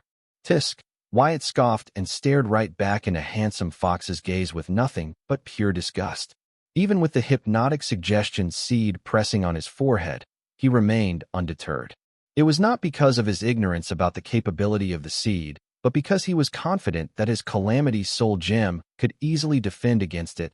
The protective cover of the dungeon Calamity seed was not to be underestimated. You asked for it. Handsome Fox finally acted on his words, and he pressed the seed right between the brows of the dwarf's forehead. Under his direction, the seed entered the dwarf's body and began to take root. Witnessing that Handsome Fox had finally used his ability on Ezra, Muthdia let out a huge sigh of relief. He was relieved that Handsome Fox did not go overboard and do anything to trigger the contract. As he was happy that Handsome Fox finally came to his senses and did the right thing, a part of him wondered if Handsome Fox had made the Choist dwarf follow his orders or the faction's orders. But soon he shook his head, thinking that this was not his problem, but the faction's problem. Now for the next part of the mission, using Ezra to recruit the Elder Choist dwarf backing him into the faction. This one was not that important. As long as they were able to convince the Elder Choist dwarf that Ezra had joined their faction of his own, well, they would have completed their mission. Regardless of his success or failure in doing so, he would have done his part by completing the mission, and then all he should be worried about was how to spend the hefty rewards given by the faction for recruiting a Chaos dwarf among their ranks. Muthdia could help but be pleased with the out of his visit to the Card Realm. Not only had he managed to make his son the successor of the Hell of Contamination, but also completed the faction's mission. He was starting to wonder if the card world was his lucky charm. Too bad I will never know, since it will be destroyed by us soon. Oh wait, I almost forgot about the realm fragments. Even in its death, this realm will be helping me. Maybe it is indeed my lucky charm, Muthdia thought. While Muthdia was counting his eggs before they hatched, Handsome Fox had a deep frown on his forehead. After implanting the seed in Ezra, he continued to stare into his eyes to see the arrogant glint in those eyes be replaced with a submissive one. However, to his surprise, the seconds turned into minutes, but the arrogant gaze of the dwarf never dimmed. Instead, it grew stronger. How long are you planning on keeping me waiting, or was that it? Wyatt said aloud, frightening Handsome Fox and Muthdia. How are you still in control of your element? Handsome Fox uttered in shock. Muthdia, who was wondering what to do with the generous rewards of the faction, was suddenly humbled. In panic, he could not help but seek an explanation. Handsome Fox, what's going on? So that was it. Turns out you are all bark and no bite. I am not disappointed, since I was not expecting much to begin with, Wyatt taunted Handsome Fox. Shut up, Handsome Fox yelled, strengthening his grip around Ezra's neck. This was the first time he was physically harming the dwarf. Previously, except for paralyzing him, he dwelled in the gray area where the contract would not be breached. Handsome Fox, that's enough. Muthdia rushed next to the demigod to rescue Ezra. He had no idea what was going on, but he did not want to be penalized for breaching the contract. I said, shut the FCK up. Handsome Fox ignored Muthdia, once again conjured a seed and pressed it against Ezra's chest. Seeing Handsome Fox was not physically harming Ezra, but using his ability again, he stood back and watched. As he wanted this. If this did not work, Muthdia could only resort to killing Ezra for keeping his secret hidden. Despite the obvious consequences, Muthdia would not hesitate to kill Ezra, because he knew keeping him alive would only come back to bite him. Regardless of how many times you try, the result will be the same. You guys are pathetic and a joke. Are you sure you are as strong as a devil when you cannot even use your unique ability on a demon master? Wyatt continued to provoke Handsome Fox. He actually wanted Handsome Fox to use his ability on him repeatedly, because he was using the Hive AI to deduce how the seed rooted into the soul pathways and made its way to the soul. Since the protective cover of his Calamity Soul Gem was blocking the seed's roots from reaching his soul, he could only collect more data on the root's movement, even to run simulations to deduce a way to uproot the seed from a person's body without harming their soul. How the FCK are you doing this? Handsome Fox was dumbfounded to find that his unique ability did not have any effect on the Chaos Dwarf. In his long lifespan, Handsome Fox's unique ability has never failed him. So imaginably, he was astonished to see that his unique ability had no effect on Ezra. He did not believe that there was a problem with his ability. He believed the problem was Ezra, his target. Turns out you have quite a powerful trick up your sleeve. No wonder you were so confident. After having used his ability repeated on Ezra, Handsome Fox soon deduced why his unique ability had no effect on Ezra. It turns out Ezra's demon core was being protected by a strong protective casing. It was so strong that the roots of his seed were not able to penetrate it and reach Ezra's soul. Unable to reach Ezra's soul, the seed was not able to pass his hypnotic suggestion to Ezra. As such, his unique ability had no effect on Ezra. What's going on? Muthdia asked Handsome Fox, listening to his words. He was worried that Ezra's elder might have given him some item to protect himself, which was why Handsome Fox's ability was having no effect on him.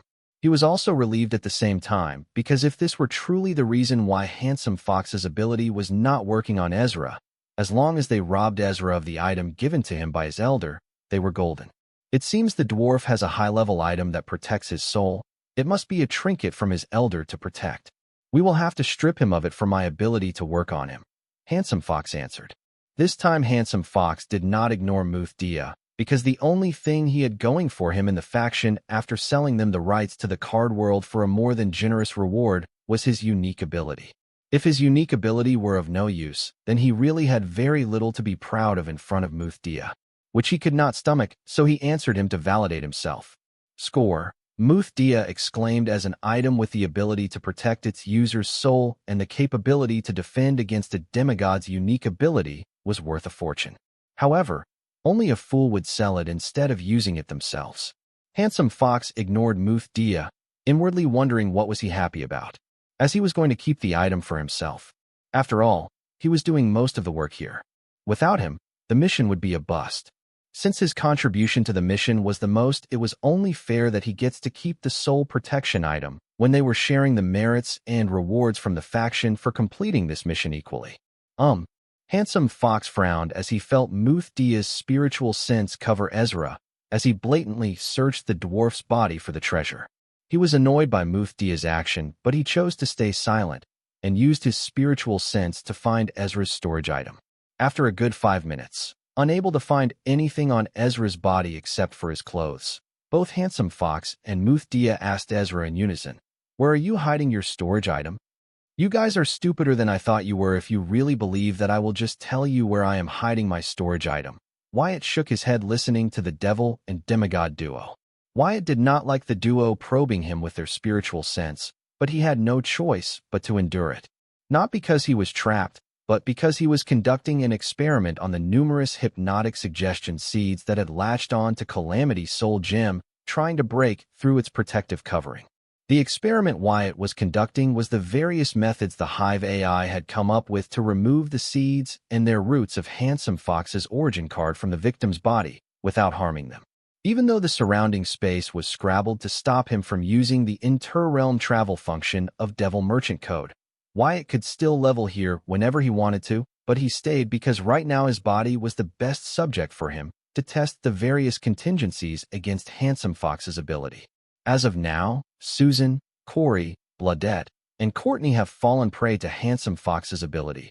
There would be more if he did not find a permanent solution for his origin card. Wyatt also found that Handsome Fox could learn the victim's location from anywhere in the card world using the roots in their body. This made it more of a priority for him to remove not just the seed in Susan's body, but the roots in Corey, Bladette, and Courtney's body.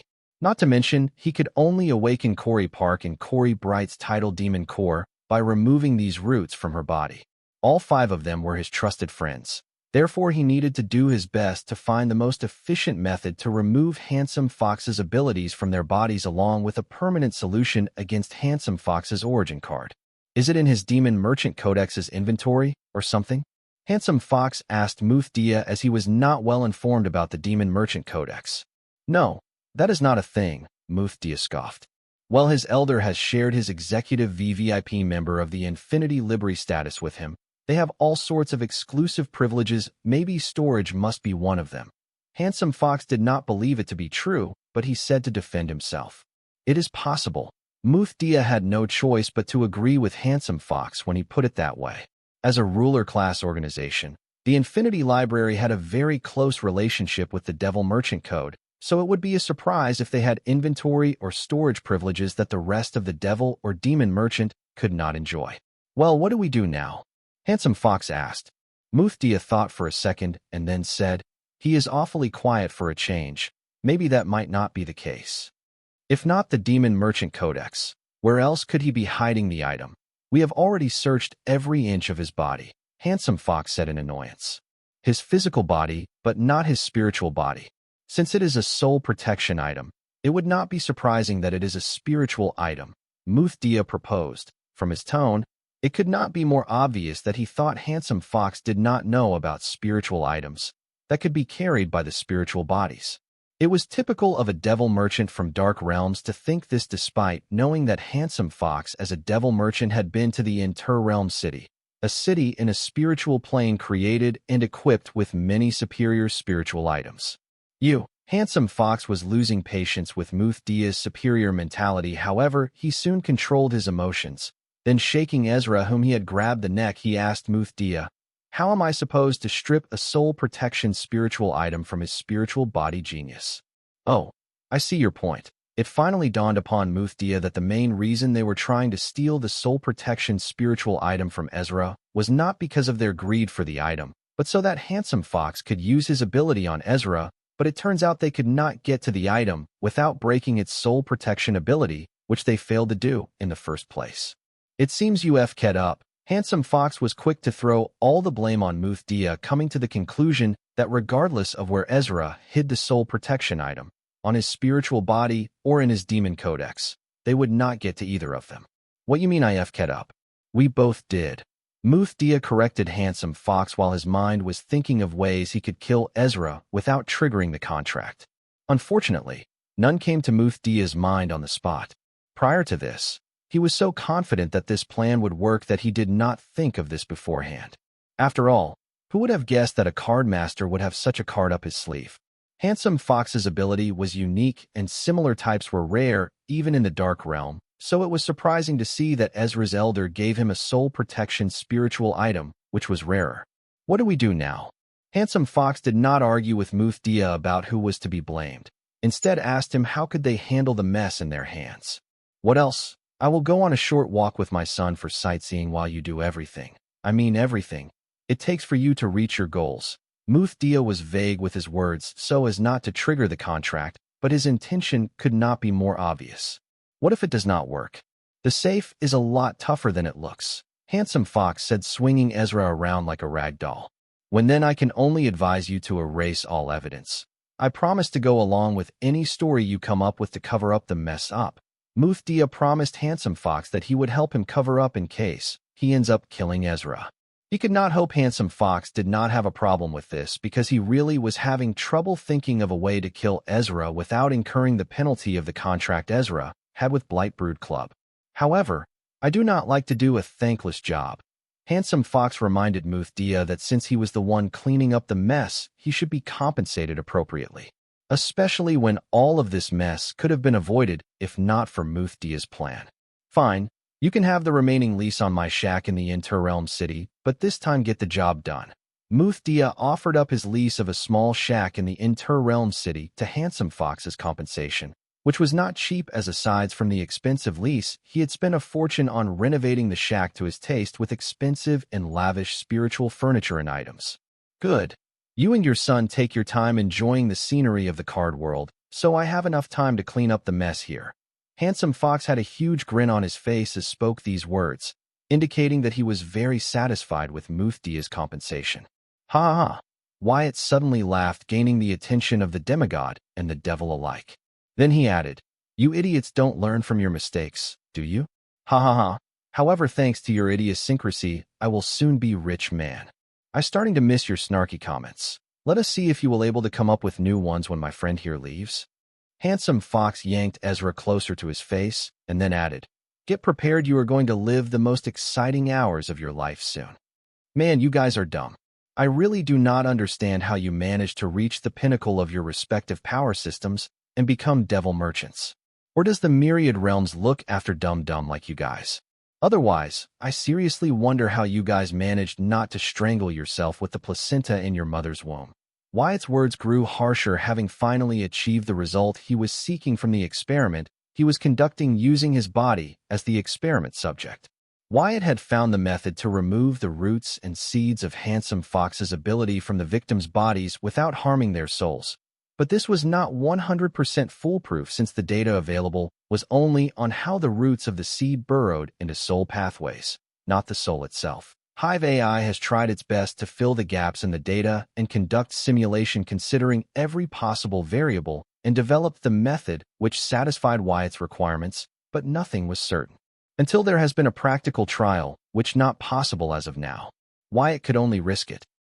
Muthdia looked at Ezra for a second before he grabbed his son and left the vicinity.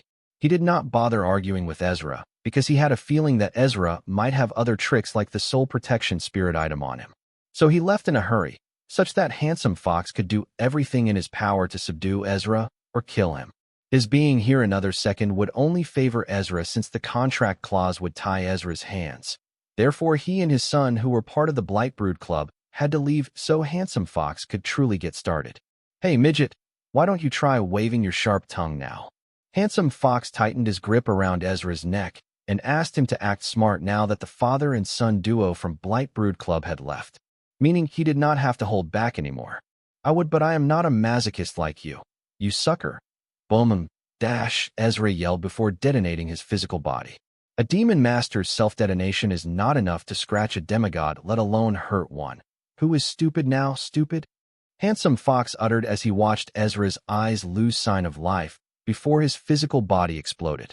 Unfortunately, there was nothing left of Ezra to answer him. What happened? Listening to the explosion, Muthdia, who had not gone far, rushed back to check on Handsome Fox. He detonated himself. Handsome Fox informed Muthdia, who repeated his words word to word in astonishment.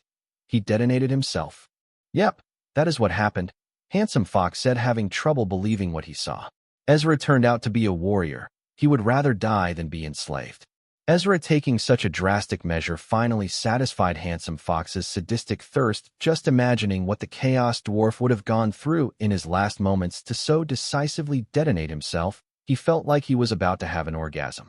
It's a pity, though, since his spiritual items did not drop. I guess he chose to destroy them with his death, Muthdia said. He could not be happier with how things turned out. He felt that Ezra had made things easier for them. Now there were only two people who knew about the secret of the hell of the contamination being born, him and his son. "Yes, it is a pity. But what do we tell the faction?" Handsome Fox asked. "Well, one thing is for sure, we cannot report back to the faction what exactly happened here. Cheer up. We have little to worry about, as I do not believe the faction will be willing to lose 2 devil merchants over a dead Chaos Dwarf," Muthdia said confidently. Muthdia was not wrong. With the 7 Princes of Hell faction's upcoming event to conquer the Card Realm, where their predecessor failed, the faction could not afford to cut off 2 devil merchants. Especially Handsome Fox, who had a good enough understanding of Card World, since they had invested all their fortune to buy the Devil Merchant Code's rights to the Card World. They had to make up for their investment, while also making a huge profit enough for them to compensate for the labor and time. So even though Muthdia and Handsome Fox had made a huge mistake, they will be penalized to slave for the faction at best and not be thrown out of the faction at times like this. This was what gave Muthdia the courage to go against faction orders and do things his way. From convincing Handsome Fox that enslaving Ezra would be the best choice to kill Ezra to erase their biggest blunder. If you say so. But know this, if the factions come after me, I will not hesitate to throw you under the bus. Handsome Fox warned Muthdia that if the faction were to suspect or blame him for the failure of the mission, he would not hesitate to reveal to them what exactly had transpired. Having sold his realm, the 7 Price of Hell faction was his means to move to the Dark Realm. Relax, we are in this together. Trust me. Muthdia was so happy with the way the things had turned out that he did not mind Handsome Fox's rudeness. Handsome Fox frowned looking at giddy Muthdia. He felt that Muthdia was happy with the death of Ezra, and he was sad about failing the faction's mission to recruit Ezra into their faction along with his elder if possible. Handsome Fox locked eyes with Muthdia, and without any exchange of words, he tried to gauge Muthdia's real motive. However, just then, his, Muthdia's, and Kuthdia's demon/devil merchant codex rang alerting them of an incoming message. Surprised by the coincidence, all 3 locked eyes suspiciously, and then shaking their head they went through their respective messages. Hi dumbass. I told you guys you would help me make a fortune. Now do you believe me? Going through the notification, Muthdia, who was the happiest of the 3, exclaimed, "How is possible? Could it be somebody less?" The trio locked their eyes again, but this time instead of suspicion there was shock and a hint of fear in them. Especially Muthdia and Handsome Fox. If Muthdia was worried that his secret about the successor of the Hell of Contamination being born was no longer safe, Handsome Fox felt that he was a fool. The message I received is making use of the Infinity Library's personal realm network and has a very high privacy. I guess it's the same for you guys too. This kind of message could only have been sent by the executive VVIP member of the Infinity Library. Who is it we do know has access to the privileges of the Infinity Library's executive VVIP membership?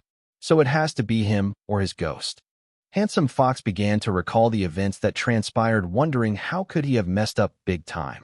The reason he agreed to Muthdia's plan despite it defying the faction orders and the executive VVIP member of the Infinity Library backing Ezra was because of the greed of owning a Chaos Dwarf slave. The moment the Chaos Dwarf saw through his undead incarnation when a powerful devil like Muthdia was not even suspicious, he wanted it to join his collection. Aside from the part about satisfying his sadistic urges, the reason Handsome Fox strongly agreed with Muthdia's reason to not follow the faction orders and complete the mission their own way was as long as he controlled Ezra, not only would he manage to keep the faction happy, but would also be able to, at best, fool Ezra's elder into believing that Ezra joined their faction willingly, or at worst blackmail Ezra's elder with Ezra's freedom. However, as time had proven, it turns out they had seriously underestimated the means of an executive VVIP member of the Infinity Library. A soul protection spirit item was already rare, but to think Ezra's elder had given some sort of revival item to a demon master, Handsome Fox could not warp his mind around it. If he had such precious items, he would never be able to share them with others regardless of how much they meant to him, as he loved himself the most. Weren't the devils the same? Was it not the definition of the word devil? Do you have any idea of what kind of revival item Ezra used to survive? In the middle of his question, Handsome Fox noticed Muthdia's face suddenly turn pale, as if he had seen a ghost, and he appeared to be sweating. Seeing the devil sweat over a message, Handsome paused, wondering if he was missing something. He knew that they had screwed up big time by underestimating the means of an executive VVIP member of the Infinity Library. But it was not the end of the world. While Handsome Fox and Kuthdia received one message, Muthdia received 2 messages with a few seconds delay between them. The first one was the same as the one received by the other 2, but the second one was something Muthdia was hoping to avoid at all cost. Muthdia, congratulations on turning your son into the successor of the Hell of Contamination. Just in case your dumb ass did not get the point of this message. Yes, I am blackmailing you. Wait for me to contact you like a good dog. Regards, your new master. What's wrong, Muthdia? Handsome Fox asked. Though he hated the arrogant devil, for him to be scared to this point something terrible must have happened. Nothing, Muthdia instinctively tried to cover up the second message. Though Handsome Fox was not native to the Dark Realm and had no idea of the successor of the Hell of Contamination, it was not hard to find the related information about it in the Devil Merchant Code, so it was best Handsome Fox did not know of it. Come on, we are partners in crimes now. A little trust in each other will take our partnership a long way. Don't you think so? Handsome Fox knew a frightened goose when he saw one, and right now Muthdia was showing all the signs of being one. Tell me that in person, not through an undead incarnation, then I will believe you. Besides, because of your incarnation our plan almost spiraled. Muthdia had no plans about becoming equal with a devil merchant not native to the Dark Realm, let alone share his deepest secret for which he has been preparing for decades. What are you talking about? The plan was doomed to fail from the start with the superior spirit items that Midget had stacked on him. But you are right about meeting in person. The original body will meet you in the Inter-Realm City to get the lease of your spirit shack. Handsome Fox reminded Muthdia about the compensation they agreed on for his service. You still have the galls to ask for compensation? Muthdia shouted in rage. Hey, I did what you asked me to. I scared him into committing suicide by self-detonation. It is not my fault he had a revival spirit item on him. Handsome Fox argued shamelessly. You. Fine, but on a condition that you will not throw me under the bus when the faction conducts an investigation into this matter. Muthdia did not even like to be around Handsome Fox, but right now he had to endure until his son was fat and juicy enough for him to devour him. Once he gets his hands on the Rule Unity title Demon Core, let alone the faction, even Ezra's Elder would not be a threat to him. Deal? Handsome Fox agreed with a wide grin. Just then the three merchant codecs rang notifying them that they had received a message. All three read their respective messages and then locked eyes with each other in dismay knowing the others had received the same message. For a midget, he is quick. He has already taken action. Handsome Fox scoffed. The message they received was from the faction. It was regarding the failure of their mission and Ezra using the contract to come after the entire Blightbrood Club. It seems he has taken action using the Infinity Library through the Executive VVIP member privileges. With the Infinity Library involved, there is no way our faction will be able to come out of this one unscathed, let alone come out on top. Let us hope that the faction does not plan to sacrifice us to appease the midget and his elder. Muthdia said, knowing that the faction did not tolerate failure, but he knew the risks when he took matters into his hands. Muthdia could see all the name and merits he had earned in the faction vanish over this one failure. But it was all worth it. If he gets to redo it, he would not change a single thing about it. Right now he was not scared, but rather confident that regardless of what happened, as long as he was patient enough, he would come on top. As for Ezra blackmailing him, Muthdia thought that the midget would have no idea what he was planning to do. Once he achieves his goal, he will immediately become a ruler-class being, not just in the Dark Realm, but in the entire myriad realms. Then he will show the midget who's the master. Whatever. Handsome Fox brushed off the message from the faction as if it was not a big deal. He acted as if this did not concern him, which caused Muthdia to frown. This demigod has been haughty and arrogant since they met. Muthdia wondered what gave Handsome Fox so much confidence. Other than the fact that Belphegor recruited him into the faction in exchange for helping the faction buy the rights to the card realm for a huge discount, he really knew very little about Handsome Fox. Date: April 16th, 2321. Time: 11:06. Location: Card World, Southern Region, Blossom District, Sky Blossom District, Outskirt. Naked Wyatt hovered on a swamp in his original form. Changing into a new set of clothes, he accessed his Demon Merchant Codex. After seeding 4 messages, he then made an appeal against the Blightbrood Club with Devil Merchant Code for breach of contract under the name of Infinity Library thanks to the privileges of an executive VVIP member. Even though Muthdia and Handsome Fox had blocked the inter-realm travel by scrambling the surrounding space, Wyatt had 2 plans to escape their grasp. The first one was to make use of the pseudo-calamity soul gems he had given to Muthdia. The second one was to escape by using the Devil Merchant Code's inter-realm travel through the spiritual plane.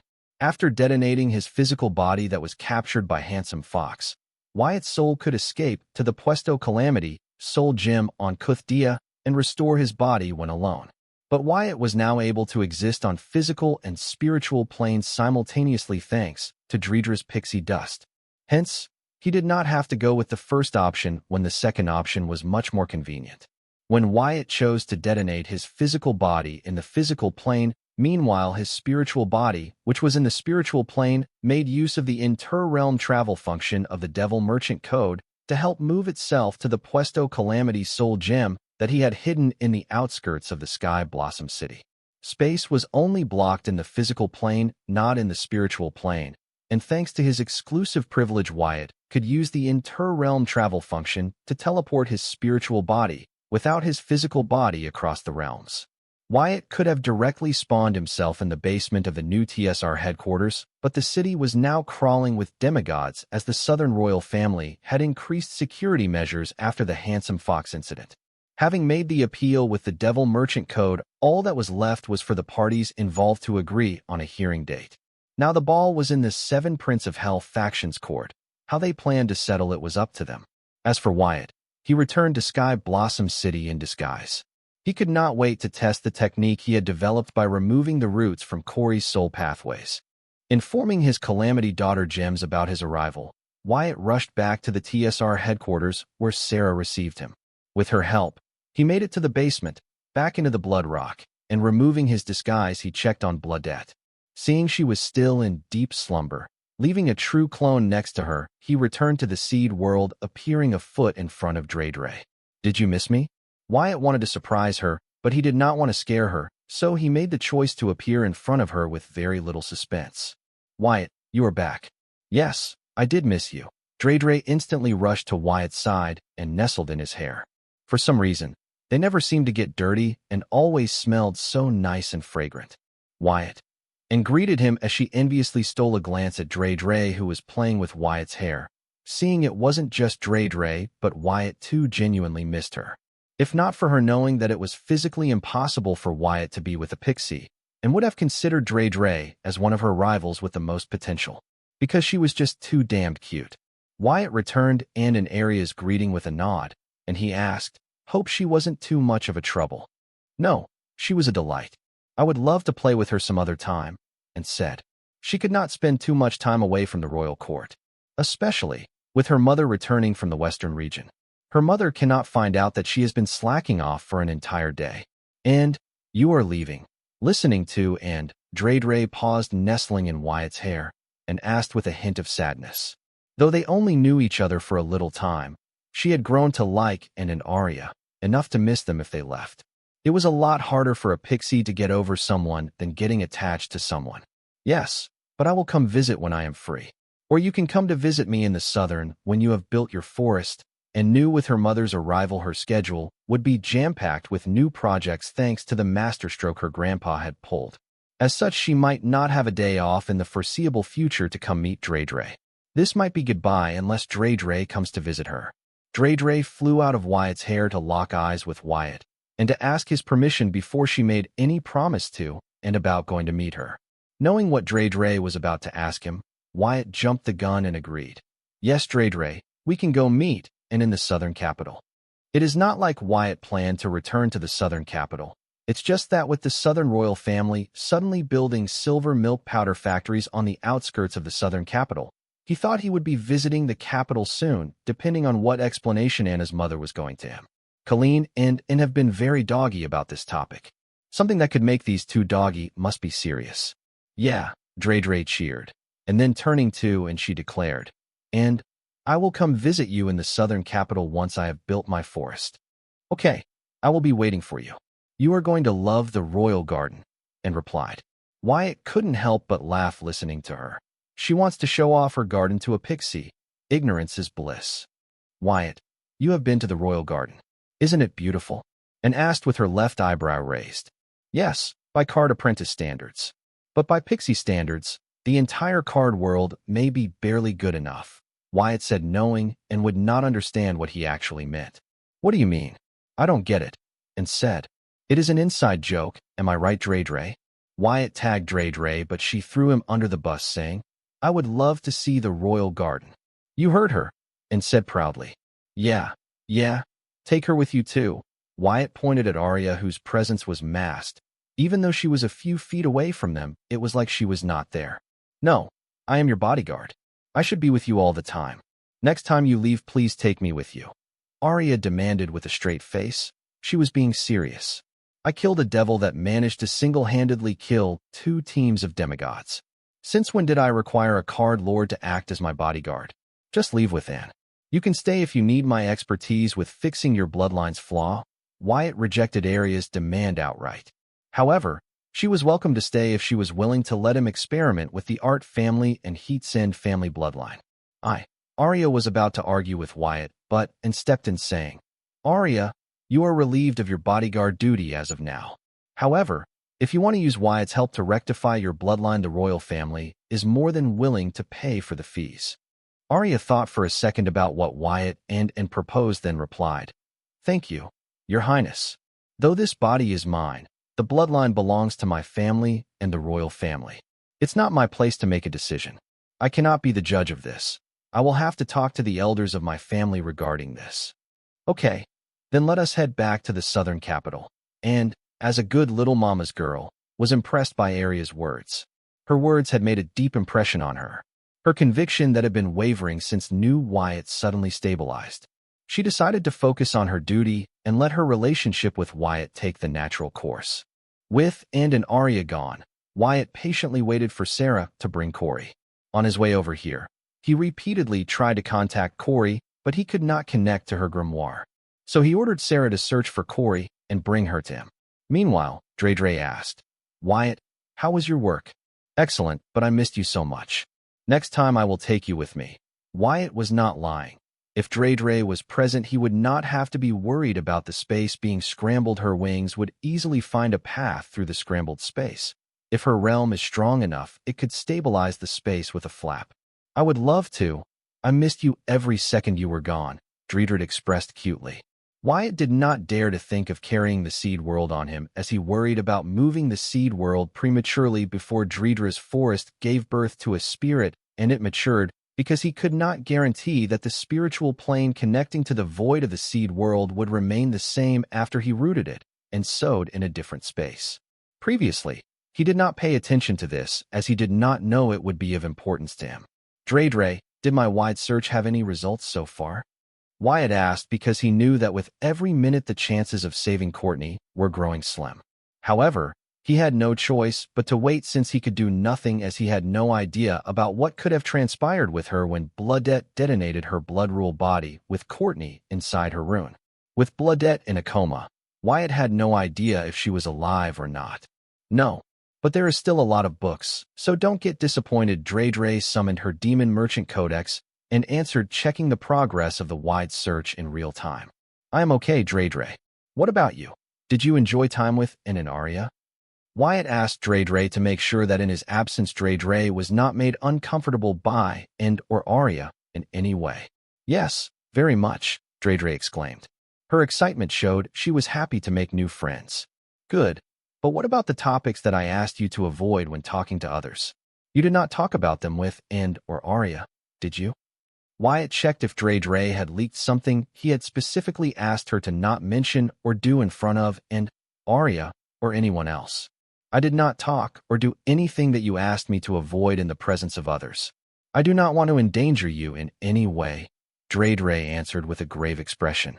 Just to make sure that Dre would not clumsily reveal the secrets of her pixie dust to or Arya, Wyatt might have warned her, saying that his life might be in danger if people found out about the miraculous powers of pixie dust.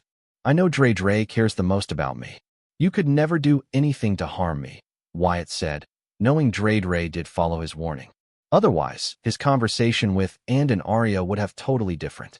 Yes. Dre nodded her little head vigorously, making her odd bobblehead. Dre, go ahead, tend to your forest.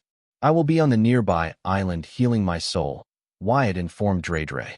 It has been a while since the Hive AI processed and sorted all the books on soul recovery and division, but until now Wyatt had no time to go through them. Even now, if Corey wasn't hard to reach, he would not have been considering to repair his soul and modify its mutation. Instead, he would have been experimenting on Corey to test the method he developed to remove Handsome Fox's ability from the victim's body. Okay, Dre wanted to play with Wyatt longer, but she did not want to disturb him either, so she agreed, planning to focus on speeding the process of her forest spirit formation, so she could mature her forest spirit faster, such that the forest would rely less on her, allowing her to travel with Wyatt to his workplace and other places such as Mead and in the southern capital. Just as Wyatt was moving to the barren island near Dreedra's forest island, he sensed the presence of Sarah and Corey standing in the place where the seed world burrowed into space.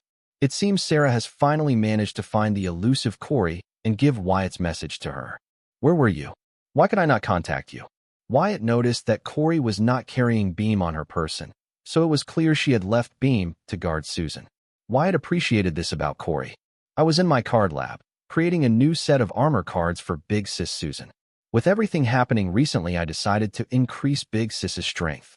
Since we cannot practice in the dungeon and you did not allow me to create her second origin card, I can only create armor cards that help her slime armor swallow and increase its overall power. I know this is not much, but my mind was going crazy. I could not sit around knowing my mama's life could be in danger. So I decided to do what I knew best. Corey explained that the reason Wyatt or anybody could not reach her grimoire was because she was in a card room, creating new armor cards that Susan could use to strengthen herself. Yes, I know exactly what you were talking about. Empty Mind is Devil's Workshop. Wyatt agreed Corey for a change. Well, why did you call me? Corey asked Wyatt as she had no idea why he summoned her. I have developed the method to remove the seed and roots of Handsome Fox's ability from his victims. I need a volunteer to test the method before using it on Susan. Use me. Listening that Wyatt had developed a method to remove the hypnotic suggestion in Susan, Corey volunteered to be the subject so Wyatt could practically test the method he had developed against Handsome Fox's ability. You sure about this? Wyatt asked to see Corey beg him to use her as the test subject. He wondered if he too had a sadistic side to himself and if Corey brought it out. Yes, I am. Just tell me what I need to do, Corey asked eagerly. Her eyes turned pitch black with beet red pupils. It seemed that without Corey Park controlling the darkness in her tidal demon core, Corey was slowly succumbing to it. No, though her eyes turned pitch black with red pupils, her emotions were stable. It seemed she was more in control of the darkness of her. Was this because Corey Park was no longer in the picture? No, it must be because of Beam. She must have helped Corey to control her darkness rather than suppress it like Corey Park was doing. Okay, calm down.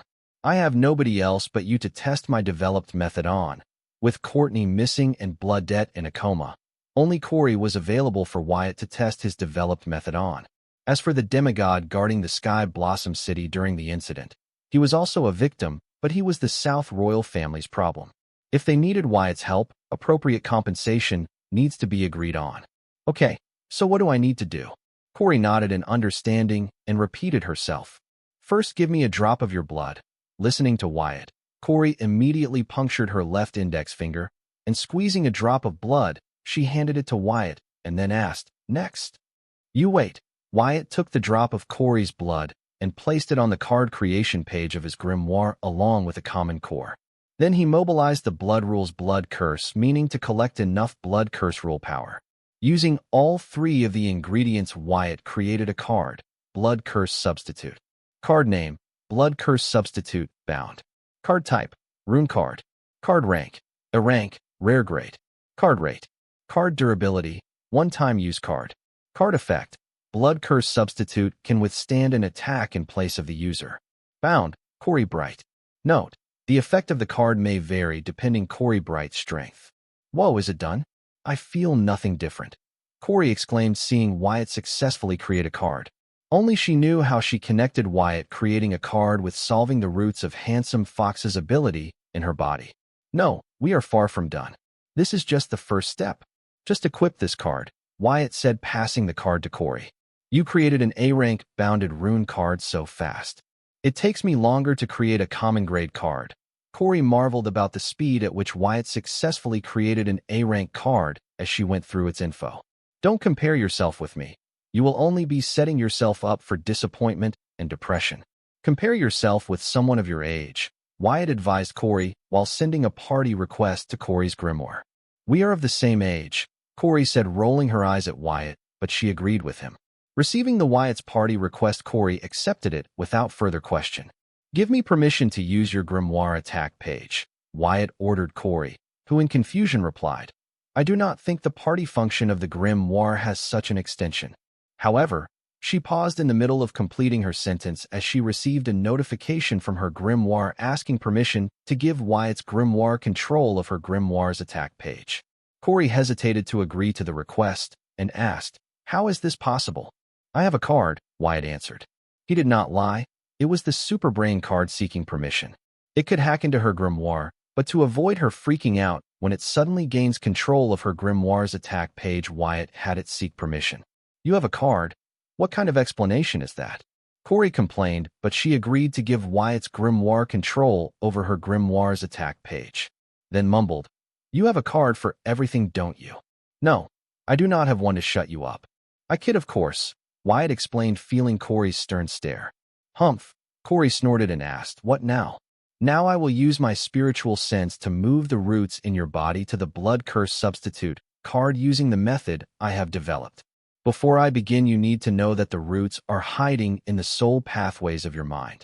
So you have let my spiritual sense explore that part without any form of conscious or subconscious resistance from your side. Resistance would not be a big deal if it was in some other part of your body. However, in the brain, it can prove devastating. If lucky, you will become vegetative, or else you will die on the spot. Do you understand what I am saying? Wyatt warned Corey about the seriousness of a foreign spiritual sense exploring the soul pathways in vital regions, such as the brain. Not to resist the activity of your spiritual sense. I get it, Corey answered with a serious expression. It was not easy for a teenage girl to agree to let a boy use his spiritual sense to explore her body, but Corey did not think twice before agreeing to let Wyatt use his spiritual sense on her. That was how much she loved Susan. Wyatt respected Corey for protecting her conviction till the very end. She was doing everything to protect what she believed, even risking the sanctity of her physical privacy and her life itself. He did not know if Susan was really Corey's mother in her past life, and felt bizarre just thinking of it, but he rooted for Corey. The soul pathways were small, to begin with, for the roots of Handsome Fox's ability to drill into them were 10 or 20 times smaller than them. If not for Wyatt's soul pupil, limited by his realm, he would have missed that even after completing the hypnotic suggestion, the roots of the seed still remained in the victim, suppressing their memories of the incident when they were following the hypnotic suggestion, all while enabling Handsome Fox to trace their location. Even a diamond grade array master or card master would have a very difficult time tracing the roots in the victim's soul pathways using their strong spiritual sense, let alone Wyatt. However, with soul pupils, he did not have to worry about tracing the location of the roots in the victim's body. He needs to worry about removing them. This root was strong, as expected of a demigod's attack. A card master's spiritual sense would not be able to force them out even if he had the perfect method to, as he lacked the power to do so. Fortunately, Wyatt had developed his own celestial force. Equipped with it, his spiritual sense was no longer bound by mortal standards, it had surpassed them.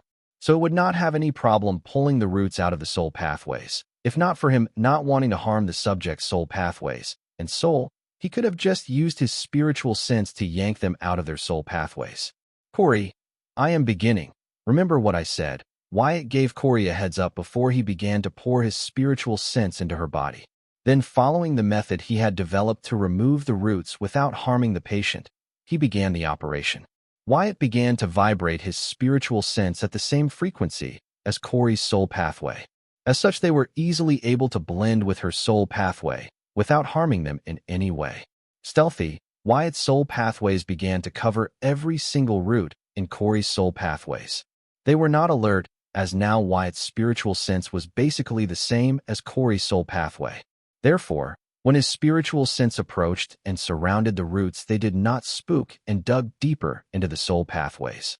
Once Wyatt's soul pathways had completely surrounded the roots, a part of the spiritual sense in touch with the roots began to vibrate in frequency that of the roots and bounded with them, while the other part of the spiritual sense was still vibrating at the same frequency as Corey's soul pathways. This way, Wyatt had not only managed to imprison the roots in his spiritual sense without them knowing. Then Wyatt, with the help of the Superbrain card, gained control of Corey's grimoire's attack page and activated the one-time use blood curse substitute card. Activating the card, Wyatt mobilized his celestial force to empower his spiritual sense, which yanked roots out of Corey's soul pathways and into the blood curse substitute. Till the very end, the roots did not notice what had transpired. As such, Handsome Fox had no idea that Wyatt had successfully managed to remove the roots of his ability from Corey's body without harming her soul pathways. "Got you, you sneak son of a itch," Wyatt exclaimed as he removed the blood curse substitute card containing the roots from Corey's grimoire's attack page and held it, surprising Corey, who was trying her best to not think about Wyatt's spiritual sense exploring her soul pathways. Seeing Wyatt remove the useless blood curse substitute card, she asked, "Done? Was it a success? I do not feel like anything has changed." "Yes," Wyatt replied as he carefully placed the useless blood curse substitute card in his card holder, which Corey found weird. The reason Wyatt was being weird about this was that he had finally had a way to trace Handsome Fox's original body. It was none other than the roots in blood curse substitute card, which could no longer be used. Since Handsome Fox could use the roots to trace the location of his victims, the roots were still connected to his original body in some way. Wyatt planned to use the tracking curse on these roots to locate the original body in some way. However, Wyatt did not immediately follow through with his plan, as he knew someone as cautious as Handsome Fox would definitely have thought of guarding against curses and divinations. Still, it did not hurt Wyatt to give it a try, but not before he had removed all Handsome Fox's ability from within all his friends. This was because if Wyatt were to fail in his attempt to track Handsome Fox by cursing his roots removed from Corey's soul pathway, then Handsome Fox would immediately become aware that someone was using the roots in Corey to track his location through a tracking curse. Even if Wyatt were successful in tracking Handsome Fox through this method, Handsome Fox might be alerted of being traced by a curse.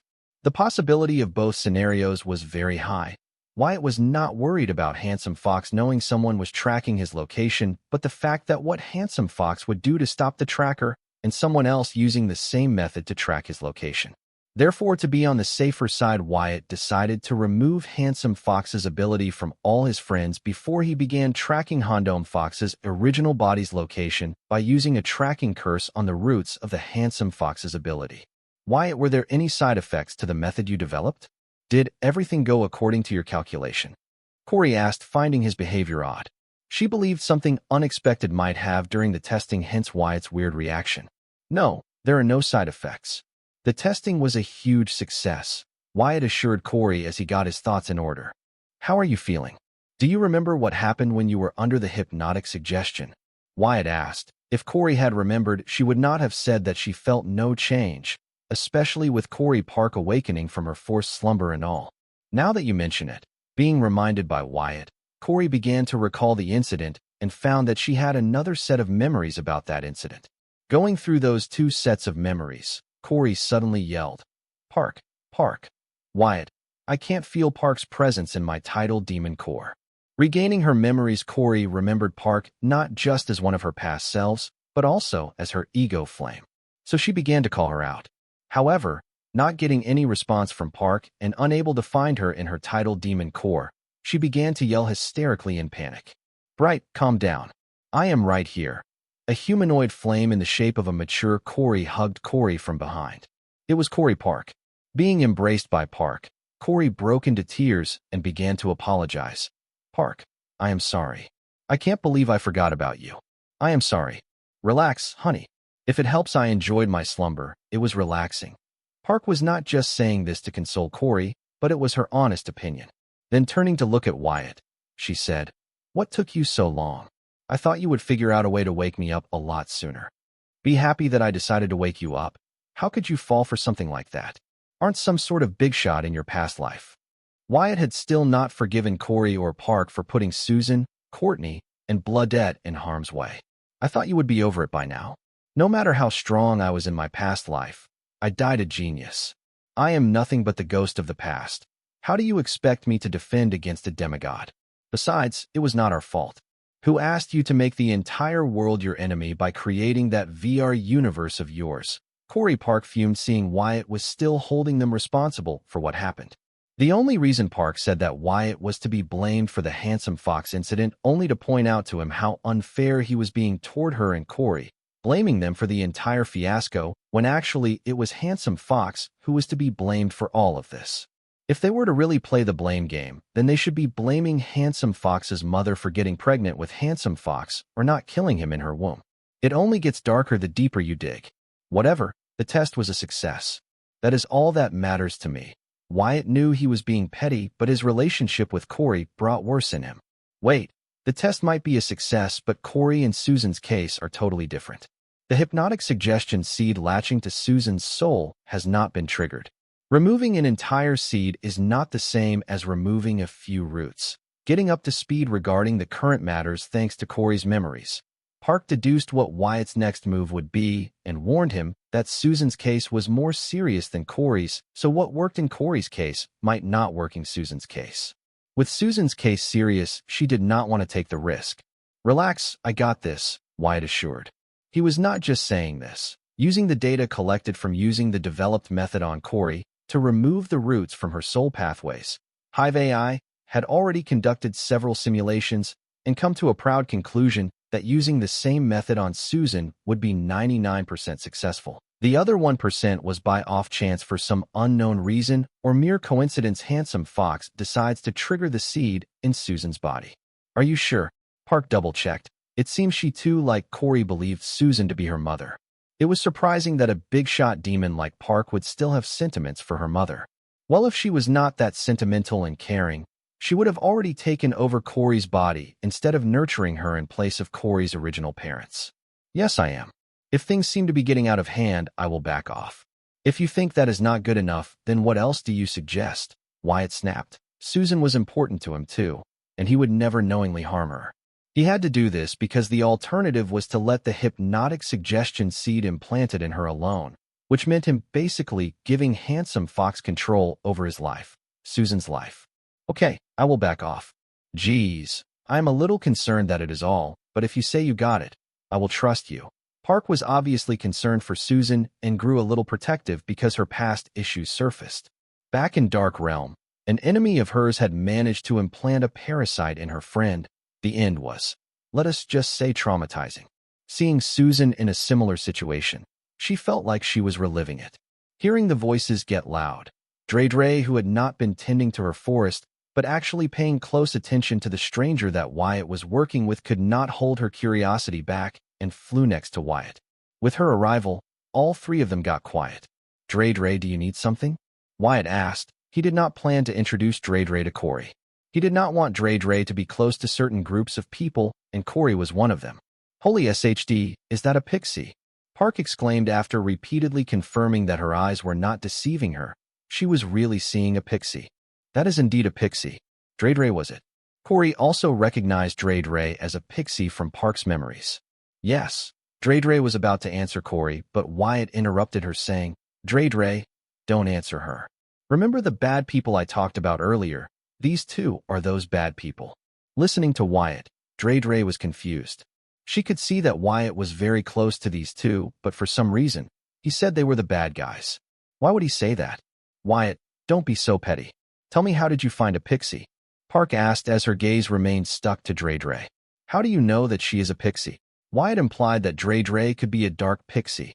Anybody has been to a branch of Infinity Library will not forget these cute little beings. Many would say that the variety of the books in the library is its main attraction, but I say they are wrong. The pixies are the main attraction of the Infinity Library.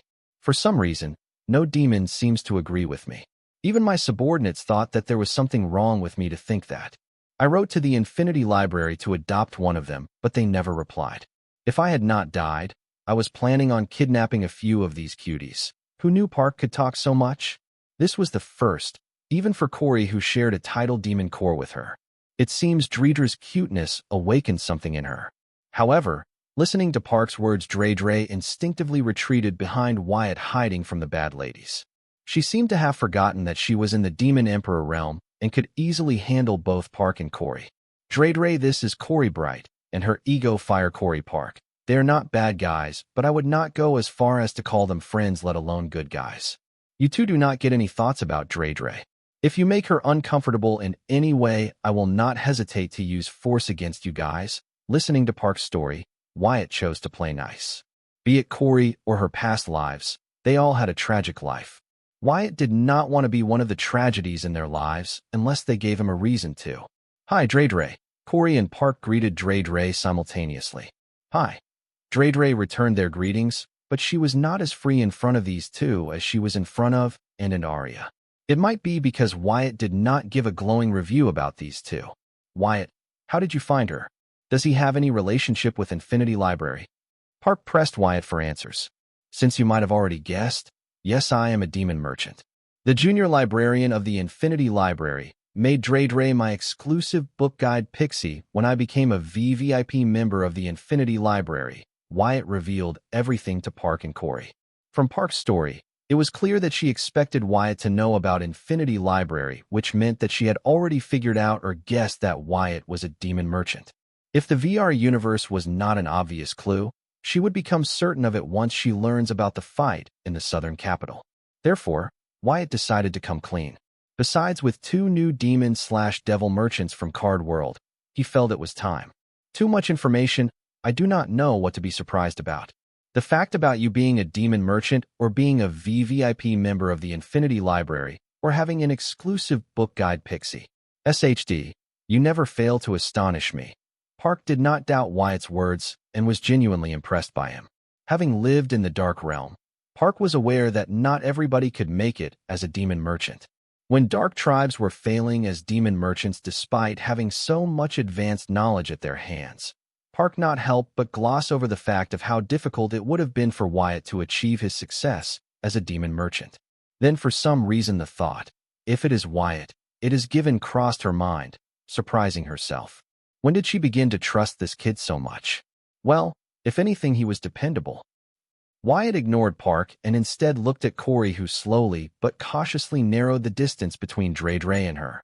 Dre was aware of Corey's advance, but remained passive. Unlike her time with and in Arya, where she actively mingled with them.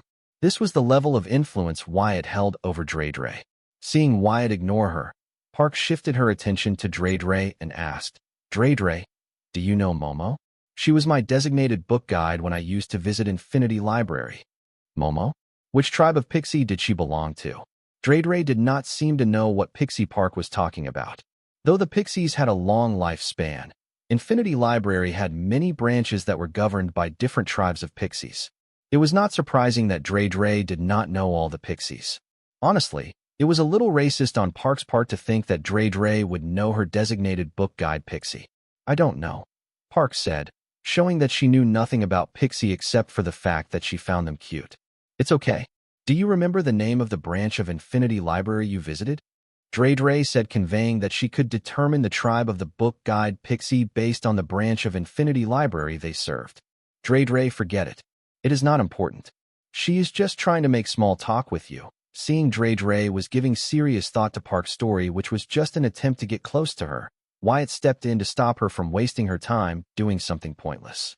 Wyatt, how can you say such a thing? How do you know I wasn't being serious? Momo and I were close friends.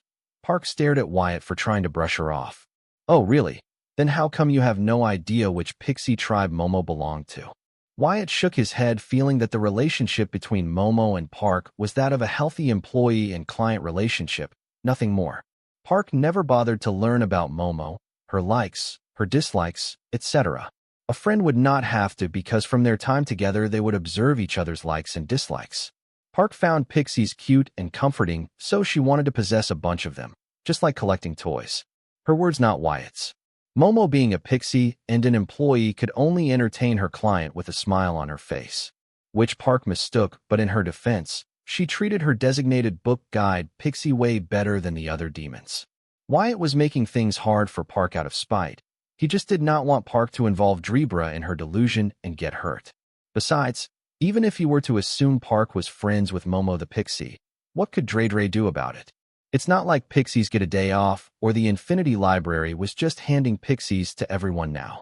Unless Park planned to move to the Dark Realm and live next to that particular branch of Infinity Library where Momo worked. Even if she was thinking of doing that, it was not happening anytime soon. Not to forget, all this was assuming that Park and Momo were friends. Therefore, Dre trying to help Park get in touch with Momo was pointless. Park might not have indicated that she wanted to get in touch with Momo now, but the conversation was heading in that direction. After all, Park planned to use Momo to get close to Dre. This was not an assumption, but an observation. For Park, this was just a means, but not for Dre. After getting what she wants, Park forgets that she used Momo to get close to Dre. However, the same was not true for Dre. She would do her best to help Momo and Park get in touch with each other. In the end, if things did not work out, then Dre would be depressed over it. Wyatt did not want that for Dre. He did not want her to go through that over something so trivial. That never came up when in our conversation. Park retorted. How would it be when all the conversations were surrounded you and of your liking? I am willing to bet all my wealth that Momo the pixie still remembers you and all your gibberish, even though you did not give a damn to learn which tribe she belonged to. I bet you had no idea that pixies had different tribes. If not for your ignorance, we would not be having this conversation. Park, pixies are very selfless and kind creatures. They take their relations very seriously. I am willing to bet my life that Momo the pixie must have mourned for you when you did not return to visit her for decades. It might have taken a long time to get over the sadness of losing you. Unless you are serious about your relationship with Pixie, then do not try to contact her. What I am trying to say is pixies are not your cute toys that you can stash away when you are done playing or get bored of them. They are the most gentle and caring creatures in the entire myriad realms. If you do not understand that, do not waste Dredra's time. Wyatt unloaded on Park. The more Wyatt spoke, the angrier he got. Pixie might not care for Park's ignorance, but he did. He was angry in their place. Wyatt has seen the worst of what sentient creatures across the cosmos were capable of. For a race like pixies to be born among them was nothing short of a miracle. However, the only way they could exist was as slaves. This was a hard pill to swallow, but if not for the monopoly of the Infinity Library over the pixies and erasing everything about pixies' powers, it was hard to imagine these selfless creatures being able to survive in the myriad realms. Especially when the realms these pixies created, instead of protecting them from enemies, became possessive of them for their pixie dust. Listening to Wyatt's lecture, Park was lost in thought. Her expression turned grim as she contemplated everything he said, and then slowly she replied, Wyatt, I agree I have been very ignorant, but back then I had too many going in on my life. Momo was the only person with whom I could be selfish around, just like how children could be selfish around their family. Be it my joy or sorrow, whatever I shared with Momo selfishly, she would take it with a gentle smile, without ever complaining. Therefore, what you said is more of a reason for me to get in touch with Momo and apologize to her for being a terrible friend. Only Park knew that the only reason she could be the Park which her subordinates revered and adored, her enemies respected and feared, was because of Momo. Before she gained her fame and strength, Park was a nobody in the dark realm and was always bullied for being a human. She gave into the darkness to escape all of it. In her pursuit of strength to escape her hellish life, she found Momo, a gentle and kind pixie guide who was genuinely worried for her with no other ulterior motives. Around her, she could be herself, without any judgment. She could be sacred and show her weakness in front of Momo, without having to worry about Momo thinking that she was weak. She came into her life like a guiding light that pulled her out of the darkness. Everything she was today was thanks to Momo and her beautiful smile, which could purge all darkness. This was why Park liked to say that the main attraction of the Infinity Library was not their wide range of books, but their pixies. However, as Wyatt pointed out, she had indeed been ignorant to understand that what she had found was too precious. Or she was just too selfish and chose not to notice it. That was not what I was going for, but sure, if that is what you believe, then go for it. But Dre will not be a part of it. Wyatt did not care what Park wanted to do as long as she did not involve Dre in her mess. From the way Park described her relationship with Momo the pixie, her relationship with Momo was not that of a friend, but of an emotionally present parent and a selfish child. It was clear that Park was feeling guilty, just like the children who selfishly take everything from their parents without giving anything in return, not even a thank you. But when the parents leave for good, the children suddenly come to a realization, but it's too late for them to show appreciation for the sacrifice their parents made for them. How do you expect me to get in touch with Momo without Dredra's help? Park found Wyatt's words unreasonable. She could not think of a better way than to employ Dre to help her get in touch with Momo. That's not our problem. Wyatt said as he swatted away Corey's hand that was sneakily trying to pet Dre, who was lost in her thoughts. Hey, what gives? Corey complained. Wyatt ignored her as she felt Dre gaze on him. With a firm gaze, she declared, Wyatt, I want to help. Listening to her, Wyatt shook his head. It was hard not for someone of Dredra's character to get swept in someone else's sob story. Wyatt did not like to tell Dre that she could not do that or this. Since she was his exclusive book guide pixie, he could, but he preferred not to. Wyatt only put forward his opinion in front of Dre, and it was up to her to follow it or not. No matter what she ends up choosing, regardless of how he felt about it, he had always made it a point to support her. This only applied to very important people in his life, so the list was obviously very short. So far, Susan and Anna were the only two names on the list, but now Dre had joined them. Seeing Wyatt shake his head, Dre explained why she wanted to help Park. Wyatt, I am not doing this for Park, but for Momo, because I think that Momo would love to know how Park really felt about her. I'd love to hear from you. Thanks so much for watching. Did you enjoy this video? If you did, make sure to hit that notification bell so you never miss an update. And don't forget to subscribe and give this video a big thumbs up. Your support means the world to me, and I can't wait to see you in the next one. Thank you.